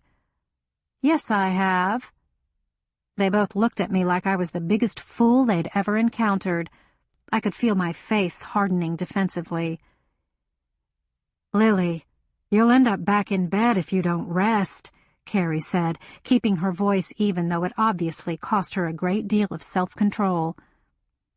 "I've got to go," I said, hauling myself up with an effort I didn't want to show. I had counted on sitting longer before I walked back out to my car. I hobbled out, trying not to limp, failing, getting angry and sad. For the first time in years, as I stood at the front doors of the hospital and looked at how far away my car was parked, I wanted someone to make my life easier. I had even thought of calling my parents and asking for help, but I hadn't asked them for anything for so long that I'd gotten out of the habit. They would have come, I knew, but they'd have had to book a room at the motel on the bypass. They'd have looked at everything in my house and gotten a close-up of my life. It seemed more trouble, finally, than the help was worth. And I knew from their letters that my sister Serena was heavily involved in engagement parties and showers. The wedding would be just after Christmas. Serena would resent me even more than she already did if I horned in on her spotlight. Well, this was too close to wallowing in self-pity. I jerked my shoulders straight. I set my eyes on my car. I gripped the cane and started walking. 2 nights later, I got an unexpected summons. The phone rang when I'd finally gotten warm and comfortable, curled up in my double recliner watching TV, covered by an afghan my grandmother had crocheted for me. When the shrill of the bell jolted me into awareness, I realized I hadn't registered anything I was supposed to be watching. I stretched out a hand to lift the receiver. "Miss Bard?" An old voice, an empress's voice. "Yes." "This is Arnita Winthrop. I wonder if you could come by the house. I would surely like to talk to you." "When did you have in mind?" "Well, young woman, would now be inconvenient for you? I know you're a working woman, and I'm sure you're mighty tired by the evening."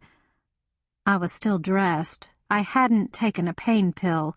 Tonight would be as good a time as any, though I could tell my body was healing. Since the night of the explosion, I'd been gripped by an apathy that I couldn't shake. It seemed a great deal of trouble to get out again, but that was no good reason to refuse. "I can come now. Could you tell me what this is about? Are you thinking of replacing your maid?" "Oh, no. Our Callie is part of our family, Miss Bard. No, there's something I need to give you." "All right, I'll come." "Oh, wonderful. You know where we live? The White House on Partridge Road?" "Yes, ma'am." "We'll see you in a few minutes, then." I hung up.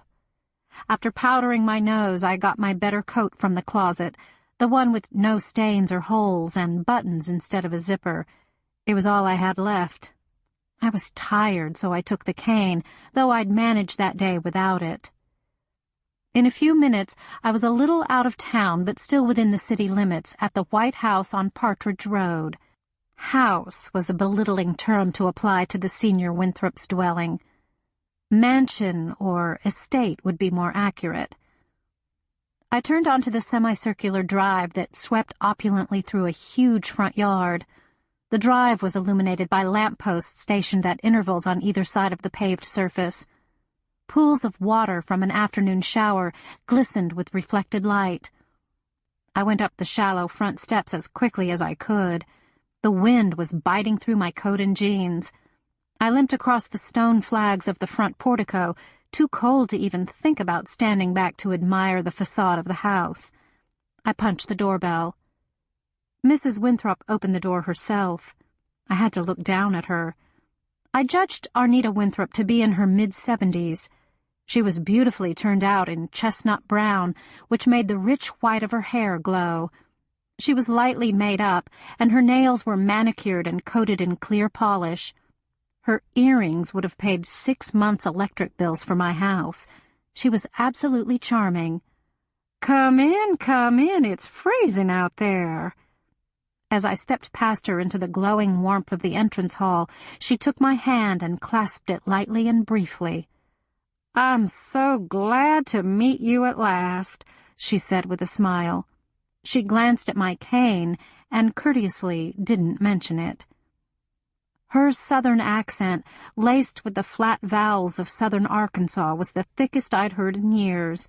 It made everything she said sound warm and homey. "Marie talked about you all the time," Mrs. Winthrop continued. "You were so helpful to her, and she thought so highly of you." I liked her. "Here, let me take your coat." To my discomfort, Mrs. Winthrop eased the coat off my shoulders and hung it in a convenient closet. "Now, come on in the family room. My husband and son are in there having a drink."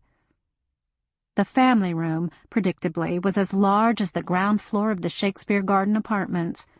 I had never seen a room that amounted to an investment. There were animal heads on the dark paneling, which had never been on sale at Home Depot. The colors in the upholstery and wallpaper were deep and rich. On top of the wall-to-wall was a rug that I could have stared at for hours. Its pattern was so intricate and beautiful. The 2 men in the room, weren't nearly as appealing. Howell Winthrop Sr. was a little rat terrier of a man with thin gray hair and a thin, sharp face and an alert expression. He was wearing a suit and tie and looked as if that was his casual wear. I thought he was older than his wife, perhaps 80. Howell Jr. looked much less at ease than his father. In fact, he looked terrible. "Honey, this is Lily Bard," Arnita Winthrop said, as if her husband should be happy to hear it. At least her equal in manners. He tried to look delighted I'd come, and he and his son both rose without hesitation. "Pleased to meet you, young lady," the older man said, and I could hear his age in his voice. "I've heard a lot of nice things about you." But his tone said interesting stories rather than nice things. Howell Jr. and I nodded at each other. I hadn't seen Howell since the day of the break-in.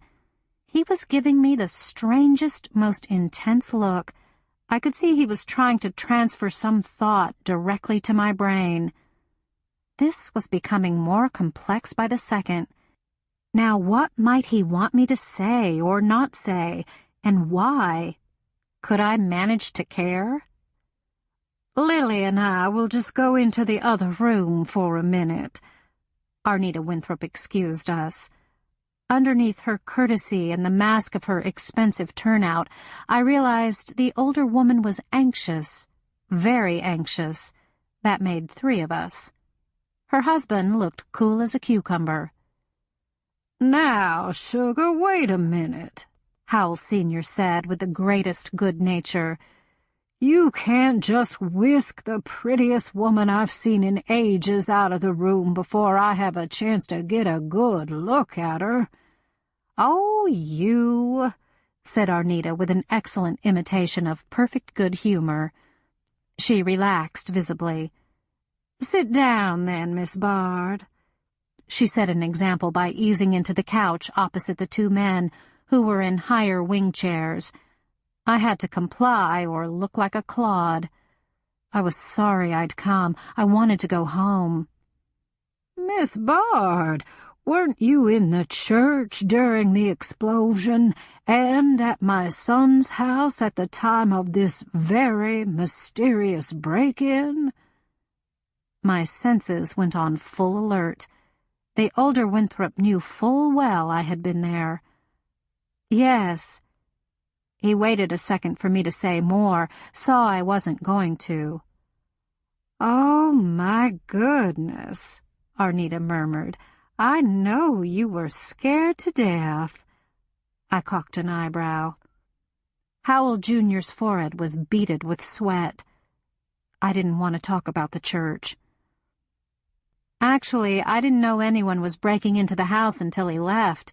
I probably scared him more than he scared me. I hoped making the burglars singular would make me sound more ignorant. Howell Jr. looked off at a stag's head, but I could read relief in his posture. I'd given the correct response. Looking at the 3 other people in the room, I had the strangest feeling.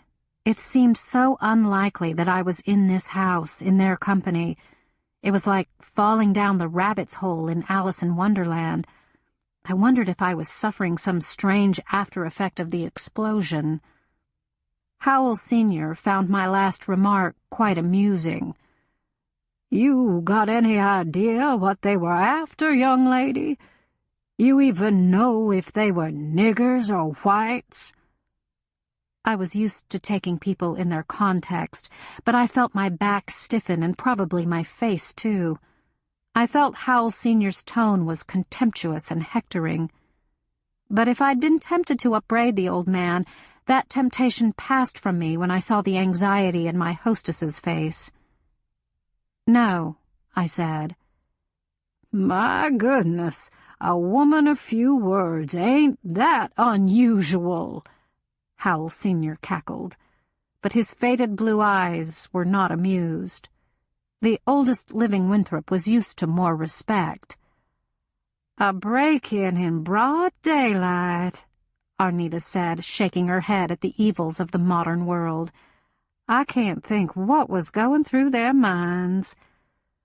Oh, Mama, said her son, they could have taken the VCRs and the camcorder and even the television sets and gotten enough money to buy drugs for days. I guess you're right. Arnita shook her head in dismay. The world's just not getting any better. It seemed a strange point to make with me, but perhaps the older Winthrops were the only two people in Shakespeare who didn't know my history. Honey, Miss Bard knows how bad the world is, her husband said, his voice sad. Her past, and this terrible bombing. Oh, my dear, forgive me. I would never want to. It's all right, I said, unable to keep the weariness from my voice. How's your leg, Miss Bard? The old man asked. He sounded just as tired as I was. And I understand you lost part of your ear. Not the important part, I said, and my leg is better. All the Winthrops made commiserating noises. Arnita seized the ensuing pause to tell her husband and son firmly that she and I had something to discuss, and I heaved myself to my feet to follow her erect back down a hall to a smaller room that appeared to be Arnita's own little sitting room. It was decorated in off-white, beige, and peach, and all the furniture was scaled down for Arnita Winthrop's small body. Again, I was ensconced on a comfortable sofa. Again, Arnita sat too, and she got down to business. Lily, if I may call you that, I have something of Marie's to give you. I digested that in silence. Marie hadn't had much at all, and I'd assumed Chuck would be handling whatever little odds and ends of business Marie had left to be completed. I nodded at Arnita to indicate she could continue when she chose. You came by on days you weren't supposed to work at Marie's. I looked off. That was no one's concern. She appreciated it more than you will realize until you get old yourself, Lily. I liked her. I looked at an oil painting of the 3 Winthrop grandchildren. Somehow it felt even odder seeing Bobo's young face in these unfamiliar surroundings. Amber Jean looked more like her mother in the picture than she did in the flesh. Howl 3 looked gangly and charming. Of course, Marie was always conscious that she didn't have much, and Chuck was helping her live in a tolerable way. As he damn well ought to, I said flatly. Our eyes met. We certainly agree on that, Arnita said, her voice dry. I almost found myself liking her. The point is, Marie couldn't leave you money to thank you for your kindness to her, so she told me she wanted you to have this little ring. No strings, you can sell it or wear it, whatever. Arnita Winthrop held out a shabby brown velvet ring box. I took it, opened it. Inside was a ring so pretty and feminine that I smiled involuntarily. It was designed to look like a flower, the petals formed of pinkish opals, the center a pearl circled by tiny diamond chips. There were 2 leaves, suggested by 2 dark green stones, which, of course, were not real emeralds. It's a pretty little thing, isn't it? My hostess said gently. Oh, yes, I said. But even as I spoke, it was occurring to me that I didn't remember seeing the worn velvet box among Marie's things, and I'd been familiar with her belongings for years. I could tell my smile was fading. Marie could have concealed it somewhere clever, I supposed, but still. What's the matter? Arnita leaned forward to look at my face, her own deeply concerned. Nothing, I said, quite automatically hiding my worry. I'm glad to have it to remember her by, if you're sure that's what she wanted. I hesitated. I can't recollect ever seeing Marie wear this ring. She didn't for years.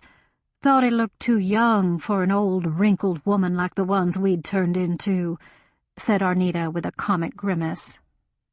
Thanks, I said, there being nothing else to do that I could think of.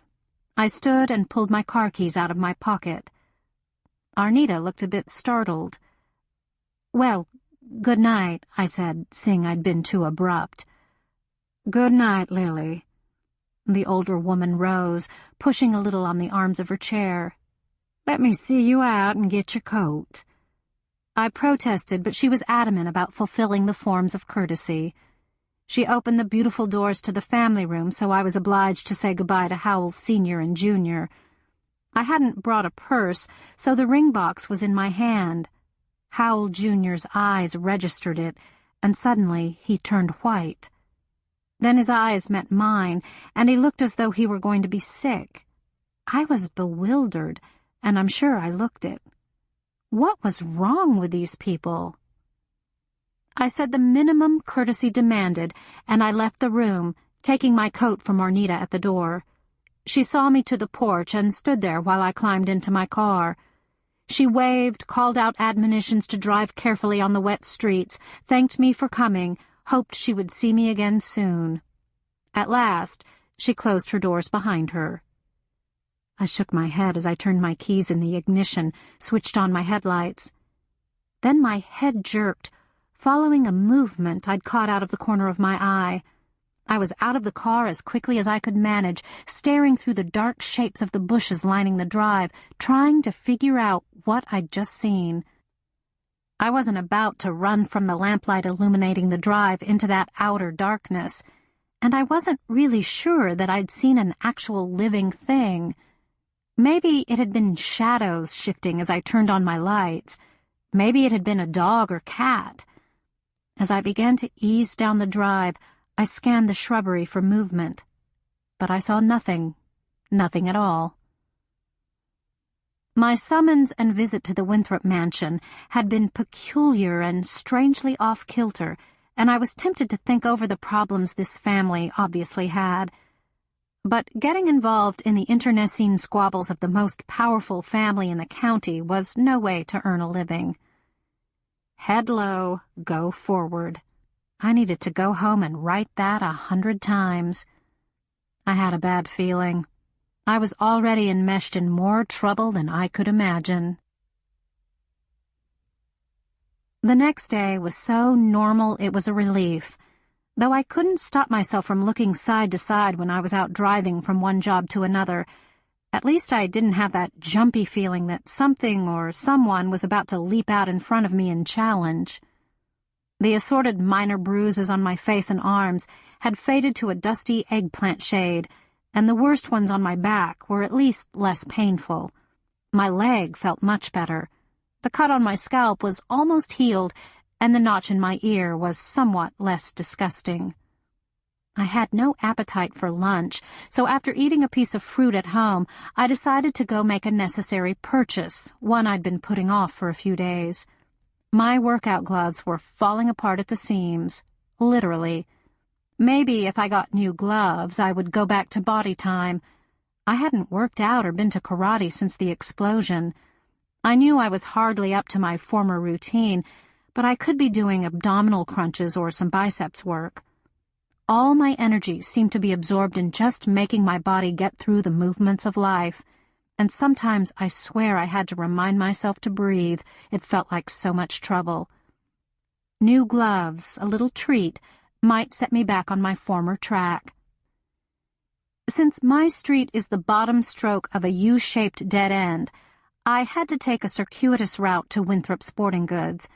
If I'd wanted to walk up the hill and cross the railroad tracks behind my house, I'd have reached the chain-link fence enclosing the huge back lot of Winthrop Lumber and Supply, which abutted directly onto the equally huge fenced back lot of the sporting goods store.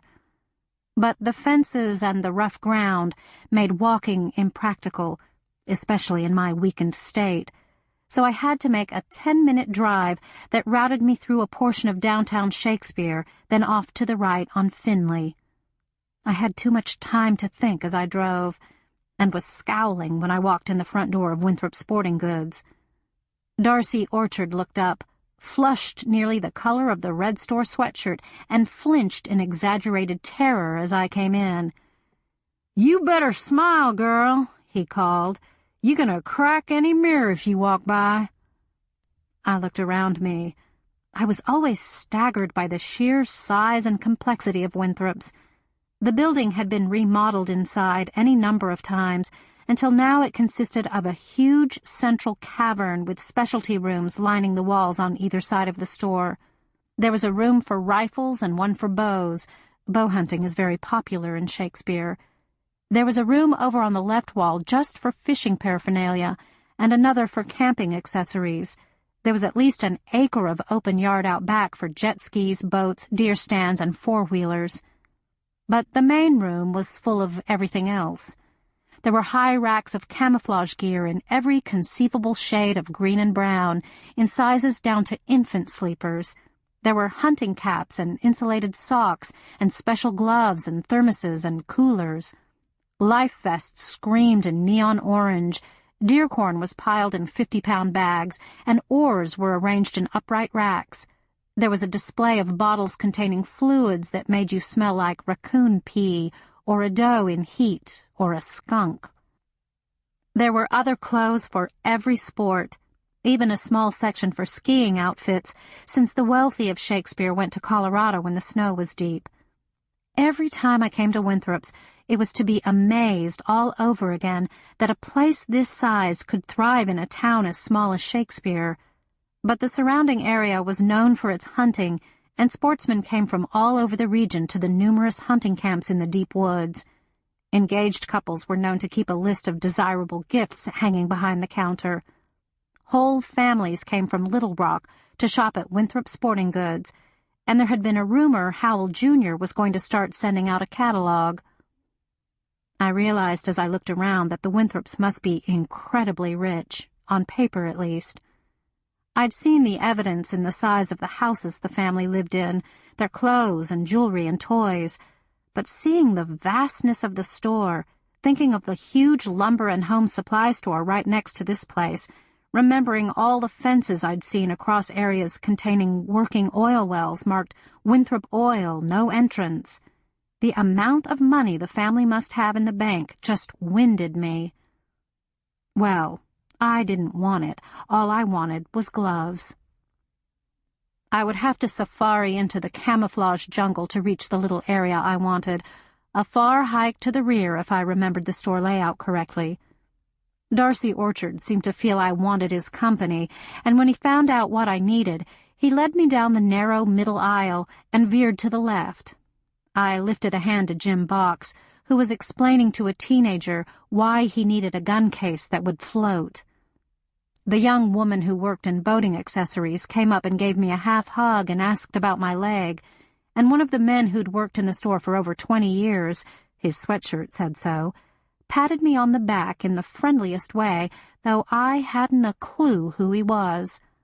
These were nice people, and their kindness and their courtesy in not asking questions reminded me of why I'd liked Shakespeare in the first place. "You can meet the new guy if you haven't already. He's about as mean as you," Darcy said in that jocular tone some men reserve for insults they don't want you to take them up on. I suddenly remembered who the new man was. Suddenly, and for the first time, realized. Just as a jolt of alarm went through me, I made myself pay attention to Darcy. Darcy's voice had been offhand, but something in his tone had made the hair on my neck stand up. "You sure turn up in funny places," he said now. "You in the Winthrop house when it's not your day to work. You in the church when everyone going to that meeting is black." "Did your wife tell you everything she was going to do, Darcy?" I recalled he'd been married for 6 years or so, though he'd been divorced as long as I'd known him. "My wife had more plans than the Pentagon," Darcy said grimly, but he seemed to relax. We rounded a corner consisting of men's jumpsuits, very popular in Shakespeare. which led us into the small open area devoted to workout equipment and workout clothes. Reading the instructions for an abdominal exerciser gadget with a skeptical sideways pull to his lips was the detective, black ponytail. I'd just figured out who I was going to see, but he didn't have any warning. I admired the calm with which he took me in. His hands tightened on the brochure, but that was the only outward sign that we weren't seeing each other for the first time. "Lily, this is Jared Fletcher," Darcy said.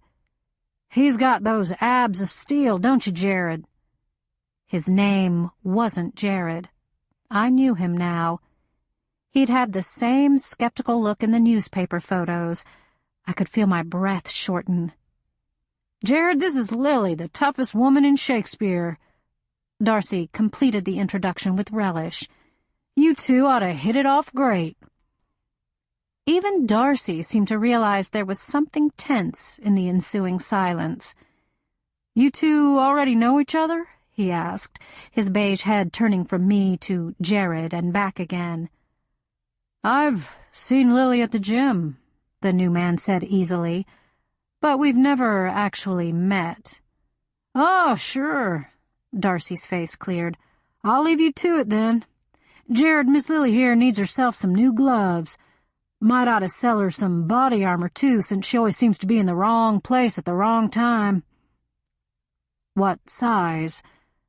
the dark man asked as Darcy reluctantly went back to his work area. I held out my hand. "What do you think?" I asked, meeting his eyes. He took my hand with his right and stepped closer to me. This area of the store seemed isolated and silent suddenly, though I knew there were people just through the dense racks of clothes.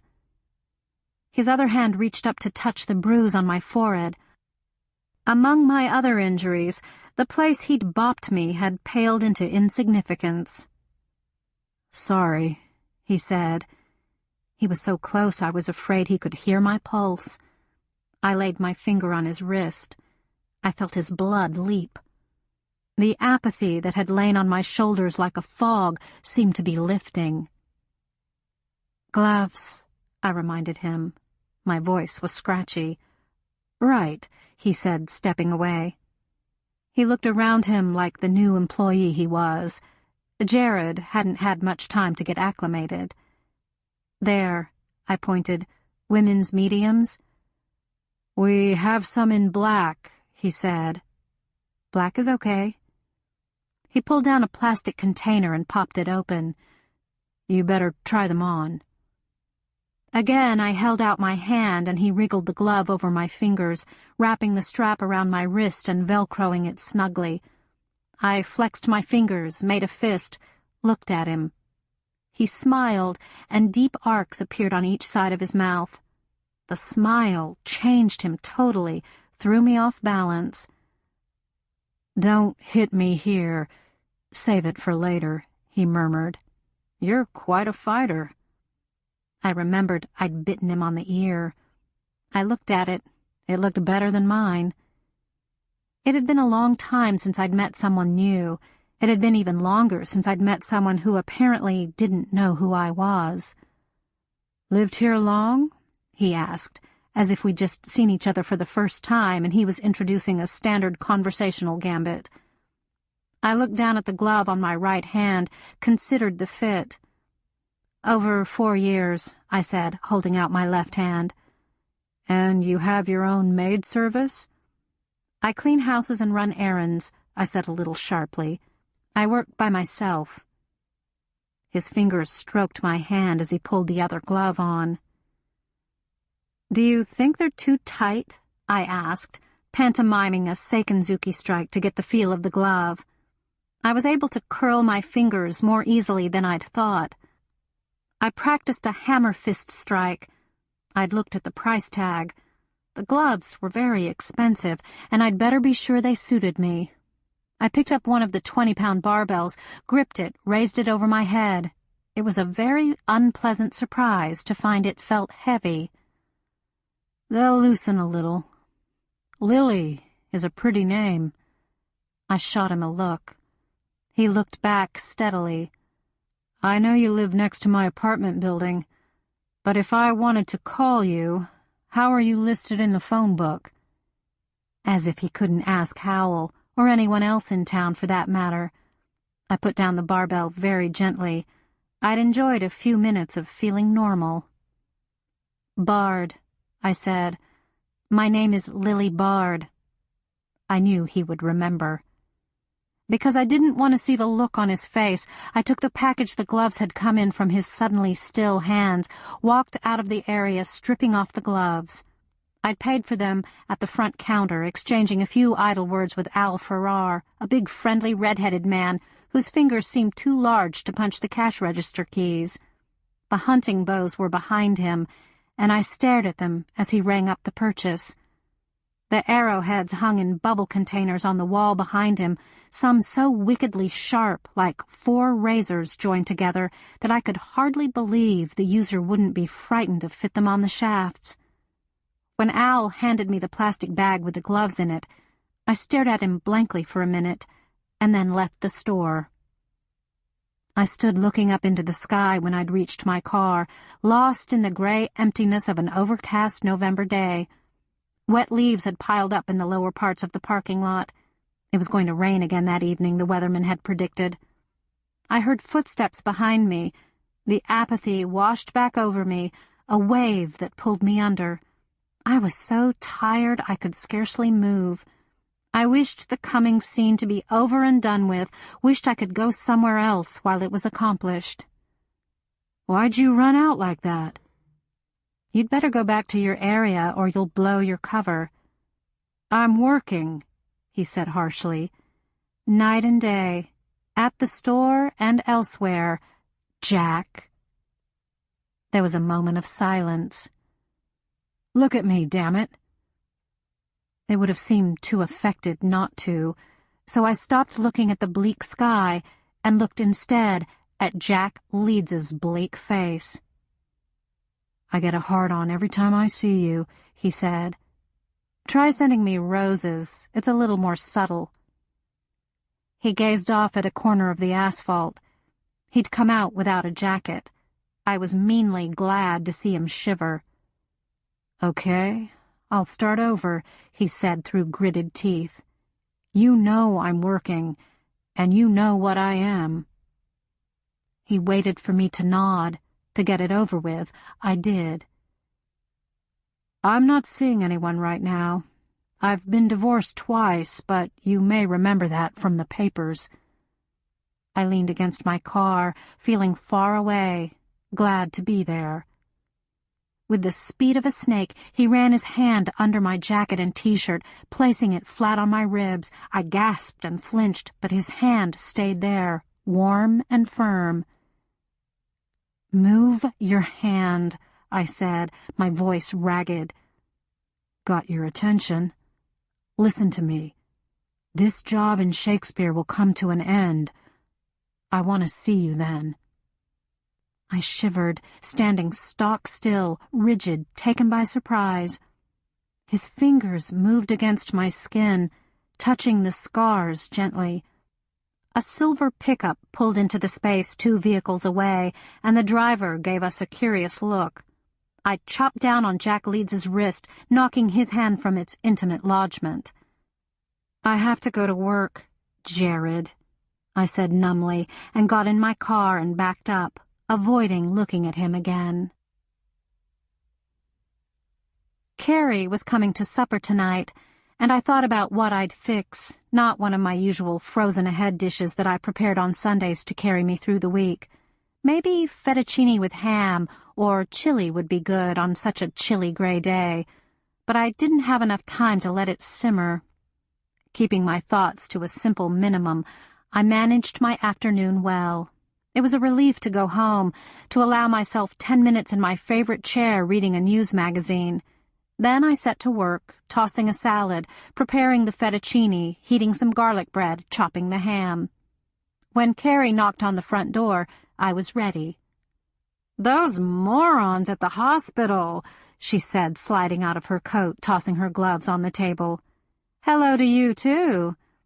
You'd think they could see the handwriting on the wall. Everybody else can. The tiny Shakespeare hospital was in perpetual crisis trying to maintain its accreditation, with no adequate budget to supply its lacks, which were legion. I let Carrie bear the brunt of the conversation, which she seemed quite willing to do. There were few people Carrie could talk to, as a woman and a doctor and an outlander from northern Arkansas. I knew from previous talks with Carrie that she had gotten a loan to attend medical school. The terms of the loan stipulated that she had to go somewhere other doctors didn't want to go and stay there for 4 years, and other doctors didn't want to go to Shakespeare. Carrie was one of 4 local GPs who all made a decent living, but for more specialized medical care, Shakespeareans had to travel to Montrose or, in dire need, Little Rock. "Where'd you get the ring?" Carrie asked suddenly. I'd been feeling a warm hand on my skin. It took me a second to reorient. "The older Mrs. Winthrop says Marie Hofstetler left me this," I told Carrie. "It's a pretty ring," she said. "Can I see it?" I slid the ring off and handed it to Carrie. I thought of my strange visit to the Winthrop house the night before, the pallor of Howell Winthrop's face as he saw the ring box in my hand. Some things that were supposed to be free actually came mighty expensive. I wondered if this little ring was one of them. Then I wondered why that thought had crossed my mind. I took the ring back from Carrie and slid it on my right hand, then took it back off and dropped it in my pocket. Carrie raised her thick, dark brows, but didn't say anything. We washed the dishes, talking in a companionable way of whatever crossed our minds: the price of milk, the vagaries of dealing with the public, the onset of hunting season, which would have a certain impact on Carrie's job and mine, since hunting engendered both injuries and dirt galore, and the recuperation of Claude, which continued at too slow a pace to suit him and, I suspected, Carrie. She told me she'd gotten the green light to move Claude from an upstairs to a downstairs apartment, but that he wanted to be on the scene to direct the move, so a date hadn't been set yet. When Carrie left, it was a little later than usual, and I was worn out. I took a quick shower, put on my favorite blue nightgown, laid out my clothes for the next morning. I went through my nightly routine of checking the locks at the windows and doors. I felt more relaxed, more content. Tomorrow might be a regular day.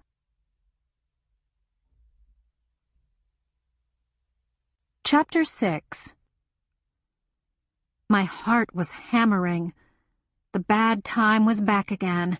I sat up in bed, gasping, my nightgown damp against my breasts. I'd been sweating in my sleep. Horrible dreams, old dreams, the worst. The chains, the shack, the rhythmic thud of the iron headboard against the wall. Something had wakened me, something besides the dream, or maybe something had sparked the dream. I scrambled out of bed and pulled on the white chenille robe I keep draped across the footboard. As I tied the sash tightly around my waist, I glanced at my digital clock. 1:30. I heard a sound, a quick, light rapping at my back door. I crept out of my bedroom. It's next to that door. I put my ear against the wood. A voice on the other side of the door was saying something over and over, and as my hand reached for the switch, I realized the voice was saying, "Don't turn on the light. For God's sake, don't turn on the light." "Who is it?" I asked, my ear pressed to the meeting of door and frame so I could hear better. "Jack. It's Jack. Let me in. They're after me." I heard the desperation in his voice.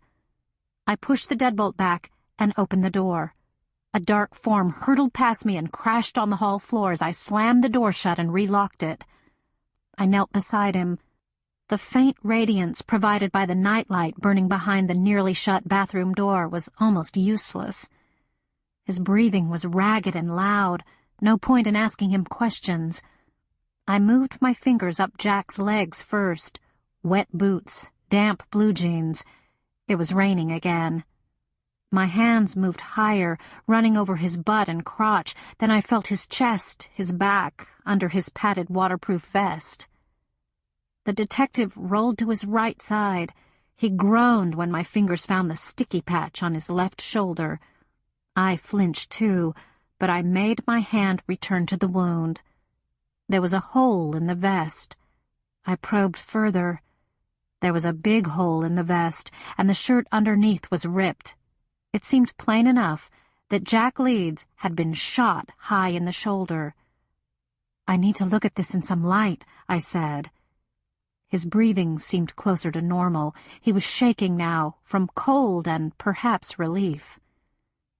"If you turn on a light, they'll know I woke you. They're going to knock on your door any minute." He took a deep breath, let it out slowly, trying for control. He made a little sound through clenched teeth. I'd have to turn on the outside light then. I thought about Jack's wet boots and the little roof over the back porch. "Crawl into the first door on your left," I said. I hurried into the kitchen, glad my leg was so much better. I washed my hands in the dark. I filled a saucepan with water. Returning to the back door, I edged it open and listened. Not a sound beyond the cool patter of the rain. I opened the door wider. The security light in the parking lot to the rear of the apartment building also benefited my backyard, at least a little. I could see the dark, wet footprints Jack had left on the boards. I poured water over the porch and steps, wiping out the marks of his entrance. I could only hope they, whoever they were, wouldn't be observant enough to wonder why my sheltered porch was soaking wet. Shutting and locking the door again, I automatically placed the inverted pan in the kitchen drainer. I stood in the middle of the room, thinking furiously. No, there was nothing more I could do. Jack had surely left tracks on the wet ground, but it was beyond my power to obliterate them. I padded silently into my bedroom. "Where are you?" I whispered. This was like playing hide-and-seek in a scary kind of way. "By the bed, on the rug," he said. "Don't want to mess up your sheets or your floor." I appreciated the consideration. "How'd you get here?" "To the house," I asked, ashamed of the anxious undertone I could hear in my own voice. "Over the fence, from the back lot of the lumber place. But I went further down to the vacant lot at the corner, then cut back here on the pavement. I started to come to your front door, but then I figured they might have a car cruising the neighborhood by now if they've stopped to think. So I went up your driveway, around your carport, and took the stepping stones to the back door." He paused. "Oh, shit, the porch. Footprints." I took care of it. I could sense his movement as he turned to stare in my direction, but all he said was, "Good." His eyes closed, I thought, and he shifted positions painfully. My eyes had done some adjusting, enough to make him out. He hadn't cut all his hair off as it had looked at first. He was wearing a black knit watch cap, and he'd tucked all his hair up under it. I eased it off. Of course, the cap hadn't done anything to keep his head dry. The released strands spread in rat's tails across the white bedside rug. He opened his eyes and regarded me steadily. I found myself running my fingers through my hair to fluff it out. Ridiculous. I couldn't postpone dealing with the wound any longer. "Let's get your vest off," I said, trying to sound matter-of-fact. I scooted closer. "Hold out your hand. I'll help you sit up." Jack had better night vision than I did. His hand was on mine instantly. I gripped and pulled, automatically giving the "huh" of heavy exertion. I leaned him against the side of the bed and unzipped the vest. I pulled it down his right arm first. I eased it across his back, leaning almost against his chest to accomplish the maneuver. I smelled the wet of his vest and his shirt sleeves, and the scent of his skin, the faintest trace of some aftershave. Then I scuttled over to his left side, held up his left arm with one hand while I tugged at the vest with the other. He gave a deep groan, and I sucked my breath in sympathetically. but I didn't stop. The vest wasn't actually stuck. It was the movement of his arm and shoulder that was causing him pain. His flannel shirt, now that was stuck. I fetched my heavy kitchen scissors and began to cut through the thick material. This proved impossible and dangerous in the darkness. I left to push the bathroom door wide open. I'd worried about the nightlight, but I figured a nightlight in a bathroom was no big wonder, and it was my habit. Suddenly switching it off might be even more suspicious.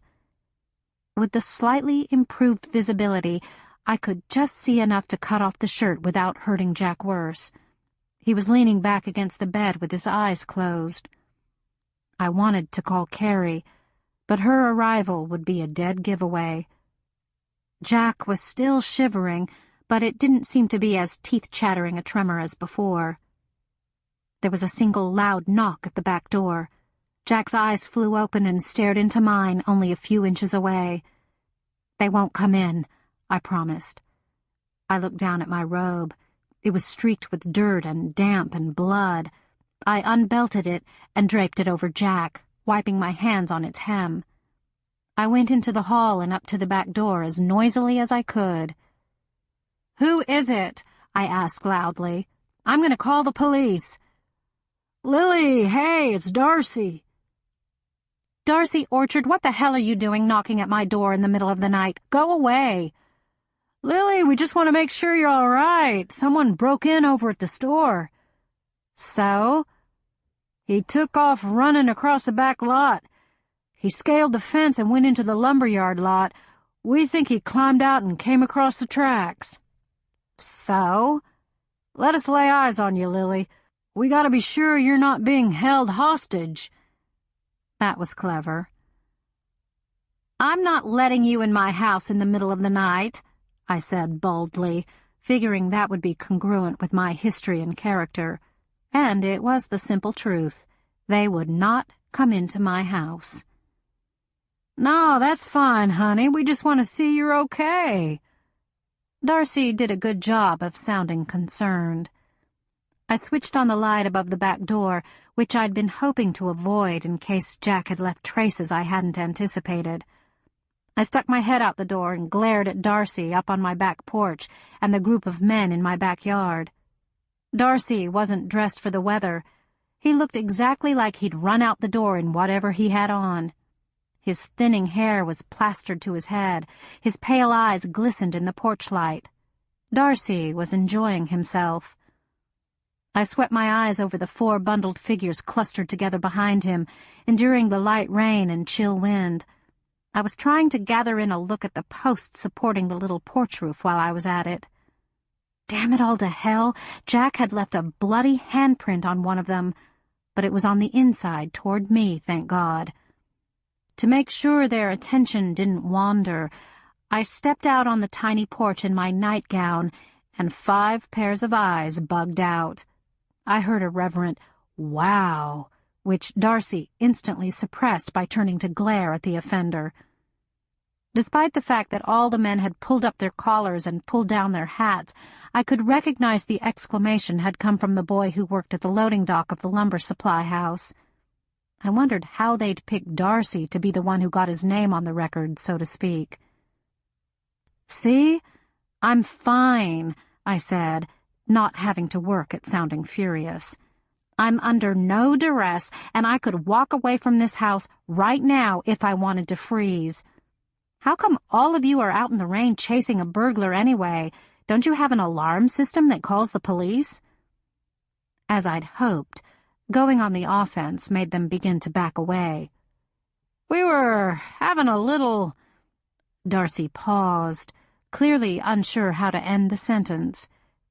"Inventory," said one of the men.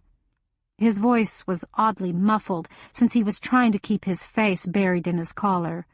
I was pretty sure it was Jim Box, Darcy's workout buddy and co-worker. Jim had always thought quicker than Darcy, but without the panache. Behind him, a figure crouched with a hood covering most of his features, but I would recognize that thin, mean mouth anywhere. Tom David Micklejohn in mufti. Right, we have to do pre-Christmas inventory, Darcy said, relieved. Takes all night. We'd turned off the alarm because we were going in and out. Uh-huh, I said neutrally. As I'd anticipated, they began to back off even more quickly, though still keeping their eyes on my nightgown. I decided to burn it. "Aren't you going to wake up Carlton, too?" I demanded, jerking my head toward Carlton's little house, almost identical to mine. "Maybe he's a hostage." The bedraggled group began to herd toward Carlton's house, where I'd noticed a light burning in the bedroom. I figured Carlton had company and would give them as warm a reception as I had. I slammed my back door shut, turned the locks as loudly as I could, and switched off the porch light quickly, hoping they would fall in a puddle in the sudden darkness. Fools. Dangerous fools. It made me sick that I had exposed myself to them. I crossed my arms over my chest, tried to feel warmer. I went into my bedroom and padded past Jack to get to the window. Opening the shades a trifle, I peered out. Yes, Carlton was standing at his back door now, in an attractive velour bathrobe, and nothing else looked like. He was very angry. Even as I watched, he slammed his own back door and switched out his light. I'd closed my eyes the second before, so when I thought my vision had adjusted, I peered into the darkness again. I could make out vague shapes, trailing back across my yard and up the steep embankment to the railroad tracks. They'd given up the chase. "They've gone," I said. "Good," Jack said. His voice was a little steadier, but hoarse with suppressed pain. I shut the shades again tightly and loosened the tiebacks on the curtains so they fell shut too. Instead of switching on the overhead light, I used the bedside lamp. I knelt down by Jack again. His eyes had closed against the sudden light. I stared at him for a long moment. I was thinking that I'd better have put my money on the right horse, or the consequences would be too drastic to imagine. I sat back on my heels. The shoulder wound was the only injury Jack had. It had stopped bleeding. It looked awful. I didn't have any experience treating bullet wounds, but it seemed that the bullet had plowed through the top of Jack's shoulder, and since the bleeding had stopped, I knew it hadn't severed a major bloodline. So infection had to be the biggest danger. I'd have to clean the wound. Unless... "Is there any chance of me taking you to the hospital?" I asked. He shot me a look that said the question had been as futile as I'd feared. "I'll get back to my place," Jack said. He began trying to push himself up from the floor with his uninjured arm. "Oh, sure." I was scared of treating the wound, so my voice came out harsh. "Obviously, this is too much of a risk for you," he said in an "I'm trying to be patient" voice. Quelling my impulse to haul him to his feet, twist his good arm behind his back, and propel him into the nearest wall, I inhaled a calming breath. I let it out evenly, with control. "You don't get to tell me what risks I'm prepared to assume," I said. "I can go back to Little Rock, but you live here." "I appreciate your pointing that out to me. Give me your hand." I was going through my own set of shakes. Stepping outside in my nightgown had chilled me to the bone in all kinds of ways. Jack reached out with his good hand, and I planted my feet, gripped the hand firmly, and pulled up. His face twisted as he rose to his feet. Standing, he was taller than me, his physical presence dominating. I decided I preferred him on the floor. No, I felt more comfortable with him on the floor. "You're freezing," he said, and stretched out his good arm as if he would gather me to him. My white bathrobe fell off him and crumpled in a dirty heap. The remains of his shirt hung in rags around his shoulders. "We're going into the bathroom to work on your wound," I told him, trying to sound confident. "Can you walk?" He could, and was sitting on the toilet seat in a few seconds. I got out all my first aid equipment. I had some sterile water and some bandages containing powdered antibiotic and a tube of antibiotic ointment. I had a lot of gauze and some tape. The lily-barred MASH unit for wounded detectives. The sterile water was even in a squirt bottle. I worked the rest of the shirt off Jack, tried not to be distracted by his resulting bareness, and draped him with my oldest towels. I swept his half-dry hair over onto his sound shoulder. I assumed nurses and doctors learned how to detach themselves from touching people so intimately. I hadn't. This felt very personal to me. "I'm going to clean the wound," I said. "Yeah." I lifted the plastic squeeze bottle. "So, did you recognize the men after you?" I asked. I squirted sterile water onto the bloody furrow. Jack turned whiter and dark stubble stood out sharply on his lean cheeks. "Answer me, Jack Leeds," I said sharply. "Not all of them." His voice more of a gasp. "Of course there was Darcy." I squirted again, this time from the back. I thought of tiny fragments of shirt or microscopic bits of the vest that might be embedded in this tear in Jack's flesh. I felt dreadfully responsible. "Uh-huh." His eyes closed. I kept going with the lavage. "Who was another one, Jack?" "The kid, the one with the pimples, works on the loading dock at the lumber and home supply place." I patted the area dry with the cleanest, whitest washcloth I had. I examined it. It looked clean, but how did I know? I wasn't used to cleaning on a microscopic scale. I squirted. "And the guy with the big belly, the one who looks like a good heart attack risk, I've seen him." "That was Cleve Ragland, works down at the mattress factory," I murmured. "Cleve's been arrested for drunken driving at least twice, got a kid in jail for attempted rape." Squirt. Wipe. "The other guy," Jack gasped. "Isn't he a cop?" "Uh-huh. Tom David Micklejohn, in plain clothes." "He kept to the back like it was possible for me to mistake him," I said, hoping the plowed track of the wound was clean enough.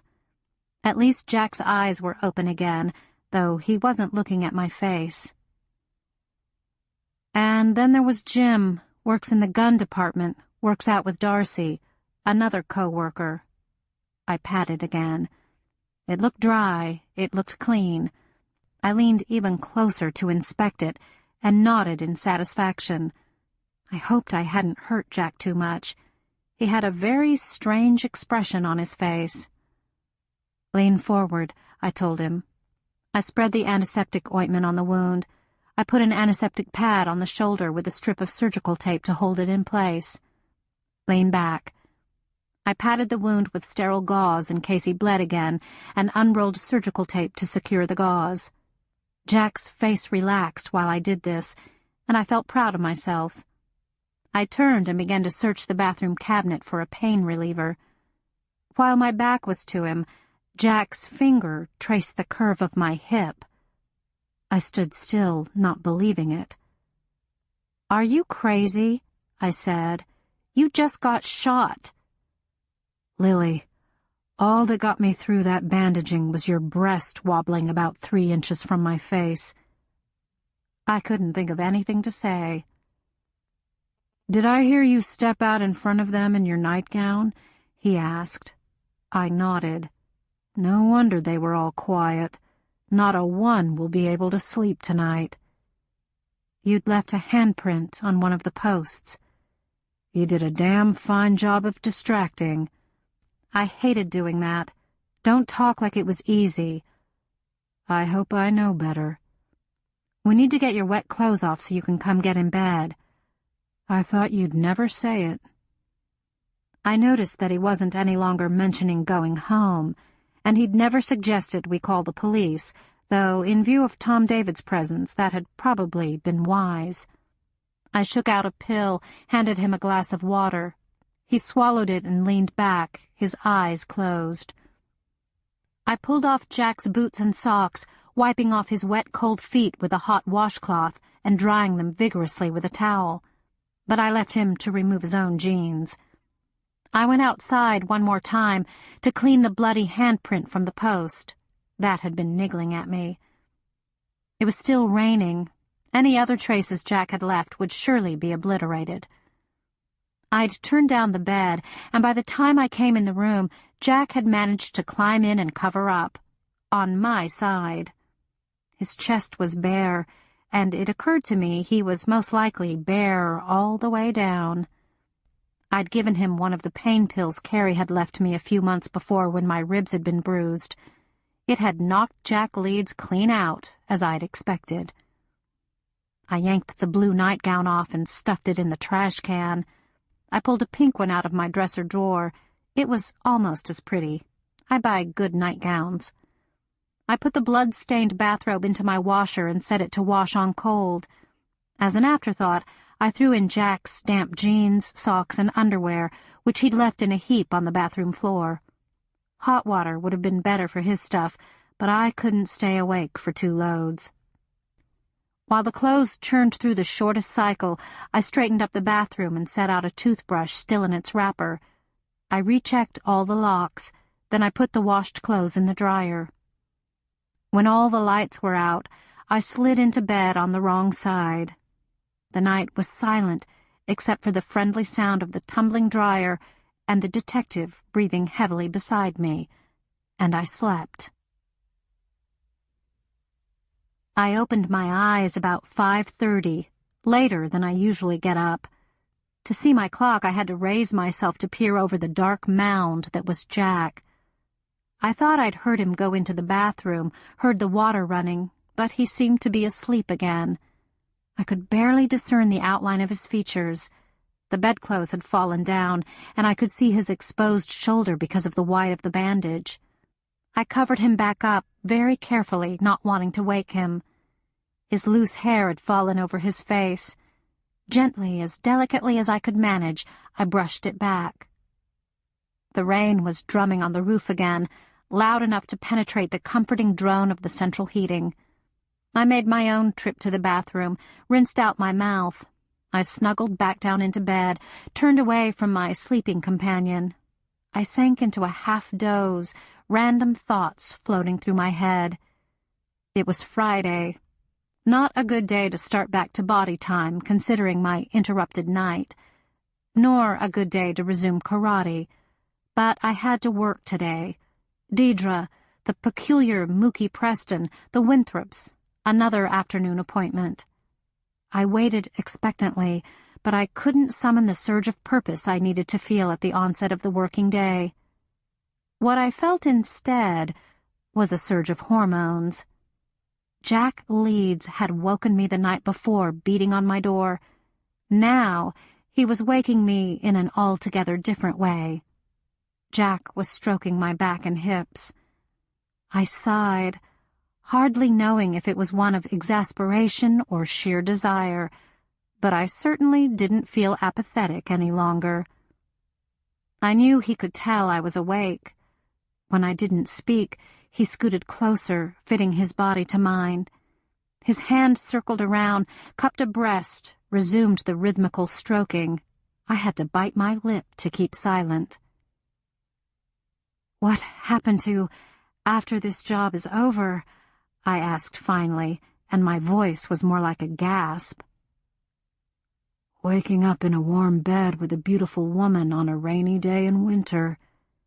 And while he was speaking, his hand never stopped. "Has overcome my business instincts." His voice was breathy and low. His mouth began to deliver little sucking kisses to my neck, and I shivered. He began to ease up the pink nightgown. It was now or never. What did I want? My body was about to take over from my brain. I turned toward him, putting up a hand to press against his chest and hold him at a little distance, I think. But at that moment, his fingers slid between my legs, and instead I wrapped my arm around his neck and pulled him close for a kiss. It was so dark and private in my room, like a quiet cave.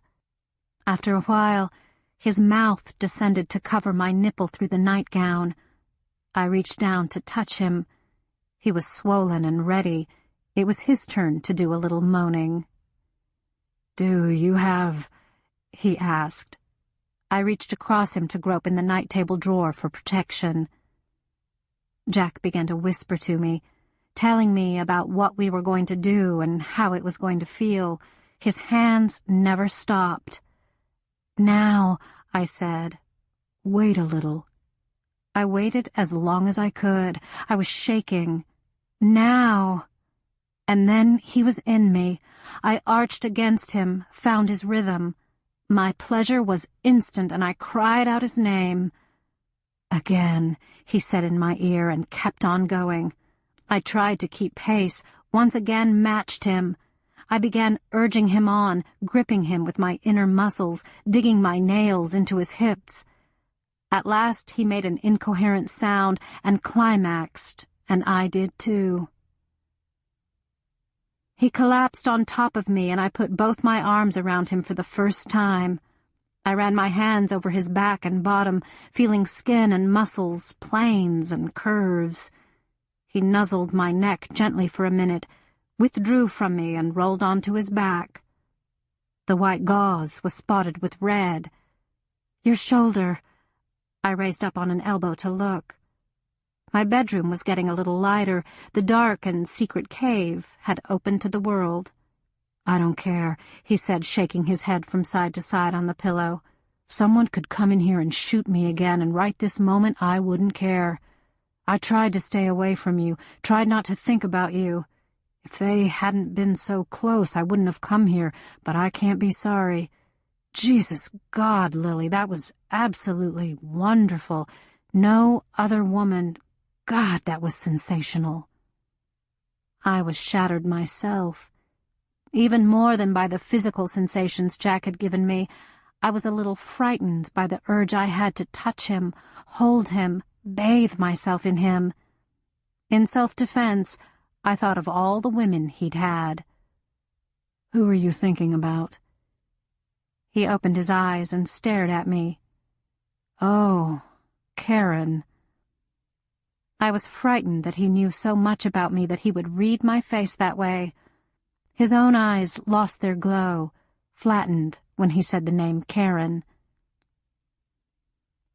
Jack Leeds had become a household reference right about the time Lily Bard had, in the same state, Tennessee, and in the same city, Memphis.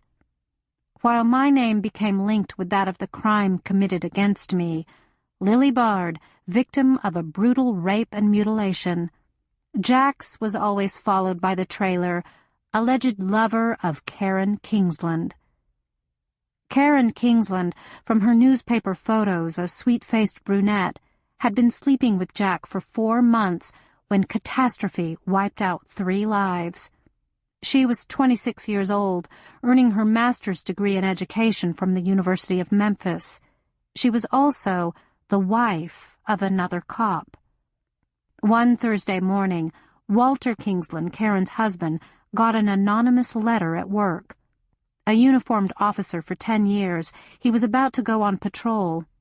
Opening the letter, laughing about receiving it in front of many of his friends, Walter read that Karen and Jack were having sex and having it often. The letter, which Walter dropped to the floor as he left, was quite detailed. A friend of Jack's called Jack instantly, but he wasn't as quick as Walter. No one called Karen. Walter drove home like a maniac, arriving just as Karen was leaving for class. He barricaded himself and his wife in the bedroom of their East Memphis home. Jack came in through the front door moments later, hoping to end the situation quickly and privately somehow. He hadn't been thinking well. He stood at the door of the bedroom and listened to Walter plead with his wife to say Jack had raped her or that it was all a malicious lie on the part of some enemy. By that time, the modest Kingsland home was surrounded by cops. The phone rang, and finally Jack picked it up in the living room and described the situation to his coworkers and superiors. There wasn't going to be any private or amicable solution, and it would be fortunate if all three involved made it through alive. Jack wanted to offer himself as hostage in exchange for Karen. His superiors, on the advice of the hostage negotiation team, turned him down. Then Jack revealed to them what Walter didn't know yet, what Karen had only told Jack the day before. Karen Kingsland was pregnant. At that point, it would have been hard to find anyone in the Memphis Police Department who wasn't, at the very least, disgusted with Jack Leeds. From the living room, Jack could hear Karen scream in pain. He yelled through the door that Walter should exchange his wife for Jack, since torturing a woman was nothing a real man would do. This time, Walter agreed to swap his wife for his wife's lover. Without consulting anyone, Jack agreed. Walter yelled that he'd bring Karen to the back door. Jack should be standing on the sun deck, weaponless. Walter would push Karen out, and Jack would come in. Detective Jack Leeds went outside, took off his jacket, his shoes and socks, his shirt, so Walter Kingsland could tell Jack wasn't carrying a concealed weapon. And sure enough, out of the bedroom came Walter and Karen. From inside the kitchen, Walter yelled to Jack to turn around so Walter could make sure there wasn't a gun stuck in the back of Jack's slacks. Then Walter appeared, framed in the open back door, holding Karen by one of her arms, his gun to her head. Now there was tape over her mouth, and her eyes were crazed. She was missing the little finger of her right hand, and blood was pouring out of the wound. "Come closer," Kingsland said. "Then I'll let her go." Jack had stepped closer, his eyes on his lover. Walter Kingsland shot Karen through the head and shoved her out on top of Jack. And this part, Media Hounds, was on videotape. Jack's yell of horror, Walter Kingsland screaming, "You want her so bad, you got her!"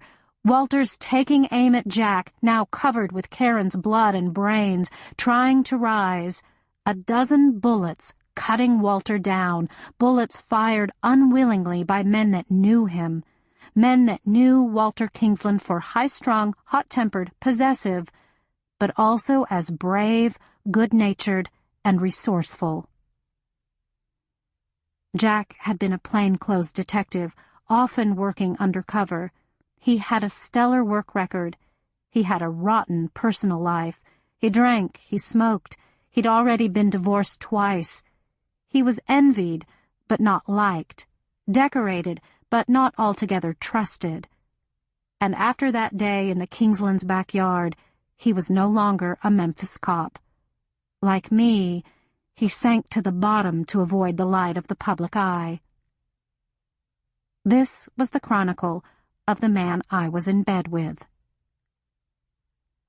"I guess we'll have to talk about that sometime," he said with a sigh, and his face looked immeasurably older than it had been.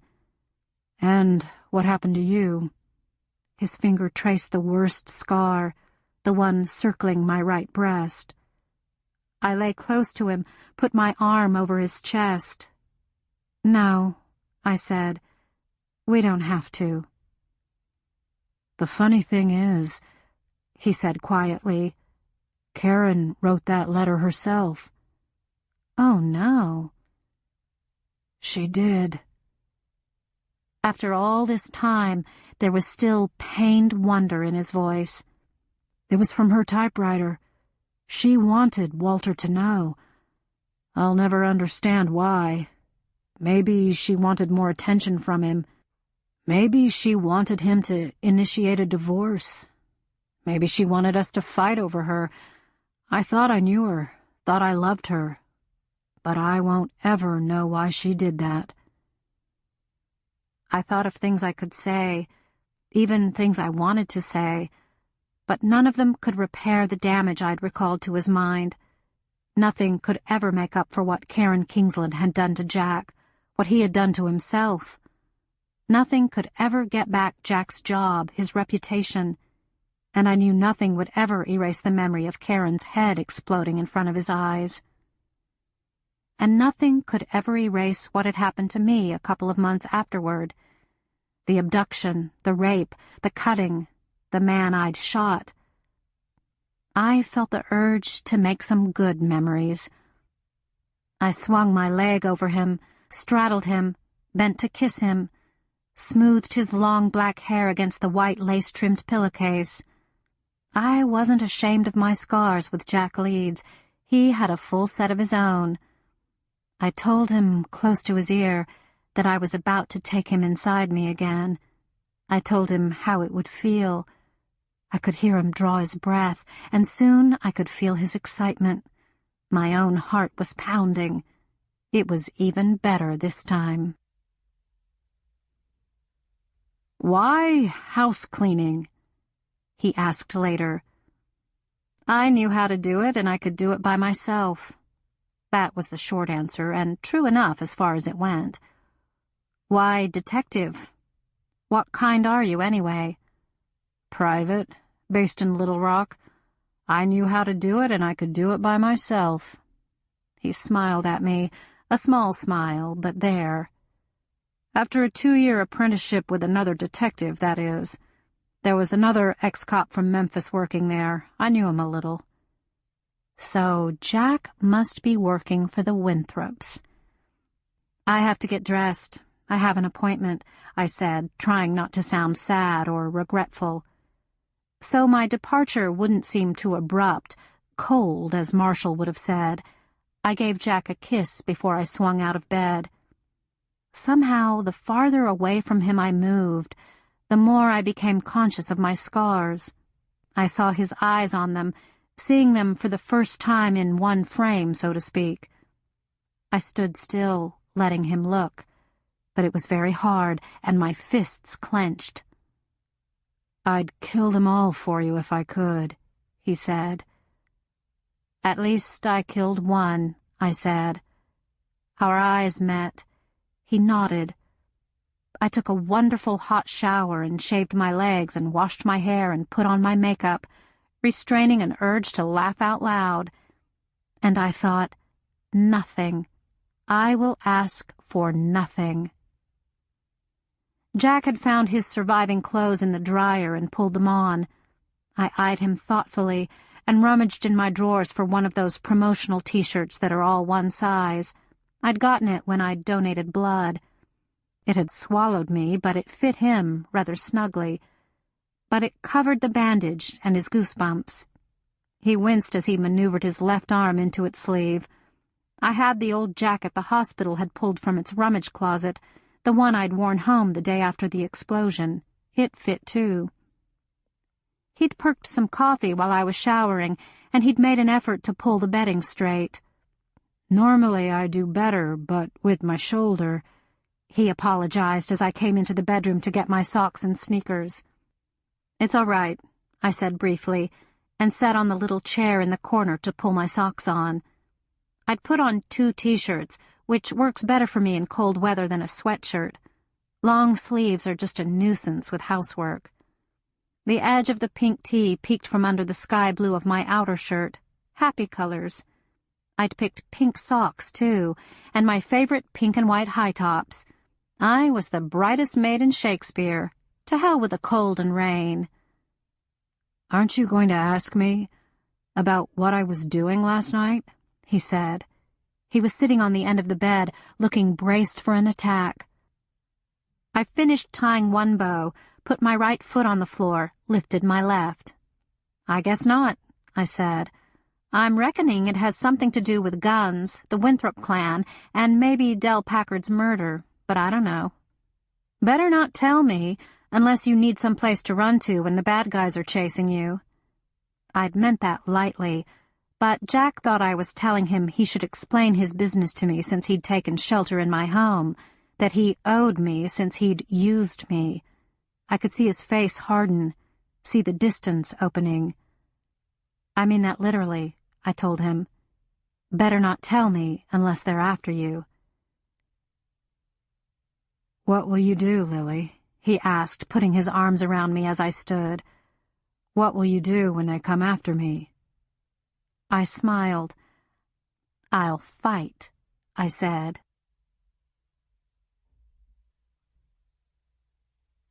Chapter 7. Getting Jack to his apartment, though it was just a few yards away, was quite a challenge. At least it was his day off, and his shoulder would have a chance to rest before he had to show up at Winthrop Sporting Goods. It would have looked better if he could have worked out at body time this morning, but it was beyond even someone as determined as Jack Leeds. He was hurting. I gave him my last hoarded pain pill to take when he got home. He stowed it in his pocket. Then, when nothing was passing on Track Street, he ducked out my kitchen door and into my car. I backed out and drove out of my driveway and into the Garden Apartments driveway, going all the way to the rear parking area. When I was closest to the door, so close it would be hard to see from the rear windows of the top apartments, Jack jumped out and went inside. I pulled into Marcus Jefferson's former space and followed him in, to provide myself with a reason for entering the apartment parking lot. Even to me, this seemed a bit overly careful, but Jack had just given me a look to reinforce his admonishment that these people were very dangerous. So I climbed the stairs to work in Deidre's apartment, which was absolutely normal and gave me a bona fide reason to enter the building at this hour. I carried my caddy of cleaning materials up the stairs, expecting Jack would already be in his apartment and trying to get his clothes off to bathe, without upsetting his wound. I'd offered to help, but he wanted my day to run absolutely normally. Far from being empty, the landing was full of men and suspicion. Darcy and the bullish Cleve Ragland were waiting in front of Jack's door. They were having a face-off with Jack, who was standing with his keys in his hand. "I don't have to tell anyone where I spend the night," Jack was saying, and there was a cold edge to his voice that meant business. He hadn't wanted us to be publicly associated. For that matter, neither had I. I should unlock Deidre's apartment and trot back downstairs to get my mop, leaving Jack to stonewall his way through this. That was what he'd want me to do. "Hey again, Lily," Darcy said, surprise evident in his voice. He looked bright-eyed and bushy-tailed, but Cleve was showing signs of wear and tear. He hadn't shaved and maybe had slept in his clothes. "You keep long hours, Darcy," I replied, depositing my caddy at Deidre's door and joining the little group. Jack glared at me. "We just come by here to see if Jared was all right," Darcy said, and his flat blue eyes swung back to Jack. "We rung him last night after the robbery and got no answer." "And I was telling you," Jack said just as coldly, "that what I do on my time off is my business." I approached Jack from his left, put my arm around him, blocking the wounded side in case they tried clapping him on the shoulder. "Our business," I corrected him, looking steadily at Darcy. "Woo-wee," Darcy said, sticking his hands in his own jean pockets as if he didn't know what to do with them. His heavy coat bulged up in semicircles around his tucked hands. Cleve glanced from me to Jack and back again and said, "Reckon old Jared got lucky." Immediately the tension eased. Jack slowly looped his arm around me. His fingers bit into my shoulder. "Well, you were being a gentleman," Darcy said approvingly. "Now you got your question answered. Can I get in my apartment?" Jack said, making an effort to sound amiable, but I could hear the anger pulsing in his voice. "Sure, man, we're going this very minute," said Darcy, a broad grin on his face that I wanted to wipe right off. I promised myself I would if I got half a chance. Jack stepped between Darcy and Cleve, put his key in the lock, and turned it as they started down the stairs. He automatically stood back to let me enter first, then shut the door behind us. Jack relocked it and went over to the window to see if his friends really left. Then he swung around to face me, his anger open now and misdirected at me. "We talked about this," he began. "No one was going to connect us." "Okay, I'm gone," I said shortly and started for the door. "Talk to me," he demanded. I sighed. "How else could you have gotten out of that?" I asked. "Well, I could have told them I'd driven to Little Rock to see my girlfriend." "And when they said, then why was your car parked here all night?" Frustrated, Jack brought his fist down on a little desk by the window. "Damn it, I won't have it." I shrugged. No point in all this now. If he was going to act like a jerk, I'd go downstairs and get my mop. I had to work. When I was on the top stair, he caught me. His good hand clamped down on my shoulder like iron. I stopped dead. I turned very slowly and said to him in my sincerest voice, "How about saying, 'Thanks, Lily, for bailing me out, even though you had to stand there and be leered at for the second time in 12 hours. Jack turned whiter around the mouth than he had been, and his hand dropped from my shoulder. "And don't you ever, ever restrain me again," I told him, my eyes staring directly into his.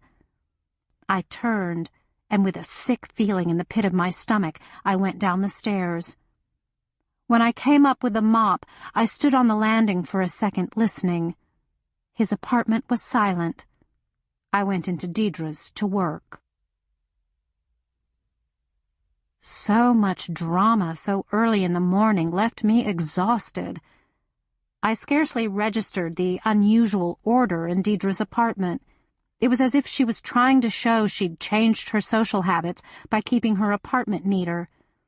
As I put away her clean underwear, I noted the absence of the pile of naughty pictures of herself she had kept underneath her bras. I expected to feel good about Deidre's changed lifestyle, but instead I could barely manage to finish my cleaning. As I dumped the last waste can into a plastic bag, I admitted to myself that even more than tired, I felt sad. It would have been a pleasant treat to have had a morning to think of Jack and the relaxed warmth of good sex, in the glow of, what could I call it, happiness. But thanks to his pride, as I saw it, we'd ended on a sour note. There was a pile of pierced earrings on Deidre's dresser, and I decided to just sit there and pair them up. For a minute or two, that was simple and satisfying. After all, they match or they don't. But my restless mind began wandering again. A pretend robbery during a mysterious meeting at Winthrop Sporting Goods, in the middle of a most inclement night. The blue flyers that had caused so much trouble. The long, heavy black bags that the Winthrop house had been burgled to get. Where were they now? The 3 unsolved murders in Tiny Shakespeare. The out-of-place Mookie Preston. The bombing. I couldn't make sense of all the pieces at one time, but the shape of it was wrong. This was no group of fanatics with a coherent manifesto at work. It all seemed very sloppy. For the first time, I considered what Carrie had said about the timing of the bombing. If the goal had been to kill lots of black people, the explosion had come too late. If the goal had been to merely terrorize the black community, the explosion had come too early. The deaths in the church had enraged the African-American people of Shakespeare. Whoever had planted the bomb did not represent white supremacy, but white stupidity. As I locked Deidre's apartment, scorning to even cross the landing and listen at Jack's door, and descended the stairs to drive to Mookie Preston's modest rental, I thought about the unexpected, normally concealed aspects of the people around me, the part I was seeing the past few days. It was like seeing their skeleton beneath their outer flesh. Bluff, hearty, good old boy Darcy Orchard, for example. I'd worked out with Darcy for years and seen only the good-natured sportsman. But last night, I'd seen him tracking a man at the head of a pack of hunters. Beneath his yard dog exterior, Darcy was a wolf. I'd always known that about Tom David Micklejohn. He was naturally cruel and sly, naturally an able and remorseless hunter. He was reliable in what he undertook, whether good or bad. But Darcy had kept this facet of his character buried, and something or someone had unearthed it and used it. For the first time, I allowed myself to imagine what would have happened if the pack had caught Jack, and I found myself almost sure they would have killed him. I began work at Mookie's house in a grim mood. Of course, her place couldn't be as dirty as it had been the first time I'd cleaned it, but every week she did a grand job of retrashing it. I scrubbed the bathroom in silence, trying to ignore the little questions and comments she tossed to me as she passed by the open door. Mookie showed me her cuts from the bombing. They'd been caused by flying splinters, and they were healing well. She inquired after my leg. Would the woman never shut up and settle down to her work? Once I got the bathroom decent again, I moved into the bedroom. This old house had big rooms and high ceilings, and Mookie's low modern bed and chest of drawers looked out of place. The bare wooden floors made a bit of an echo, footsteps clacking unnaturally loud. Maybe she liked the noise, maybe it kept her company.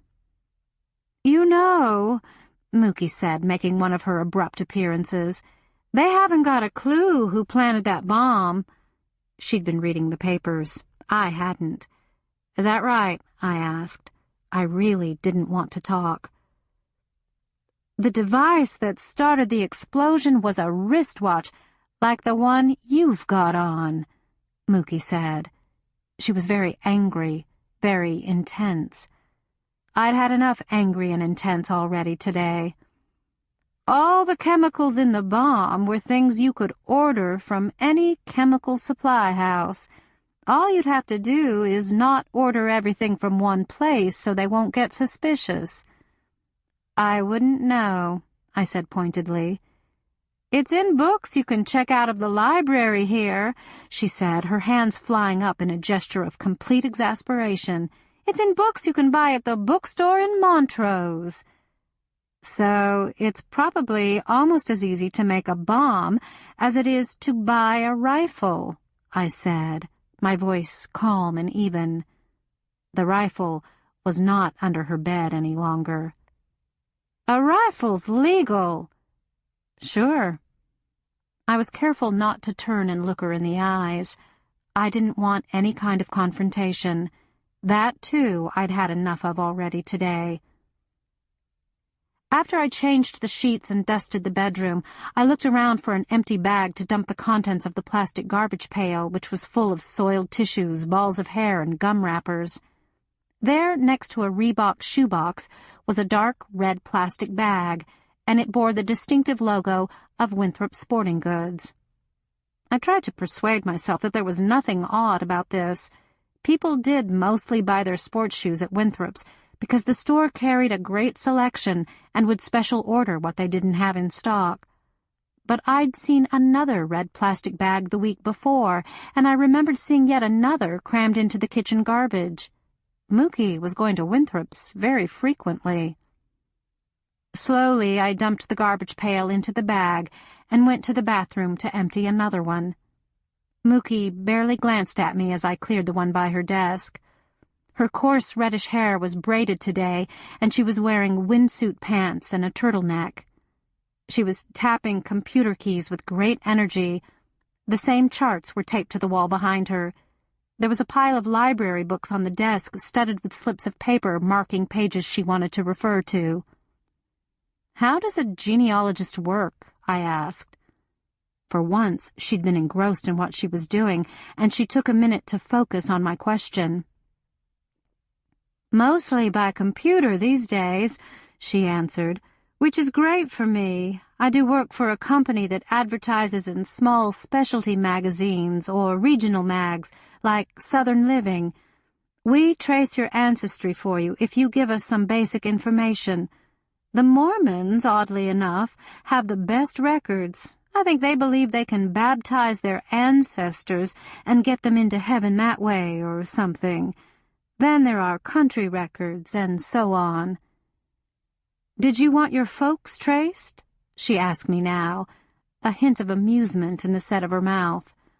"I know who my family is," I said, and spoke the truth.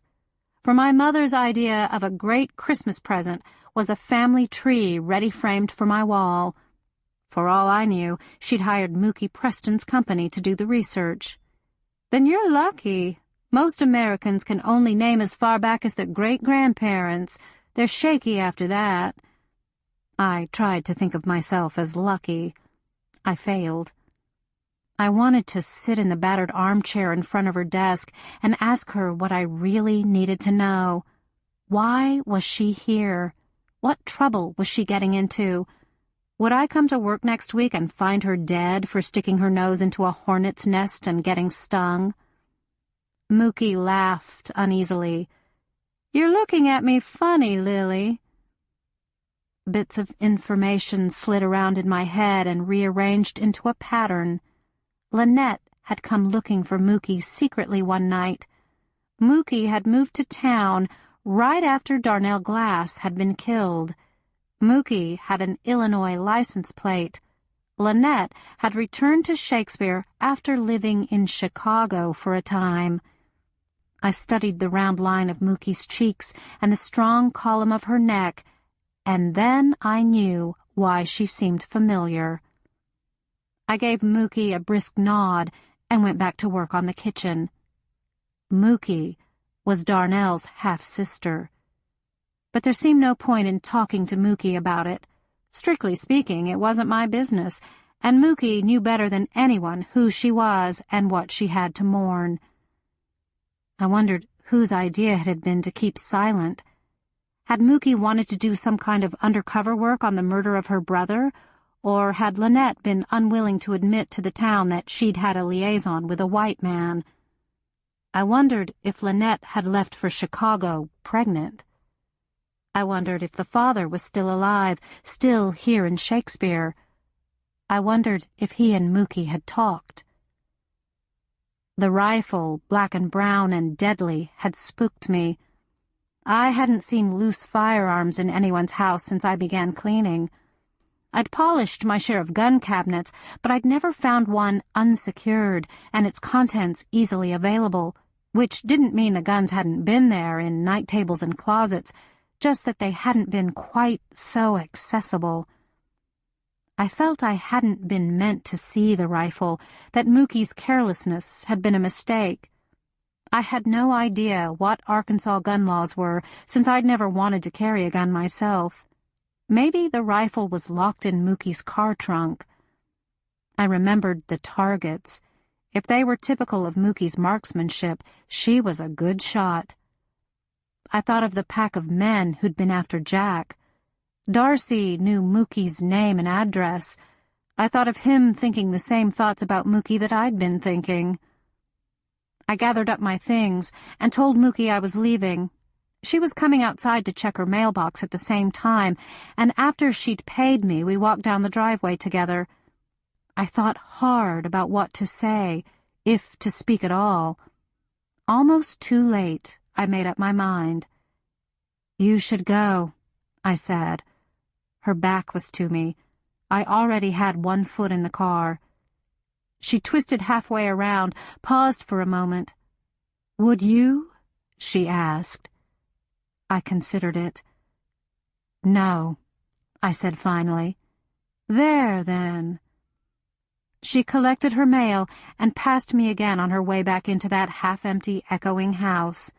She acted as though I wasn't there. When I got home that night, all the sleeplessness of the night before and the emotional strain of the day hit me in the face. It would have done me good to go to karate, blow off some tension, but I was so miserable I couldn't bring myself to dress for it. Waves of black depression rolled over me as I sat at my bare kitchen table. I thought I'd left death behind me when I'd found this little town, picked it off the map because it was called Shakespeare and my name was Bard. As good a reason as any to settle somewhere, I'd figured at the time. I'd tried so many places after I'd gotten out of the hospital, from my parents' home to Jackson, Mississippi to Waverly, Tennessee, waitressed, cleaned, washed hair in a salon, anything I could leave behind me when I walked out the door at the end of the workday. Then I'd found Shakespeare, and Shakespeare needed a maid. When Pardon Albee had died, it had been a small thing, an individual thing. But this that was happening now, this craziness, it was generated by a pack mentality, something particularly terrifying and enraging to me. I'd experienced men in packs. I thought of Jack Leeds, who would never be part of any pack. He'd get over being mad at me, or he wouldn't. It was out of my hands. I wouldn't go to him, no matter how many grieved girlfriends and widows passed through my mind. Sometimes I hated chemistry, which could play such tricks with your good sense, your promises to yourself. When the knock came at the front door, I glanced at the clock on the wall. I'd been sitting and staring for an hour. My injured hip hurt when I rose, having been in the same position for so long. I looked through the peephole. Bobo was on my doorstep, and he looked anxious. I let him in. He was wearing a brown coat over his gi. "Hey, how are you?" he asked. "I missed you at karate. Marshall did too." He added that hastily, as though I would accuse him of hogging all the missing that was going around. If it had been anyone but Bobo, I wouldn't have opened the door. I'd known him since he was just beginning to shave. He'd sometimes been arrogant, sometimes too big for his britches, but he had always been sweet. I wondered how this boy had gotten to be my friend. "Have you been crying, Lily?" he asked now. I reached up to touch my cheek. Yes, I had been. "It doesn't matter," I said, wanting him not to notice, to drop it. "Yes, it does," he said. "You're always beating yourself up, Lily. It does matter." Amazingly, Bobo pulled a clean handkerchief from his coat pocket and wiped my cheeks with gentle fingers. This wasn't the way conversations with Bobo usually went. Usually he told me how his classes were going, or we talked about a new throw Marshall had taught us, or the boy Amber Jean was dating. "Bobo," I began uneasily, puzzled. I was trying to think how to proceed when Bobo acted instead, decisively. He gathered me up and kissed me hard, with an unnerving degree of expertise. For a few shocked seconds, I stood quietly accepting this intimacy, feeling the warmth of his mouth against mine, the hard pressure of his body, before my internal alarm system went off. I slid my hands up and pressed gently against his chest. He instantly released me. I looked into his face and saw a man who desired me. "I'm so sorry, Bobo," I said. "I hope I'm always your friend." It was a dreary thing to say, but I meant it. Not that pushing him away was effortless. It was all too easy to envision welcoming Bobo, young, vigorous, strong, handsome, endearing, into my bed. I'd been hoping to wipe out bad memories with good ones. Bobo and I could certainly give each other a few. Even now I felt the pull of temptation as I saw his face close around the pain. "I have someone else," I told him, and I hated the fact that what I said was true. "Marshall?" he breathed. "No, it's not important who it is, Bobo." I made another effort. "You have no idea how tempted and flattered I am." The unevenness of my voice gave witness to that. I saw the pride return to his face as he heard the truth in what I was saying. "I've cared about you for a long time," he said. "Thank you. I never meant anything as much. That makes me proud." Amazingly, after he'd opened the door to leave, he turned and lifted my hand and kissed it. I watched his jeep pull away. "Touching scene," Jack Leeds said acerbically. He stepped out of the shadows in the carport and walked across the little patch of lawn to my front door. He stood inches away, his arms crossed over his chest, a sneer on his face. I could truly almost feel my heart sinking. I thought of closing the door and locking it in his face. I wasn't up to another scene. "Did you give him the time of his life, Lily? Golden boy, no past to slow him down?" I felt something snap in me. I'd been pushed beyond some limit. He could read it in my eyes, and I saw him start to uncross his arms in sudden alarm, but I struck him as hard as I could in the solar plexus. He made a sound and began to double over. I folded my arm, aimed the point of my elbow at the base of his skull. I pulled it at the very last instant, because it was a killing blow. But I had pulled the blow too soon, because he could launch himself at me. He knocked me back inside my front door onto the carpet. He kicked the door shut behind him. This was the second time Jack had had me pinned. I wasn't going to have it. I struck his hurt shoulder, and over he went, and then I was on top. I had his jacket gripped with one hand, while my other twisted his knit shirt, tightening the neckband, my knuckles digging into his throat while he made a gagging noise. "Oh, yes, Jack, this is love, all right," I said in a trembling voice that I hardly recognized. I rolled off him and sat with my back to him, my hands over my face, waiting for him to hit me or leave. After a long time, I risked a look at him. He was still lying on his back, his eyes fixed on me. He was visibly shaken, and I was glad to see it. He beckoned me with an inward curl of his fingers. I shook my head violently. After another long time, I heard him move. He sat behind me, his legs spread, and pulled me back against him. His arms crossed in front of me, holding me to him, but gently. Gradually, I calmed, stopped shaking. "We're okay, Lily," he said. "We're okay." "Can this poor sense of timing be why you have such a checkered career as a lover?" I asked. "I am sorry," he said between clenched teeth. "That helps." "Really sorry." "Good."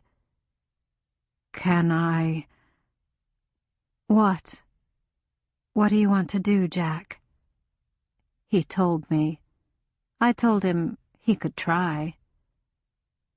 Later, in the quiet of my bed, he began to talk about something else, and all the pieces began to fall into place. "Howell Winthrop Jr. hired me," he said. We were lying facing each other. "He told me a week ago not to trust you." I could feel my eyes open wide as I absorbed all this. "You saw the men last night. You have to have figured it out." "I guess Darcy is involved." "All the others?" "Yes, and a few more. Not the whole town, not even a sizable proportion of the white males. Just a few mental misfits who think their dicks are on the line. They think their manhood is tied up in keeping blacks, and women for that matter, in their place. So they meet at Winthrop's Sporting Goods. The group evolved that way. Most of them are passing through there to buy things pretty often anyway, so it just happened. 98% of the people that patronize Winthrop's are just regular, nice people. But the 2%... Howell didn't know anything about it until he noticed that guns were being bought through the store accounts that didn't show up in the store. And it wasn't even Howell that noticed it. Oh, no. I thought for a moment. It was Dell. Yeah, Dell Packard. He went to Howell. Howell told him not to tell anyone else, but he must have. Poor Dell. Who killed him? I don't know yet. I don't know if Dell knew more than he told Howell, or if they were just scared of him telling it to the police. Maybe they even asked Del to join them and he refused, but one of them took Del out. Surely not all the Winthrop employees are in on it. So many people worked at Winthrop's, at least 20 men and 4 or 5 women who did office work, added to the staff of the Winthrop-owned lumber and home supply business right next door, and there was Winthrop Oil. No, not by a long shot. Only 3 or 4 men at the sporting goods place that I've been able to make sure of. And a couple, maybe 3 men from the place next door, plus a few guys who just joined in, like Tom David and the one you told me was Cleve Ragland. The day they came to steal back the bags at the Winthrop's house, they were in Cleve Ragland's car. Since Jack was in a tell-all mood, I decided I would ask as many questions as I could. What was in the black bags? Guns and rifles. For the past 4 years, Jim Box has been the man who ordered for the store. Someone got the bright idea for Jim to order a little more than he thought Winthrop's could sell. Then they were going to stage a robbery and list those arms as stolen, which is why that excuse popped into their mind so quickly last night, I guess.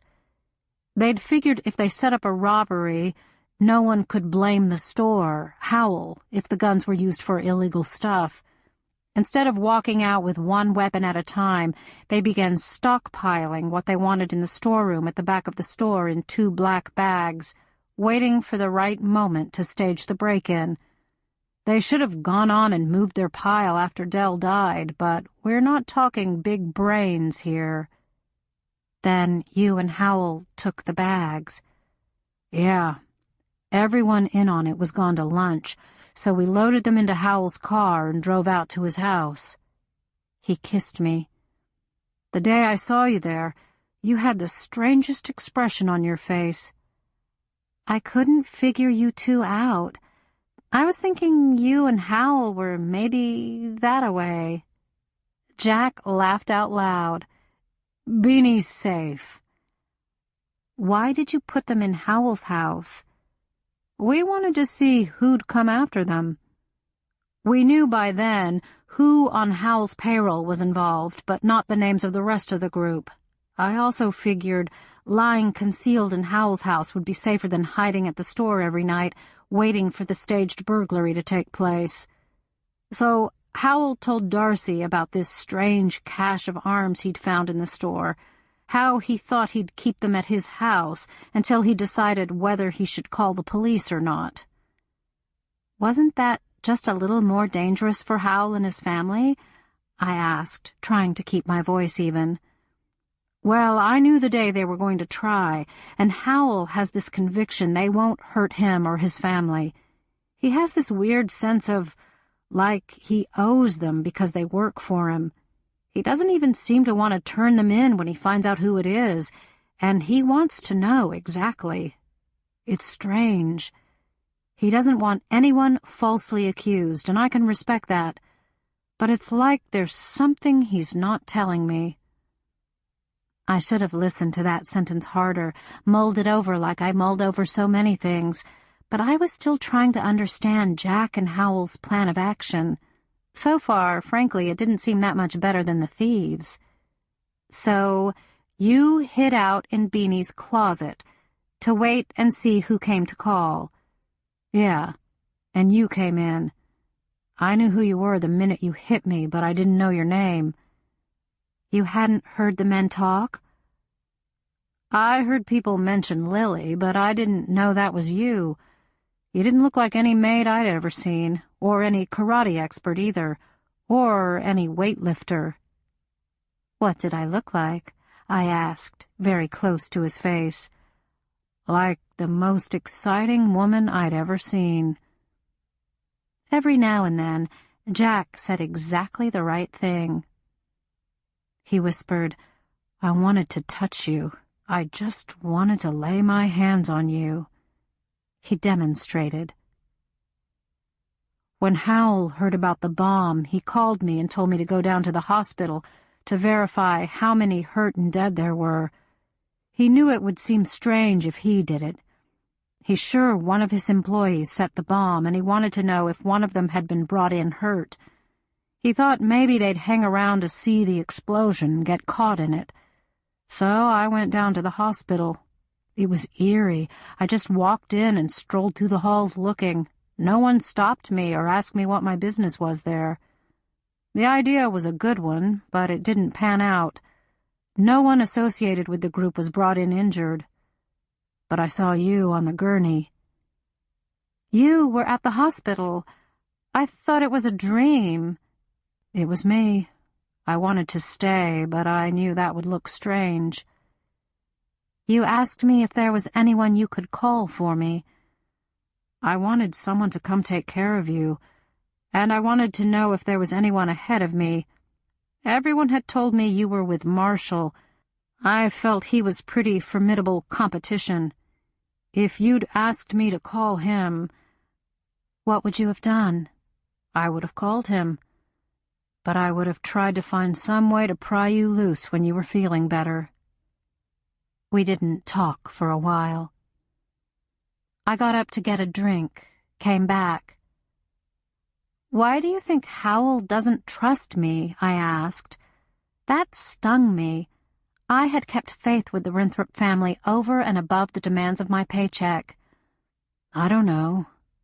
When I was asking him who had keys to the house, as a matter of routine, he said, "The maid," and he said you'd worked for him for 4 years, and he was sure you were absolutely reliable. But then, about a week ago, he called me into his office first thing in the morning to tell me to avoid you, that he thought you were in on something. He kissed me to show me how little he'd listened. I can't think of what I've done to earn Howell's mistrust. I stowed that away to think of later. What's their goal in stockpiling all these weapons? From what I've pieced together, their goal is to start a white supremacist militia group here, using Cleve Raglan's hunting camp as a training base. They want to be a big-time organization rather than a few bastards who grouse and murder children in bombings. Have you heard anything about Darnell Glass? I asked. Jack lay back, pushed his hair back with his fingers. It's strange, he said finally. It's like there were 2 things going on. After meeting most of the men who are involved in this, at least I think I've met most of them, what I've been impressed with most is their stupidity. Keeping the arms they were stealing at the store, dumb. Trying to steal them back from Howell's house, dumb. Spray painting Deidre's car, and that was the boy who works at the loading dock at the home supply store. I actually saw him do it. There again, dumb. I think Deidre snubbed him when she went in the store to get a new curtain rod, so he got her back. Then the bomb. The day after the bomb went off, when they'd heard Claude Friedrich and you were hurt and Sheriff Schuster was killed, they were all hangdog as hell. I think it bothered them about the little girl, too. You know why that all happened? The bomb didn't go off at the right time. That I did overhear directly, Jim and Darcy venting their guilt. They were trying to shift the blame to the victims. You shouldn't have been there in the first place. Sheriff Schuster should have gotten out faster. The little girl should have been home doing her homework, crap like that. They killed those people out of incompetence. I closed my eyes. I remembered the scene inside the church. There are groups that like to kill as many black people as they can, Lily, and don't care what age they get. These guys, no, they hadn't ever built a bomb before, and they got it wrong.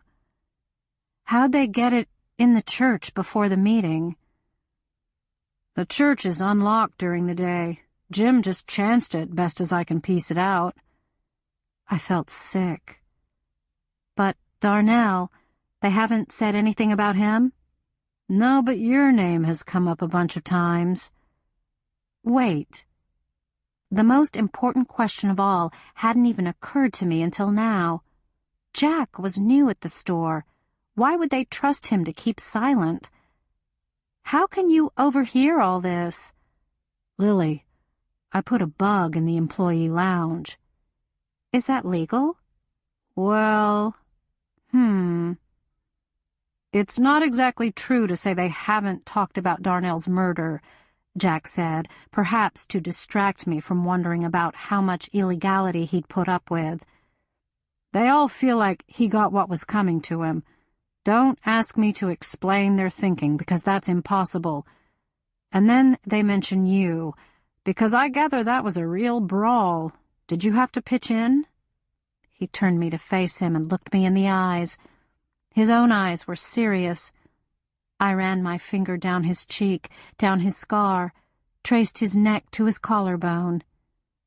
Don't think I haven't had regrets that the whole thing happened, that I happened to be there even. I'm no activist. I want to be left alone, but I was there, and he was outnumbered, and those boys would have beat the shit out of him. Jack absorbed that, accepted it.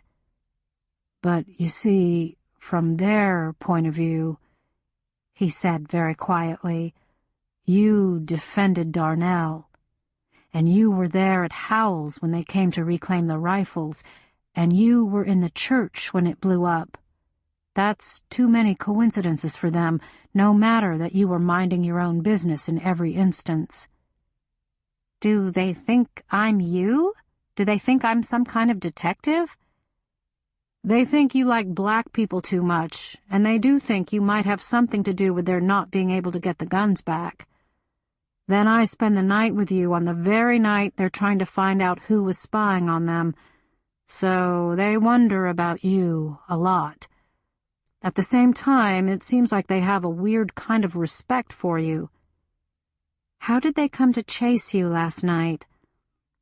"I was hidden in a sort of niche I'd made. If you think the customer part of the store is overwhelming, you should see the back of the store. Someone could live back there for a week and no one would ever know. Anyway, I knew they were going to be meeting after hours in the storeroom, and it's not bugged. I wanted to know what they were planning." "How'd they know you were there?"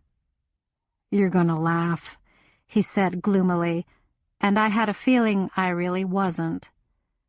"The boy, Paulie, who works at the home supply store, brought his dog with him. He's real proud of that dog, talks about it all the time. It costs some ungodly amount. A blue-tick hound, I think. The dog sniffed me, started barking. It seemed smarter to run for it than to wait until they came to investigate." I was right. I wasn't laughing. "They would have killed you." "I know it." He lay staring at my ceiling, thinking about that real hard. "I don't think all of them were in on Darnell's murder, but they would have killed me last night because they were all together and they were scared." "Do you think they're suspicious now?" "Maybe. I got a phone call today from Jim. He said he'd heard from Darcy that I was courting Lily Bard. He suggested I'd be better off with some more traditional girl." "Courting, huh? That what this is?" "Damn if I know. But I like it, whatever we call it." "And I'm a girl," I said thoughtfully. "A non-traditional girl." "Screw tradition in that case," Jack murmured. "So what are you going to do next?"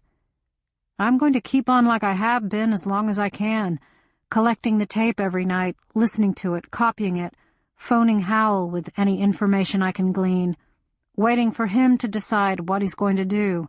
After all, he's my boss." Jack put his arms around me. "Lily, I get stubborn and mad and do the wrong thing sometimes.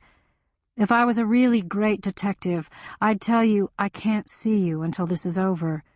Maybe I'm putting you in even more danger than you're already in. But maybe somehow, since they still believe my cover, I'm giving you a little credence with them. If a bad boy like me is interested in you, you can't be a snitch, they figure, I hope. But I just don't know." He sat up, swung his legs over the side of the bed. I was treated to a view of his bare back and bottom. I enjoyed it very much. I traced his spine with my finger, and he arched his back. "You can tell," he said, not looking at me, that I have a real problem with impulsiveness. You're kidding, I said, deadpan. Let's not joke about this, okay? I came to your house when I was wounded, brought you under more suspicion, maybe, put you in danger. I made love to you on impulse. I can't regret that. I'd stay in bed with you for a year if I could. But I was impulsive starting that affair with Karen, and she died. He turned a little to meet my eyes. I can't let my thoughtlessness put you in danger like it did her. I don't guess you'll be able to stop it. And I'm not Karen Kingsland. There was a certain edge in my voice. Lily, listen to me. I know you're strong. I know you think of yourself as a tough woman. But this is not just one opponent who fights fair. This is a pack. And they would kill you. And maybe not straight away. I stared at him. Somehow, I had lost pleasure in the view.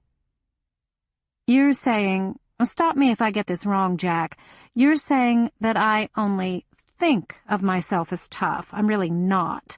That I can only win if my opponents fight fair. That Darcy and Jim and Tom David would rape me if they had the chance. Gosh, why would that occur to me? I know you're getting mad, he said, turning around and looking down at me. And I probably deserve it, but I just can't let anything happen to you. You just can't be involved in this in any way any longer. You'll just stop by when you have a minute to fuck? Insult my other guests? His sculpted lips tightened. He was beginning to get mad, too. No, I shouldn't have said anything about Bobo being here. I had no right, and I told you I was sorry. Hey, I never said anything about the cops sending you flowers, and they were still sitting on your kitchen table with a card stuck in them. Which, of course, you had a perfect right to read. Lily, I'm a detective. Of course I read it. I gripped my head with my hands. I shook it to clear it. Go, I said. I can't deal with you right now. We're doing this again, he said helplessly. No, you are. I meant it. You screw my brains out after telling me we shouldn't be publicly involved. Okay, I admit I screwed you right back, and I publicly involved us to save your ass. You spill your guts to me on impulse. Tell me my employer doesn't trust me. Tell me I may or may not be in serious danger, and then tell me not to involve myself in the resolution of this mess. Put that way, I admit it doesn't sound like I'm doing the right thing by you. Gosh, no kidding. Why do we get so crossways? I'm trying to do the right thing. I don't want you to get hurt. I know, I said. I sighed. You need to go on now. Come back and talk to me somewhere public when you decide what your current policy is. He stood. His face was full of conflict. He held out his hand. Kiss me, he said. I can't leave like this. This is something real we have. Almost unwillingly, I held out my hand, and he pulled me up to kneel on the bed. He bent over and kissed me hard on the mouth. I felt the heat begin to slide through me again. I pulled back. Yeah, it's real, he said, and dressed. He dropped a kiss on my head before he went out the door.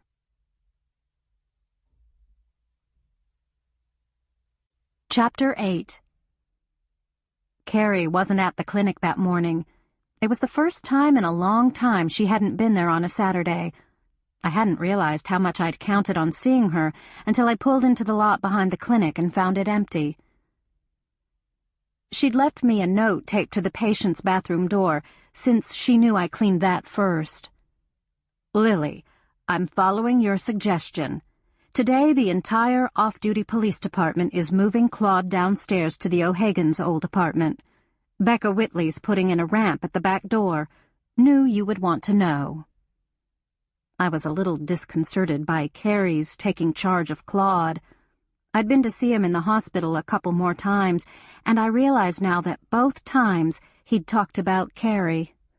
Maybe the reason I hadn't worried about the problems of Claude's homecoming was that I'd absorbed the clues that someone else was doing it for me. Well, well, well. Carrie and Claude. It sounded nice. I got the clinic cleaned, though I felt lonely without Carrie. As I started work at my next clients, I brooded about what Jack had told me. It gnawed at me that Howell didn't trust me. I'm very reliable. I keep my mouth shut, and I'm honest. My reputation as a cleaning woman depends on those qualities. I struggled to recall all the contacts I'd had with Howell recently, trying to pick out one that would explain his sudden lack of faith in me. By the time I was through for the day, I'd decided to make a call. After checking the phone book and the map, I drove again into the black area of Shakespeare which surrounded Golgotha Church. I felt a wave of nausea when I passed the damaged structure, now bathed in bright winter sunshine. The cold wind rippled a large sheet of plastic over the hole in the roof, and temporary front doors had been hung. A junked pile of splintered pews lay outside in the grass.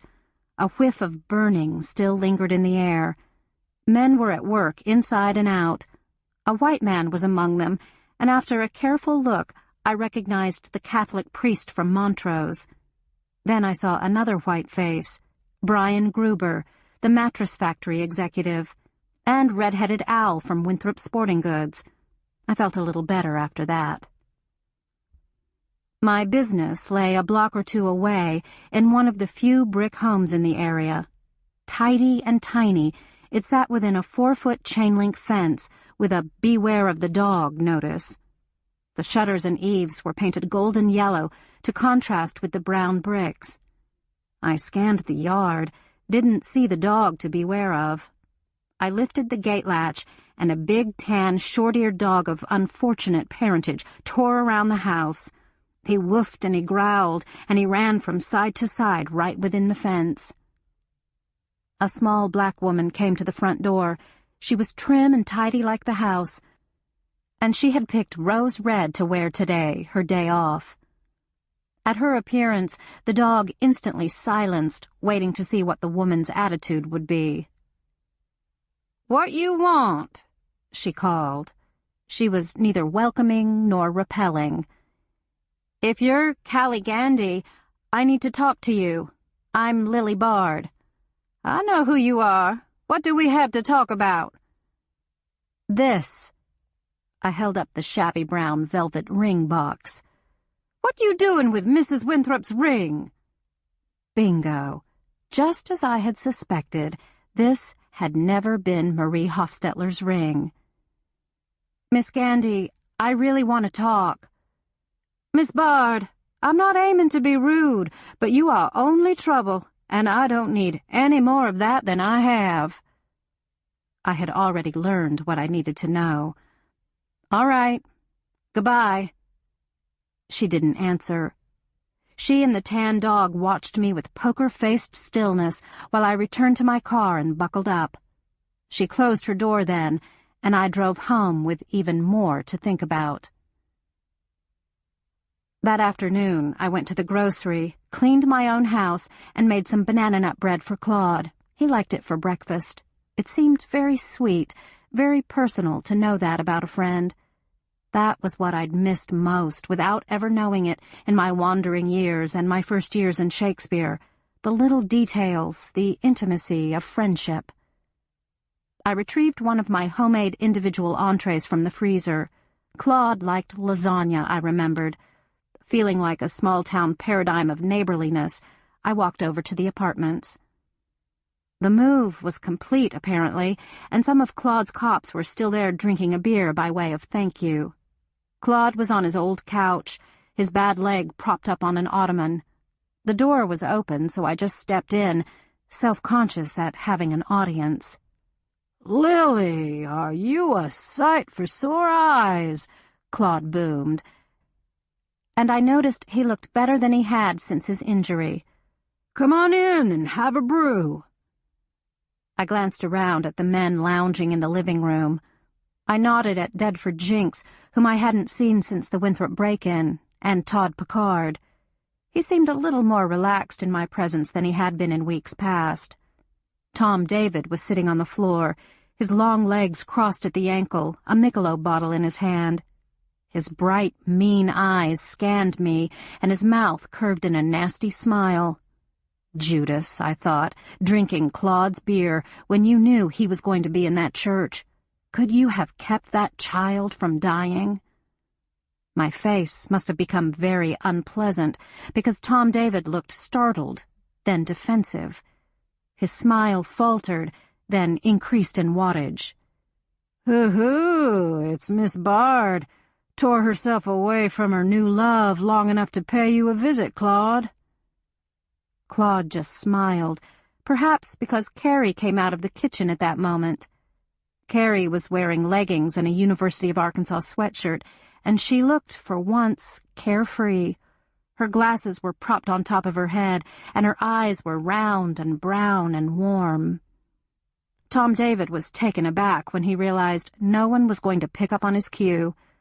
Dedford Jinks, the detective, ran a hand over his own thinning hair and gave Tom David a look of sheer irritation. I smiled at Carrie, bobbed my head to Dedford and a patrolman I didn't know, a tall black man with a bandage on his arm. I looked at him carefully.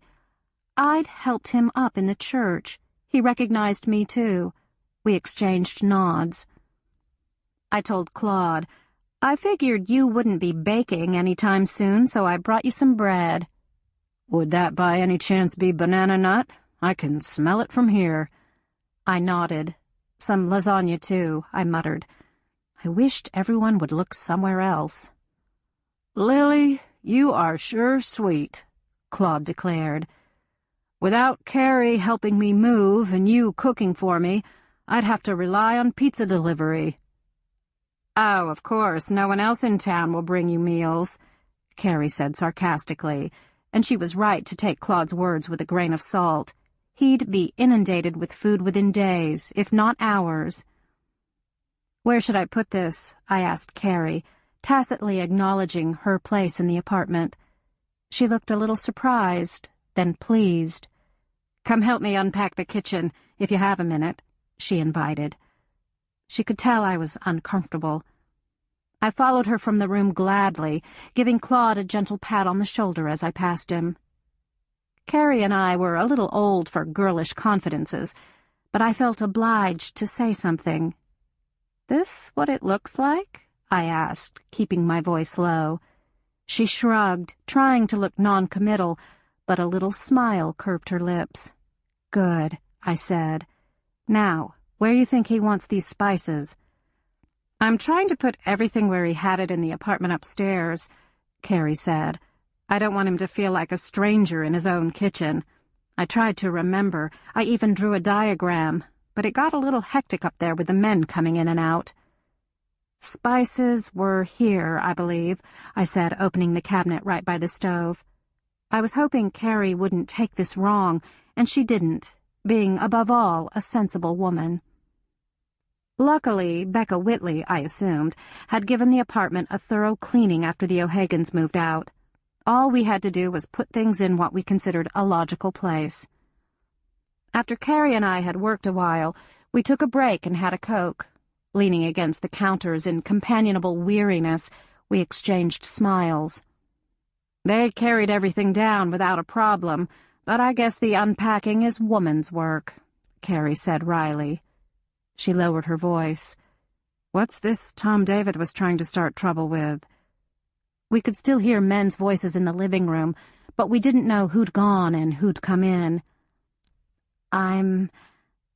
To my horror, I could feel myself turning red, and I had to look off into the distance. "Are you all right?" Carrie asked. She got her doctor look on. "Yes." I took a breath. "I'm seeing the new man at Winthrop Sporting Goods." For an awful minute, I couldn't remember Jack's cover name. Jared Fletcher.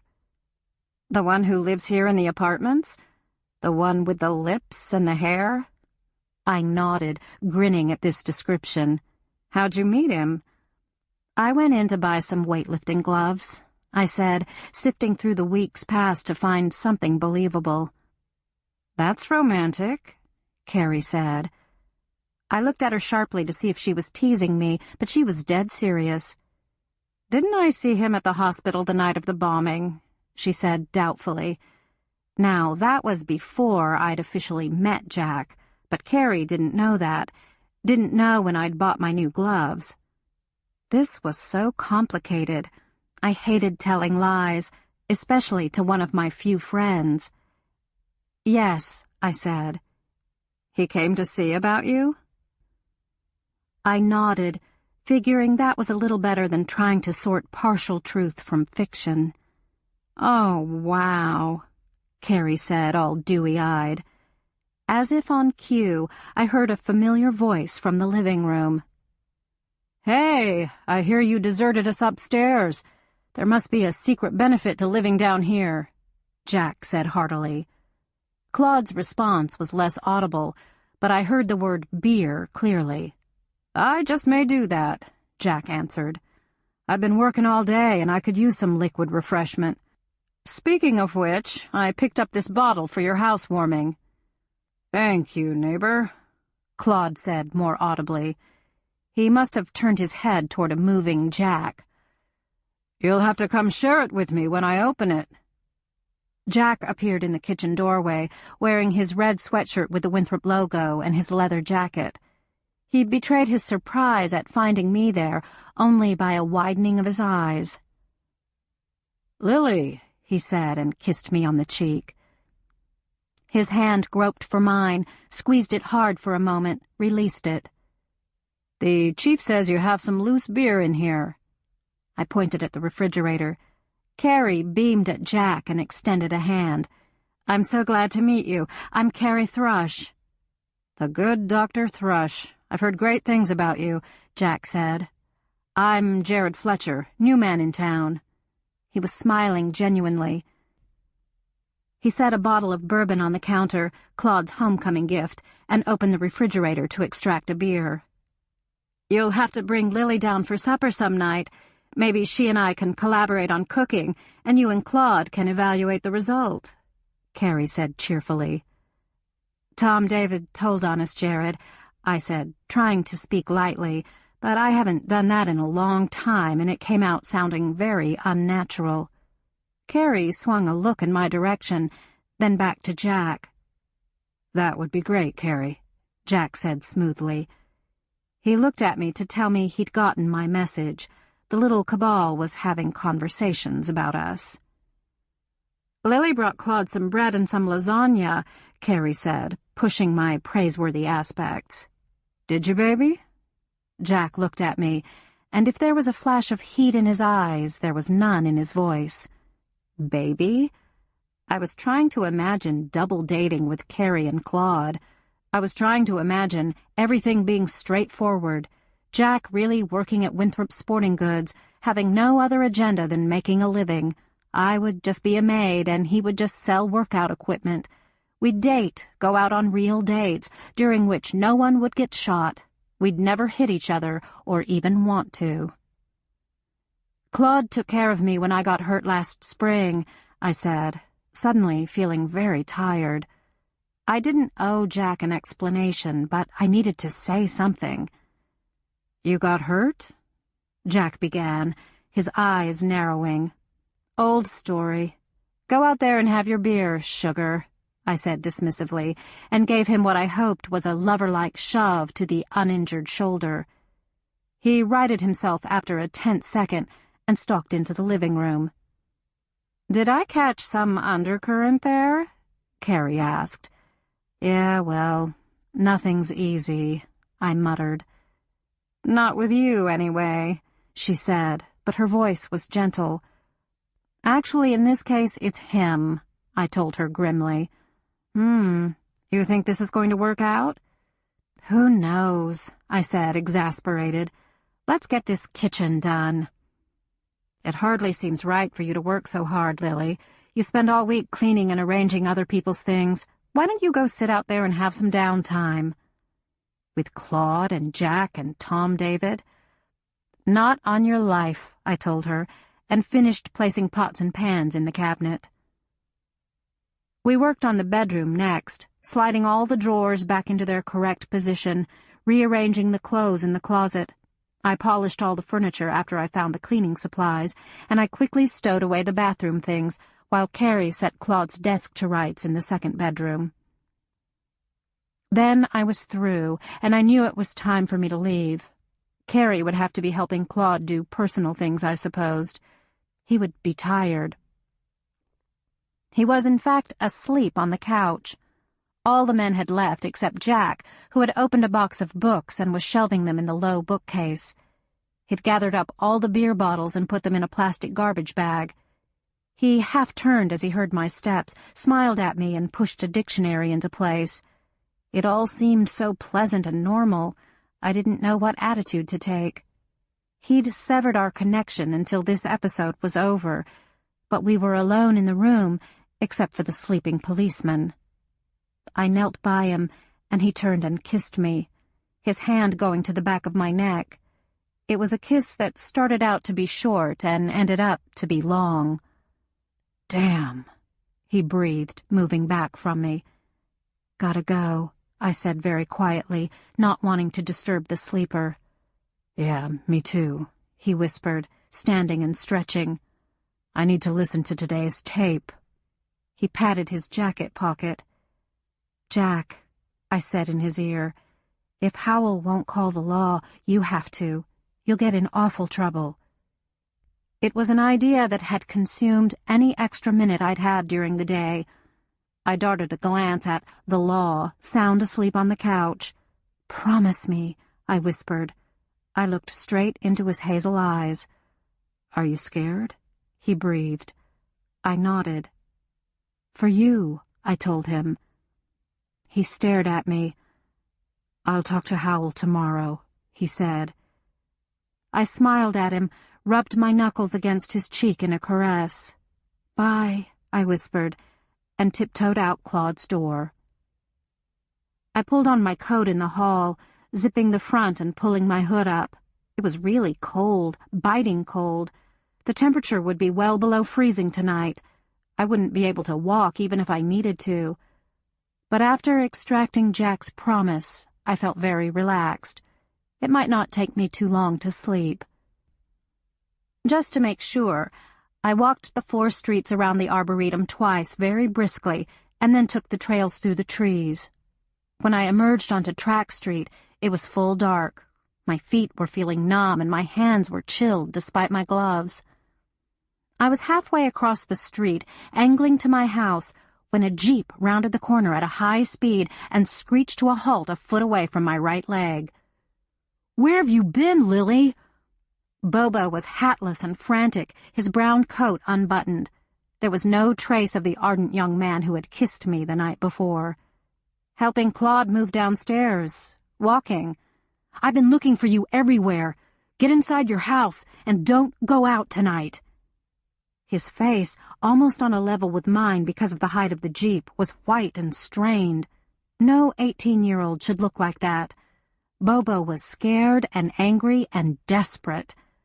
"What's going to happen?" "You've been too many places, Lily. Some people don't understand." He wanted to say more, his teeth bared from his inner tension. He was on the verge of screaming. "Tell me," I said as calmly as I could manage. I snatched off a glove and laid my hand over his. But instead of soothing him, my touch seemed to spark even more inner storms. He yanked away from me as if I'd poked him with a cattle prod. From between clenched teeth, he said, "Stay in!" He roared off as fast as he'd come, as recklessly. My own anxiety level jumped off the scale. What could have happened so suddenly? I looked up at the facade of the apartment building. Claude's new windows were dark. Deidre's above him were also out. But Jack's lights were on, at least some of them. His living room window was faintly illuminated. I stood in the middle of the street in the freezing cold and tried to make my brain work.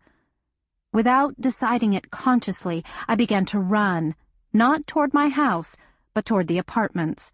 Once I was inside the hall, hurrying past Claude's door, I tried to walk quietly. I went up the stairs like a snake, swift and silent. I tried Jack's door. It was unlocked and open an inch. A ball of fear settled in my stomach. I slipped inside. No one in the living room, lit only by the dim light reaching it from the kitchen. Jack's leather jacket was tossed on the couch. Further down the hall, the overhead light in the spare bedroom glared through its open door. I listened, closing my eyes to listen more intently. I felt the hair stand up on my neck. Silence. I'd only been in here once, so I picked my way through Jack's sparse furniture very carefully. No one in the kitchen, either.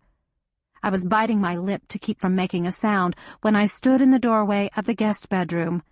There was a card table holding a tape player and a pad of paper and a pencil. There was a Dr. Pepper can on the table. The folding chair that had been in front of the table was lying on its side. I touched my fingers to the Dr. Pepper can. It was still cold. A red light indicated the tape player was on, but the tape compartment was open and empty. I ran back to the living room and fumbled through the pockets of the leather jacket. They were empty, too. "They've got Jack," I said to no one. I covered my eyes to think more intently. Claude was downstairs, unable to get around on his own. At least some portion of his police force was corrupt. Sheriff Schuster was dead, and I didn't know any of his people. Maybe the sheriff's department, too, contained one or two men who at least sympathized with the Take Back Your Own group. What if I couldn't save Jack by myself? Whom could I call? Carrie was a non-combatant. Raphael had a wife and family, and without putting it to myself clearly in words, I knew a black man's involvement would escalate whatever was happening into a war. If I went in and was captured too, who would help? Then I thought of someone. I remembered the number and punched it in on Jack's phone. "Mookie," I said when she answered, "I need you to come. Bring the rifle." "Where?" "Winthrop's. They've got my man." I was beyond trying to explain who Jack was. "He's a detective. He's been taping them." "Where'll I meet you?" She sounded cool. "Let's go in over the back fence. I live right behind the home supply store." "I know. I'm coming." She put her phone down. This was the woman I'd cautioned about leaving town yesterday, and now I was urging her to put herself into danger on my say-so. But I didn't have time to worry about irony. I ran down the stairs, leaving Jack's door wide open. It wouldn't hurt for someone else to become alarmed. I ran to my place, let myself in. I pulled off my coat, found a heavy dark sweatshirt, and yanked it down over my t-shirts. I found Jack's forgotten watch cap. I pulled it over my light hair. No gloves, I needed my hands. I untied my high tops and pulled on dark boots, laced them tight. I would have darkened my face if I could have thought of something to do it with. I came out of my front door as Mookie pulled in. She leaped out of the car with a rifle in one hand. "What's your weapon?" she asked. I raised my hands. "Cool," she said, and we began to run for the tracks without further conversation. From the high point of the railroad, we surveyed the back lot of the sporting goods store. There were lights on in the store. The back lot was always lit, but there were pools of darkness, too. "Let's go," my companion said. She seemed quite happy and relaxed. She required not one word of explanation, which was refreshing since I wasn't sure I could manage anything coherent. We jogged down the embankment. I was about to take a run at the fence and accept the barbed wire at the top, but Mookie pulled wire cutters from a pocket in her dark jumpsuit. This was no fashion model garment, but a padded, heavy, dark workman's jumpsuit with many pockets. Mookie had a knit cap pulled over her hair, too. She went to work with the wire cutters while I looked around us for any signs of detection. Nothing moved but us. Finally, the opening was large enough, and we scrambled through it, Mookie first. Again, nothing happened. We moved into a pool of darkness and crouched there behind a gleaming new four-wheeler. Mookie pointed at our next goal, a boat.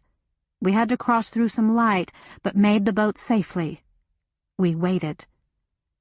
In this run-and-wait fashion, we worked our way from the rear of the lot to the back of the store. There was a customer door at ground level and a loading dock with a set of 4 steps going up to it.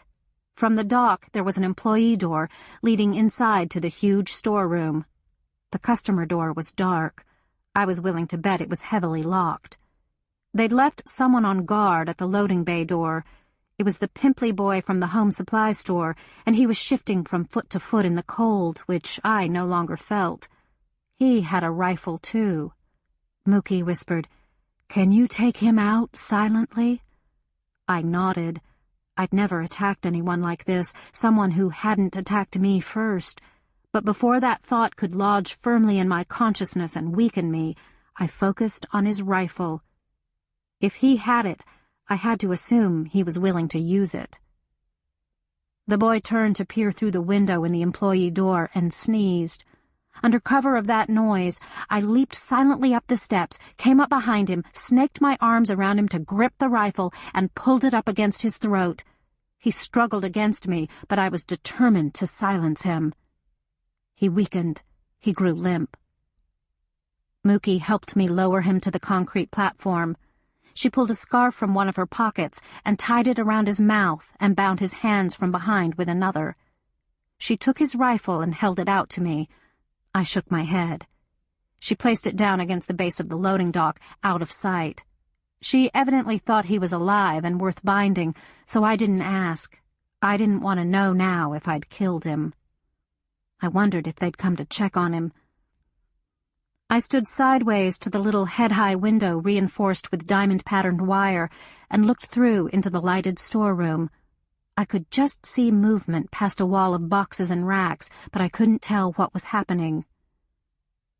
"Cover inside," I whispered to Mookie. "Go left when we go in." She nodded. I took a deep breath, turned the knob, praying that it wouldn't make a noise. To me, the twist of the metal was loud as cymbals, but no one appeared at the gap in boxes to investigate.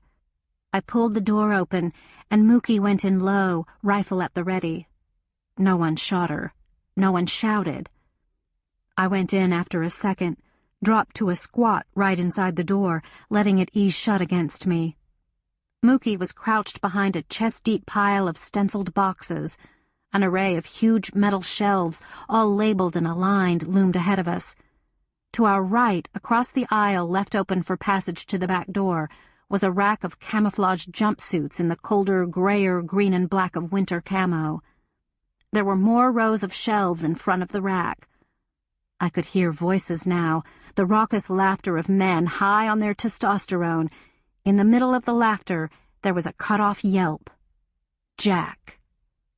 I was ready to kill now. I worked my hands, getting the stiffness and cold out of them.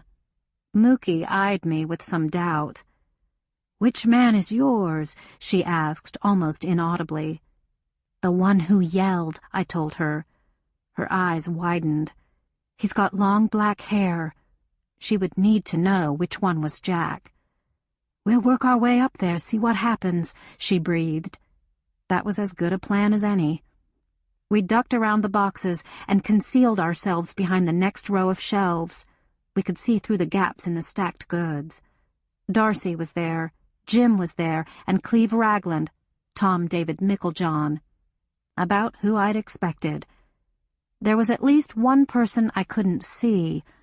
I noticed the men turn to their right a few times, addressing a remark to whoever sat there. They were torturing Jack. As we worked our way to the front of the storage area, I saw more and more. I saw too much. Jack was tied to a chair, a wooden one on rollers. His arms were tied to the chair arms. He had the beginning of a black eye and a cut on one cheek, maybe from when they'd grabbed him in his apartment. They'd taken off his shirt. They'd pulled the bandage off his bullet wound. Darcy had a hunting knife, and Cleve had devised his own little implement by heating an arrowhead with a lighter and putting it on Jack's skin. Jim Box looked nauseated. Tom David was watching, and though he didn't look sick, he didn't look happy either. His eyes flickered toward whoever was seated out of sight, and back to Jack. Darcy turned away from cutting Jack right under the nipple. The knife glistened with blood. I would kill him first, I thought, so consumed by the thought that I couldn't reason, couldn't plan what I should do. I'd forgotten Mookie's existence until she nudged me. She pointed a slim finger to a man sitting on his haunches in the shadow of a shelving unit, a man I hadn't seen before, and I thought I would vomit. I recognized the pale, floppy hair instantly. Bobo. Darcy said something to him. Bobo raised his face to look at Darcy, and I saw tears on his face. "I gotta ask you, boy, where you went just a while ago," Darcy said genially. He raised the knife so the light caught the part of the blade that wasn't red. Bobo stood up. His shoulders squared. "I'm hoping you didn't betray your family by telling anyone what we'd caught here," Darcy said, waiting for Bobo to answer. When the silence dragged on, everyone turned to look at Bobo, even Jim Box. Jack was taking advantage of the respite by closing his eyes. I saw his hands working under the tight cord around his wrists. He was biting his lower lip. There were a dozen cuts and burns on his chest, and they'd reopened the bullet wound. Streaks of blood clotted his chest hair. "Did you go tell that blonde bitch?" Darcy asked quietly. "You tell that gal her little bedmate was in trouble here?" Bobo didn't speak. He stared at Darcy, his blue eyes narrowed with turmoil. Something hardened in his face as I watched. "I hope she does come looking," Cleve said suddenly. "We get to reenact her worst nightmare." Darcy looked at Cleve in some surprise. Then he realized what Cleve meant. He laughed, his head thrown back, the overhead light scouring his face of any sign of humanity. Jack's eyes were open now, all right. He was looking at Cleve with a brand-new nightmare for Cleve in his eyes. Cleve looked down, flinched. Then he seemed to recall that he was in charge. "We can give her a real good time right here," he told Jack. "You can watch, Bobo, learn how it's done." Tom David's eyes were slitted in distaste. He was looking at his co-conspirators as if he'd just learned something about them that he didn't like. Bobo's face said he couldn't believe what he'd heard. He was waiting for some other explanation of the words to occur to him. "This is going to be a pleasure," Mookie said in my ear. She pulled a knife from one of her pockets, handed it to me. "I cover you, you cut him free," she said. "We get out the best way we can." I nodded.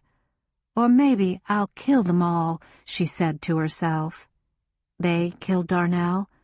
"Yeah, I do believe. My mother got some calls after Darnell's death, anonymous, nasty, really explicit about Darnell's injuries. They came from this store. She has caller ID," Mookie whispered. "Dumb shit-asses didn't even think about a black woman having caller ID. Get ready." She stepped out then, her rifle up at her shoulder. "Okay, assholes," she said. "Down on the floor." They all froze. Darcy in the act of bending over to put the knife to Jack's chest again. Cleve had the arrow in one hand, the lighter in the other. Beyond them, Tom David was still leaning against the wall, his arms crossed on his chest. Jim Box was beside him. Bobo, who'd been close to the door into the store, turned and stepped through it, and the clunk as the heavy door closed behind him made Cleve jump. In that flicker of time, Darcy threw the knife at Mookie and dived to his right. Mookie fired and ducked to her right. Her bullet hit Jim Box, who'd been beyond Darcy. I glimpsed a red flower blossoming on his chest. And the knife missed her, but got me. I felt the sudden cold where my shirt sliced open, felt the pressure, but I was running for Jack. Cleve charged me, his thick chest and heavy chin making him look like an angry bull. I stepped aside as he came to me, and I extended my arm. It caught him in the throat. His head stayed still, but his feet kept on going. When the rest of his body didn't follow, they flew up in the air, and down he went. His head thudded against the concrete floor, and I heard the clunk of the door again. Someone else had fled into the store. I knelt by the chair, cutting at the cords binding Jack. I was awkward about it, but Mookie's knife was sharp. I heard a rush of feet, light and quick, and then the pow of the rifle. Mookie passing by, doing God knows what damage. I thought I heard the door again. I could pay attention to nothing else while I was using the knife, and when I'd sawed through the second set of bonds and I could look up, everything had changed. I saw no one, at least no one moving. Cleve was down for good. I felt a flash of satisfaction. Jim Box had vanished, but there were drops of blood on the floor where he'd been standing. I saw there was a chair in the shadows across from Jack's. It was empty. Jack whispered, "Help me up." I jumped to my feet, held out my hands. To my horror, I couldn't meet Jack's eyes. That seemed worse, much worse than what I'd done to Cleve Ragland. Jack made an awful sound of pain as he pulled himself up on me. There was a discarded brown coat, Bobo's, lying on a nearby shelf. I grabbed it. I had in mind fleeing through the rear door, trying to make it through the back lot and hole in the fence to my house, calling someone. Fleetingly, I thought of the FBI men who might still be at the motel where they'd been camped since the bombing. "Put this on," I said urgently, holding out the coat to Jack. I was thinking of the bitter cold, Jack's wounds, shock, God knows what. I kept lookout while Jack tried to manage, but in the end I had to help him. I was so intent on maneuvering Jack's left arm into the sleeve that I didn't know anyone was behind me until Jack's face gave me a second's warning.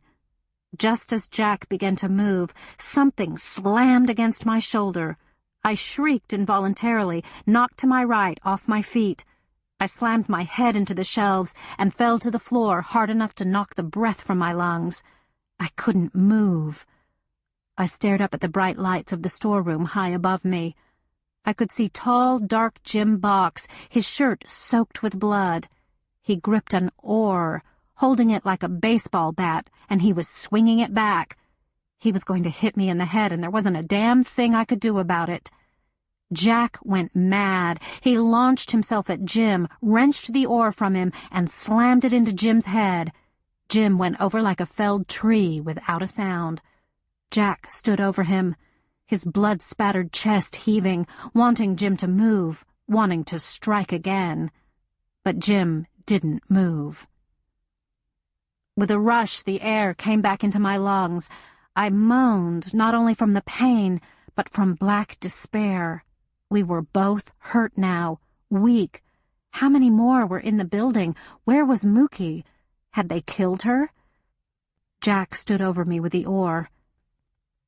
Gradually, some of the madness seeped from his face and he crouched beside me. "Can you get up?" he whispered. I saw the finger marks on his throat for the first time. They'd choked him, enough to almost cost him his voice. I wanted to tell him no, I couldn't move, but found myself nodding instead. That was a mistake. Pain rocketed through my head. I had to lie still a moment before I rolled over on my stomach, pushed up to my knees. My arm, sliced by Darcy's knife, was bleeding. I touched my hair, which felt funny. There was blood on my hand when I took it down. I'd hit a shelf with my head when I'd gone sideways, I remembered slowly. Maybe I had a concussion. As if to confirm that suspicion, I vomited. When the spasm was over, I felt like I would welcome dying, but Jack needed me to get up. I gripped the nearest upright, a corner bar for the shelves, and tried to gain my feet while Jack stayed alert for another attack. Finally, I was standing, though I could feel myself swaying from side to side. Or maybe I was still and the warehouse was swaying. Earthquake? "You're really hurt," Jack rasped, and I could hear a little fear even in his strained voice. I felt weak and shaken. I was letting him down. "Go," I said. "Right," he whispered, the sarcasm diminished by his voice level. "You can move. I'm not sure I can." I faltered. I hated the wavering of my voice. "They won't kill me. How many more are there?" "2 in the store, and the old man." "What old man?" "Bobo won't hurt me," I reassured Jack, thinking he was counting Bobo as one of the adversaries. "No, I don't think he will. I think he didn't know any of this. I hope to God he's calling the police." That was funny. Speaking of old men, it sure looked to me as if Howell Sr., uncrowned king of Shakespeare, was standing right over there by the door. "Look," I said to Jack, amazed. Jack turned, and old Mr. Winthrop raised a hand. To my bewilderment, it held a gun. I opened my mouth to yell something, I don't know what, when 2 strong arms wrapped around the old man and lifted him from the floor. "No, grandfather," Bobo said. The expression on the wizened old rat terrier's face had to be seen to be believed. Howell Sr. struggled and wriggled in his grandson's grasp, but it was a futile effort. If I'd had any inclination toward humor, it would have been funny. Bobo walked through the storeroom and out onto the loading dock, carrying the old man, who called him names I'd never heard an elderly person use. Bobo's face was tragic. He didn't look at me, at Jack. He was alone with the bitterest betrayal of his short life. I didn't care where he was taking his grandfather, because the measure of that betrayal was unfolding itself to me. Howell Sr. had used his own son's business as a cover for his little hate group. Howell Sr. was the reason his son, Jack's employer, had kept secrets from Jack. Howell must have suspected his father's involvement from the first, so he hadn't contacted police or ATF agents or the FBI. He'd hired Jack. And here we were, thanks to old man Winthrop, bleeding and maybe dying in a damn storeroom. "Where's Mookie?" I asked Jack. "The woman with the rifle." "She went in the store after Darcy," Jack whispered. The jacket hung open over his bare, bloody chest. He'd laid down the oar in favor of Mookie's knife, the knife I'd used to slash his bonds. "Tom David," I said. Jack was puzzled for a minute, then his face cleared. "I don't know. He may be in the store, too." "Nah, I'm here," said a taut voice from a few feet away. "I'm out of the fight." I staggered over in the direction of the voice, despite Jack's telling me not to. I didn't seem to have much control over my actions. Tom David was lying on the floor to the right of the door. The left leg of his jeans was soaked with red.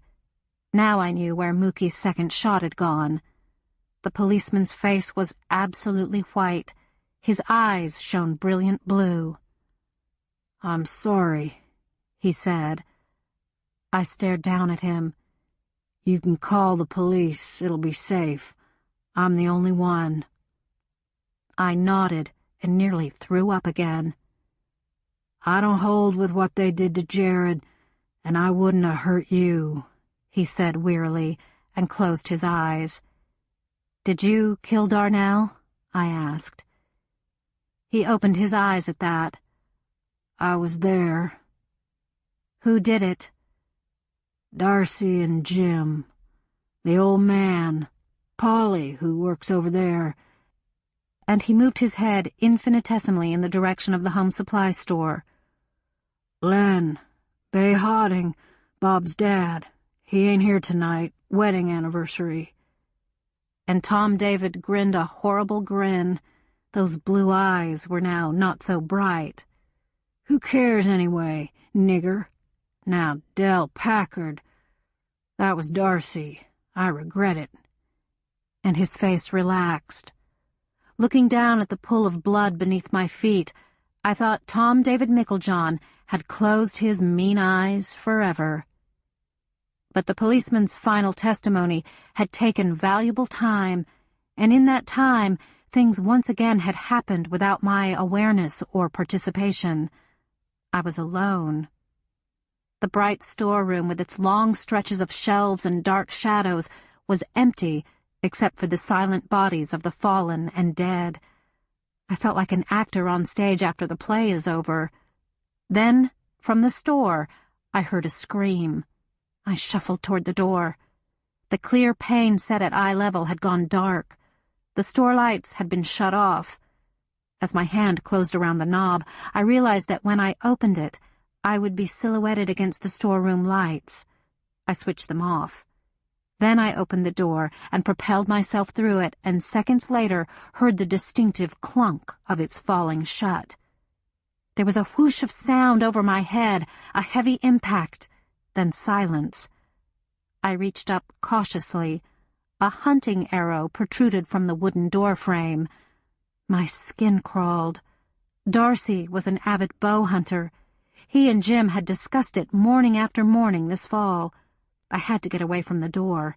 He'd be coming. I pulled myself forward on my elbows, trying to hug the floor as closely as possible. It was all too easy, and I cursed myself for a fool in thinking my venturing into this trap could help anyone. I tried to summon up the floor plan, see it in my head. I felt hopeless when I thought of how familiar it was to Darcy. "I got your yellow friend," he called to me. "She's dead. Got an arrow in her head." He was singing. He was having a good time. I didn't believe it. Mookie had screamed. At least I was almost certain it had been her. You can't scream if an arrow goes through your head. But I knew my reasoning, like my sense of balance and my judgment, was very shaky just now. If only I knew where Jack was, I thought. I'd just curl up somewhere and go to sleep. That sounded good. I laid my head on the rough indoor-outdoor carpet and began to drift. "I'm coming," Darcy crooned. Darcy, who had beaten a young man to death for being black. Darcy, who had crushed his friend's throat. He sounded so close, I knew I shouldn't move. I didn't feel sleepy anymore. I felt close to death. I thought of the high-tech bows I'd seen dangling from the ceiling on my trips to the store, the ones that looked so lethal they would have scared Robin Hood. Wow, was I drifting. A foot fell on the carpet an inch from my face. His next step would be on me. Act or die. Galvanized, I shrieked and scrambled up, grabbing what I could, hoping for an arm. I locked my arms and legs around Darcy Orchard like a lover, holding him as tightly as I'd ever held Jack or Marshall, squeezing till tears ran from my eyes. I was riding his back. He was so big and strong and not wounded. He didn't go down even with my full weight wrapped around him. I'd scared the shit out of him, and it took him seconds to recover, but only seconds. He heaved and bucked, and I heard the clatter of something falling, and I thought it might be the bow. But he had an arrow in his hand, and he began stabbing backward with it, though not with the full force or range of his arm since I embraced him. He jabbed my thigh the first time, and he could tell where to go after that, and he scored my ribs 12 times. Scars on scars, I thought through the terrible pain. I wanted to let go, but it seemed I couldn't get the message to my fingers to relax. Death grip, I thought. Death grip. The lights came on. The glare seemed to shoot a lance through my eyes, made me so sick I nearly fainted. But I was shocked into alertness by something so awful I could only believe it because it was this night, this bloody night. Behind one of the counters that held a display of knives, I glimpsed Mookie, fixed to the wall by an arrow through her chest. Her head sagged to one side, and her eyes were open. Then past Darcy's shoulder, I saw someone running toward us, toward Darcy and me, locked in our little dance. It was Jack, with a rifle in his hands. We were too close. He couldn't shoot, I thought. As if we had one mind, Jack reversed the rifle and clubbed Darcy in the head with the stock. Darcy howled and lurched, wanting to go for Jack, but I would not let go. Would not. Blackness. Wake up, honey. I have to check you. No. Open your eyes, Lily.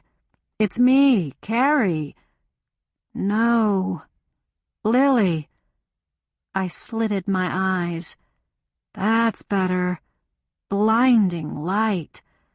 Don't moan. It's just necessary. Back to sleep. Nice period of darkness and silence. Then, wake up, Lily. The next day was agony. My head ached, a condition that bore no more relationship to a normal headache than a stomachache bore to appendicitis. My ribs were notched and gouged, and the skin above them a bloody mess stitched together like a crazy quilt. The wound in my thigh, though not serious, added its own note to my symphony of pain, as did the slice in my arm. I was in a private room, courtesy of Howell Winthrop, Jr., Carrie told me when I demanded to go home. When I realized someone else was paying for it, I decided to rest while I could. He was paying for Jack's room next door, too. Jack came in during that horrible morning when even the medication that made me mentally dull couldn't smother the hurt. When I saw him in the doorway, tears began oozing from the corners of my eyes, running down the side of my face to soak my pillow. I didn't mean to have that effect on you, he said. His voice was husky but stronger. I raised a hand, and he shuffled slowly to the bed and wrapped his own around it. His hand felt warm and hard and steady. You should sit, I said, and my own voice sounded distant and thick. Got you drugged, huh? Yes. Nodding hurt more than speaking. How'd they get you, Jack? They found the bug, he said simply. Jim spilled a Coke in the lounge, and in the process of mopping up the mess, he found it.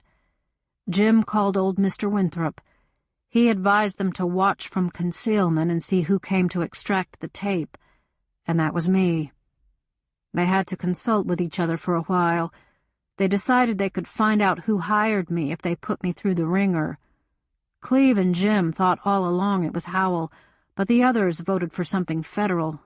They thought Mookie was federal, too. They thought about going to get her, bring her along to join the party, said she'd been in the store too much to be natural. Lucky for me, they didn't. Why did you think of calling her? Who the hell is she? I tried to explain Mookie to him without revealing any of her secrets. I'm not sure I managed, but Jack knew I worked for her and that she had a personal stake in uncovering our fledgling white supremacy group, and that I had known she could shoot. Jack held my hand for some time, rubbing it gently as he thought, and then suddenly he said, "When he knocked you down, when you hit the shelf in the floor, and I swear to God, Lily, you bounced. I thought he'd killed you." You went crazy, I observed. He smiled a little. Yes, I did. When you could stand and you could walk, sort of. I knew you'd be okay, probably. And after a look at Tom David, I knew he wasn't a threat to you. So you left. Hunting. He wasn't apologetic. He'd had to pursue the man who had degraded him. I, of all people, could understand that. Who's dead? Carrie had refused to talk about it. Tom David, Jim Box. That's all? I wanted Darcy to die, but I didn't hit him that final time that would have settled it. His jaw is broken, though. The cops were there by then, for one thing. Jack sank into the chair and thoughtfully punched the button to lower my bed so I could see him more easily. How come? Bobo called them when he went into the store after all the shooting started, and he was trying to find his grandfather. The old man had armed himself, and Bobo managed to track him down just in time. I remembered Bobo's face as he'd lifted his grandfather and carried him off. A few more tears oozed down my face. I wanted to know what would happen to old Mr. Winthrop, but it could wait. Roasting in hell came to mind as fitting. Mookie's alive? I had belatedly realized her name wasn't on the dead list. Jack closed his eyes. She's just hanging on. She wants to talk to you. Oh, no. I felt so washed out and washed up, I couldn't stand the thought of one more confession. She's really not going to make it? The arrow went right through. You saw. I was hoping I made it up. I looked away at the curtained window. Jack kept holding my hand, waiting for me to make up my mind. So, Cleve didn't die? I was stalling. He has a fractured skull, much worse than your concussion. Not possible. Okay, get a nurse or two to load me in a chair. After a lip-biting interval, I was being pushed into Mookie's room. There were blinking machines and a constant low hum, and Mookie was hooked into more tubes than I had ever imagined a human being could be. Her color was ashen, and her lips had lost color. Lynette was in the corner of the room, her hands over her face, rocking back and forth in a straight chair. Her firstborn child was dying, and she had already lost her second. The nurse went to stand out of earshot, and I raised my hand with great effort to touch Mookie Preston, that odd and lonely and brave woman.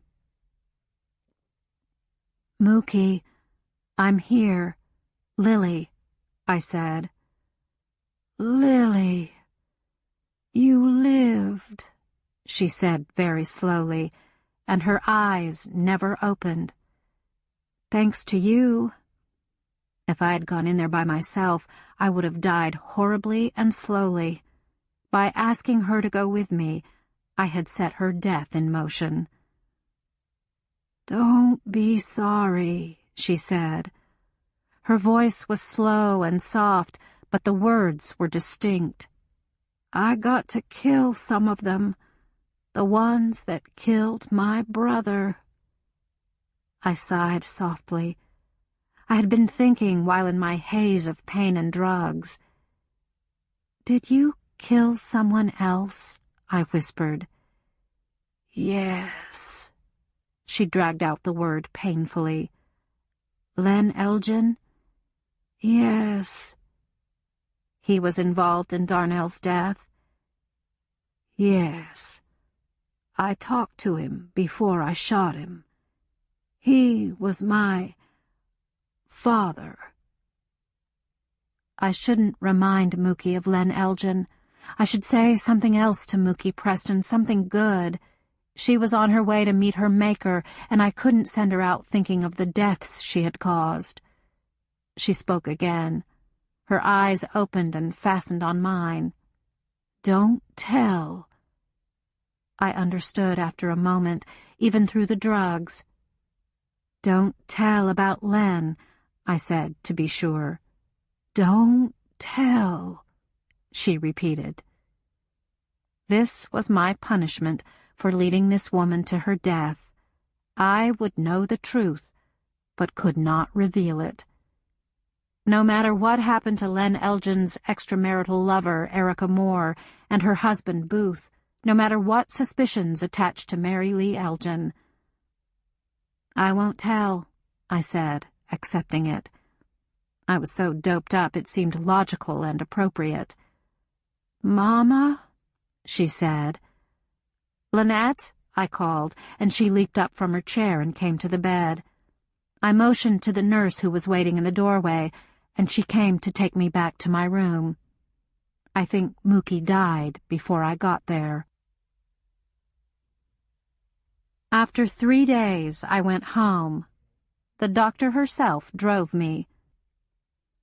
This homecoming from the hospital routine, the stale house, the life untouched while I was gone, was getting old.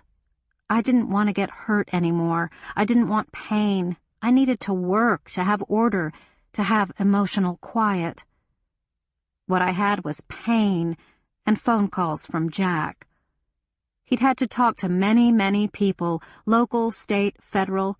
Most of that I had been spared because of my concussion, the second I'd had in a month, but I'd had my share of interviews.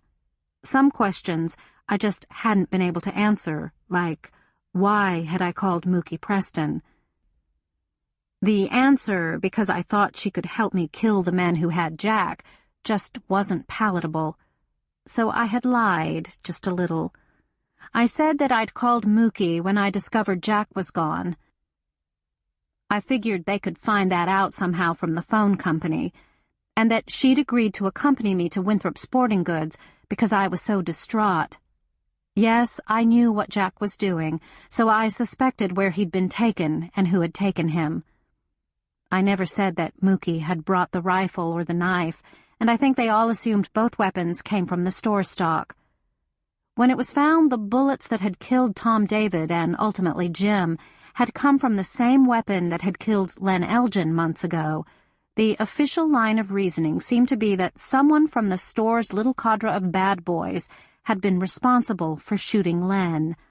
A motivation for this assassination was never uncovered, but it was assumed that somehow he had thwarted one of their plans or uncovered evidence that implicated one of them in the death of Darnell.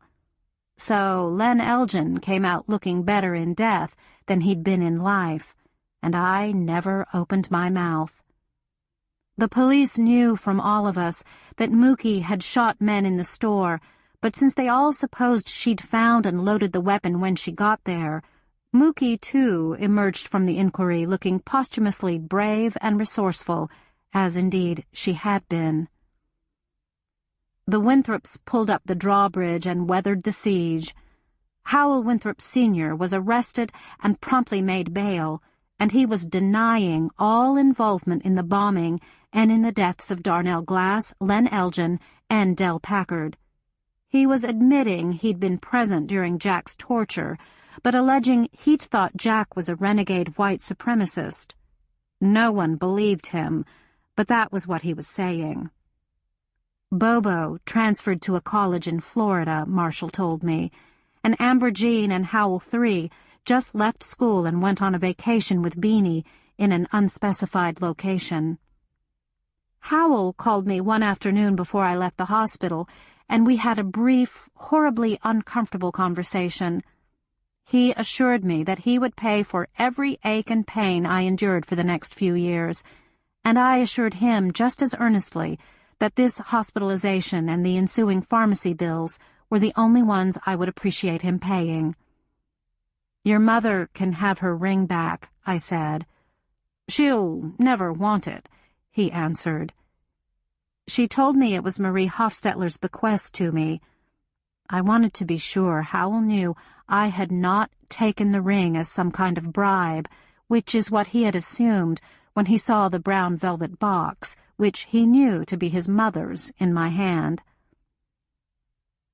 "Why did your parents want me to come to their house?" "I can't talk about that," he said stiffly. "But Bobo told me I had to tell you he knew nothing." I'm sure we were both glad to hang up. I thought about that strange evening on Partridge Road, the big white house, the tiny old people. I hoped Arnita Winthrop hadn't known about her husband then, had really been the gracious woman she had seemed. Maybe she had reasoned I deserved something tangible for being Marie's friend. Maybe that was why she'd given me an old ring of her own, passed it off as a posthumous gift. Maybe her husband had had a curiosity to see me, had asked her to think of a way to get me to the house so he could look me over. The running figure that night had been Jack, he'd finally told me. Jack had been asked to watch the comings and goings at the Partridge Roadhouse whenever he could. He'd been at Marie's funeral to get a good look at the older Winthrops since there was no casual way for him to meet them. Jack made the papers, state and national. He was something of a hero for a while. It was good for his business. He got all kinds of inquiries, and as soon as he could manage physically, he left for Little Rock. I had a feeling it was a relief to get a little distance between himself and the place and time of his ordeal. He'd been overpowered, bound, and tortured.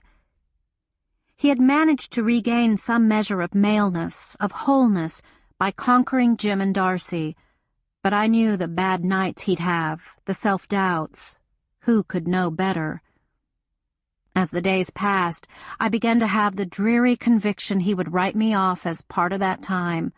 Sometimes I was anguished, and sometimes I was angry, but I couldn't return to my former detachment. I'd been back at work for 3 weeks, back to working out at Body Time for 1 week, when I came home to find Jack's car in the driveway. He had flowers, a bigger arrangement than Claude had sent me, of course, and a present festooned with a huge pink net bow. I felt a rush of joy at the sight of him. Suddenly, I didn't know what to say to him after weeks of imagining this moment. I pointed to the flowers. "For me?" "Geez," he said, shaking his head and smiling. "If you're still the Lily Bard who sucker-punched me right here in this doorway, these are indeed for you." "Want me to do it again, just to verify my identity?" "No, thank you, ma'am." I unlocked the door and he followed me in. I took the flowers from him and headed down the hall with them. "Where are you taking those?" he asked with some interest. "My bedroom." "So, are you planning on letting me join you in admiring them?" "I expect so, depending on your good behavior this evening. I'm assuming you brought a doctor's note to prove that you're up to such vigorous activity." "We are so playful this evening, Miss Bard. We are so relaxed and normal date-like." "It's a stretch," I said, "but I'm up to it."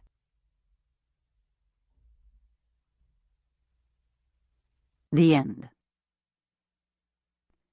You've been listening to Shakespeare's Champion by Charlaine Harris, narrated by Julia Gibson and directed by Matt Stadelman. This book is copyrighted 1997 by Charlaine Harris Schultz. This recording is copyrighted 2009 by Recorded Books. If you've enjoyed this book and this performance, Recorded Books recommends Chosen to Die by Lisa Jackson, narrated by Alan Nebelthaw.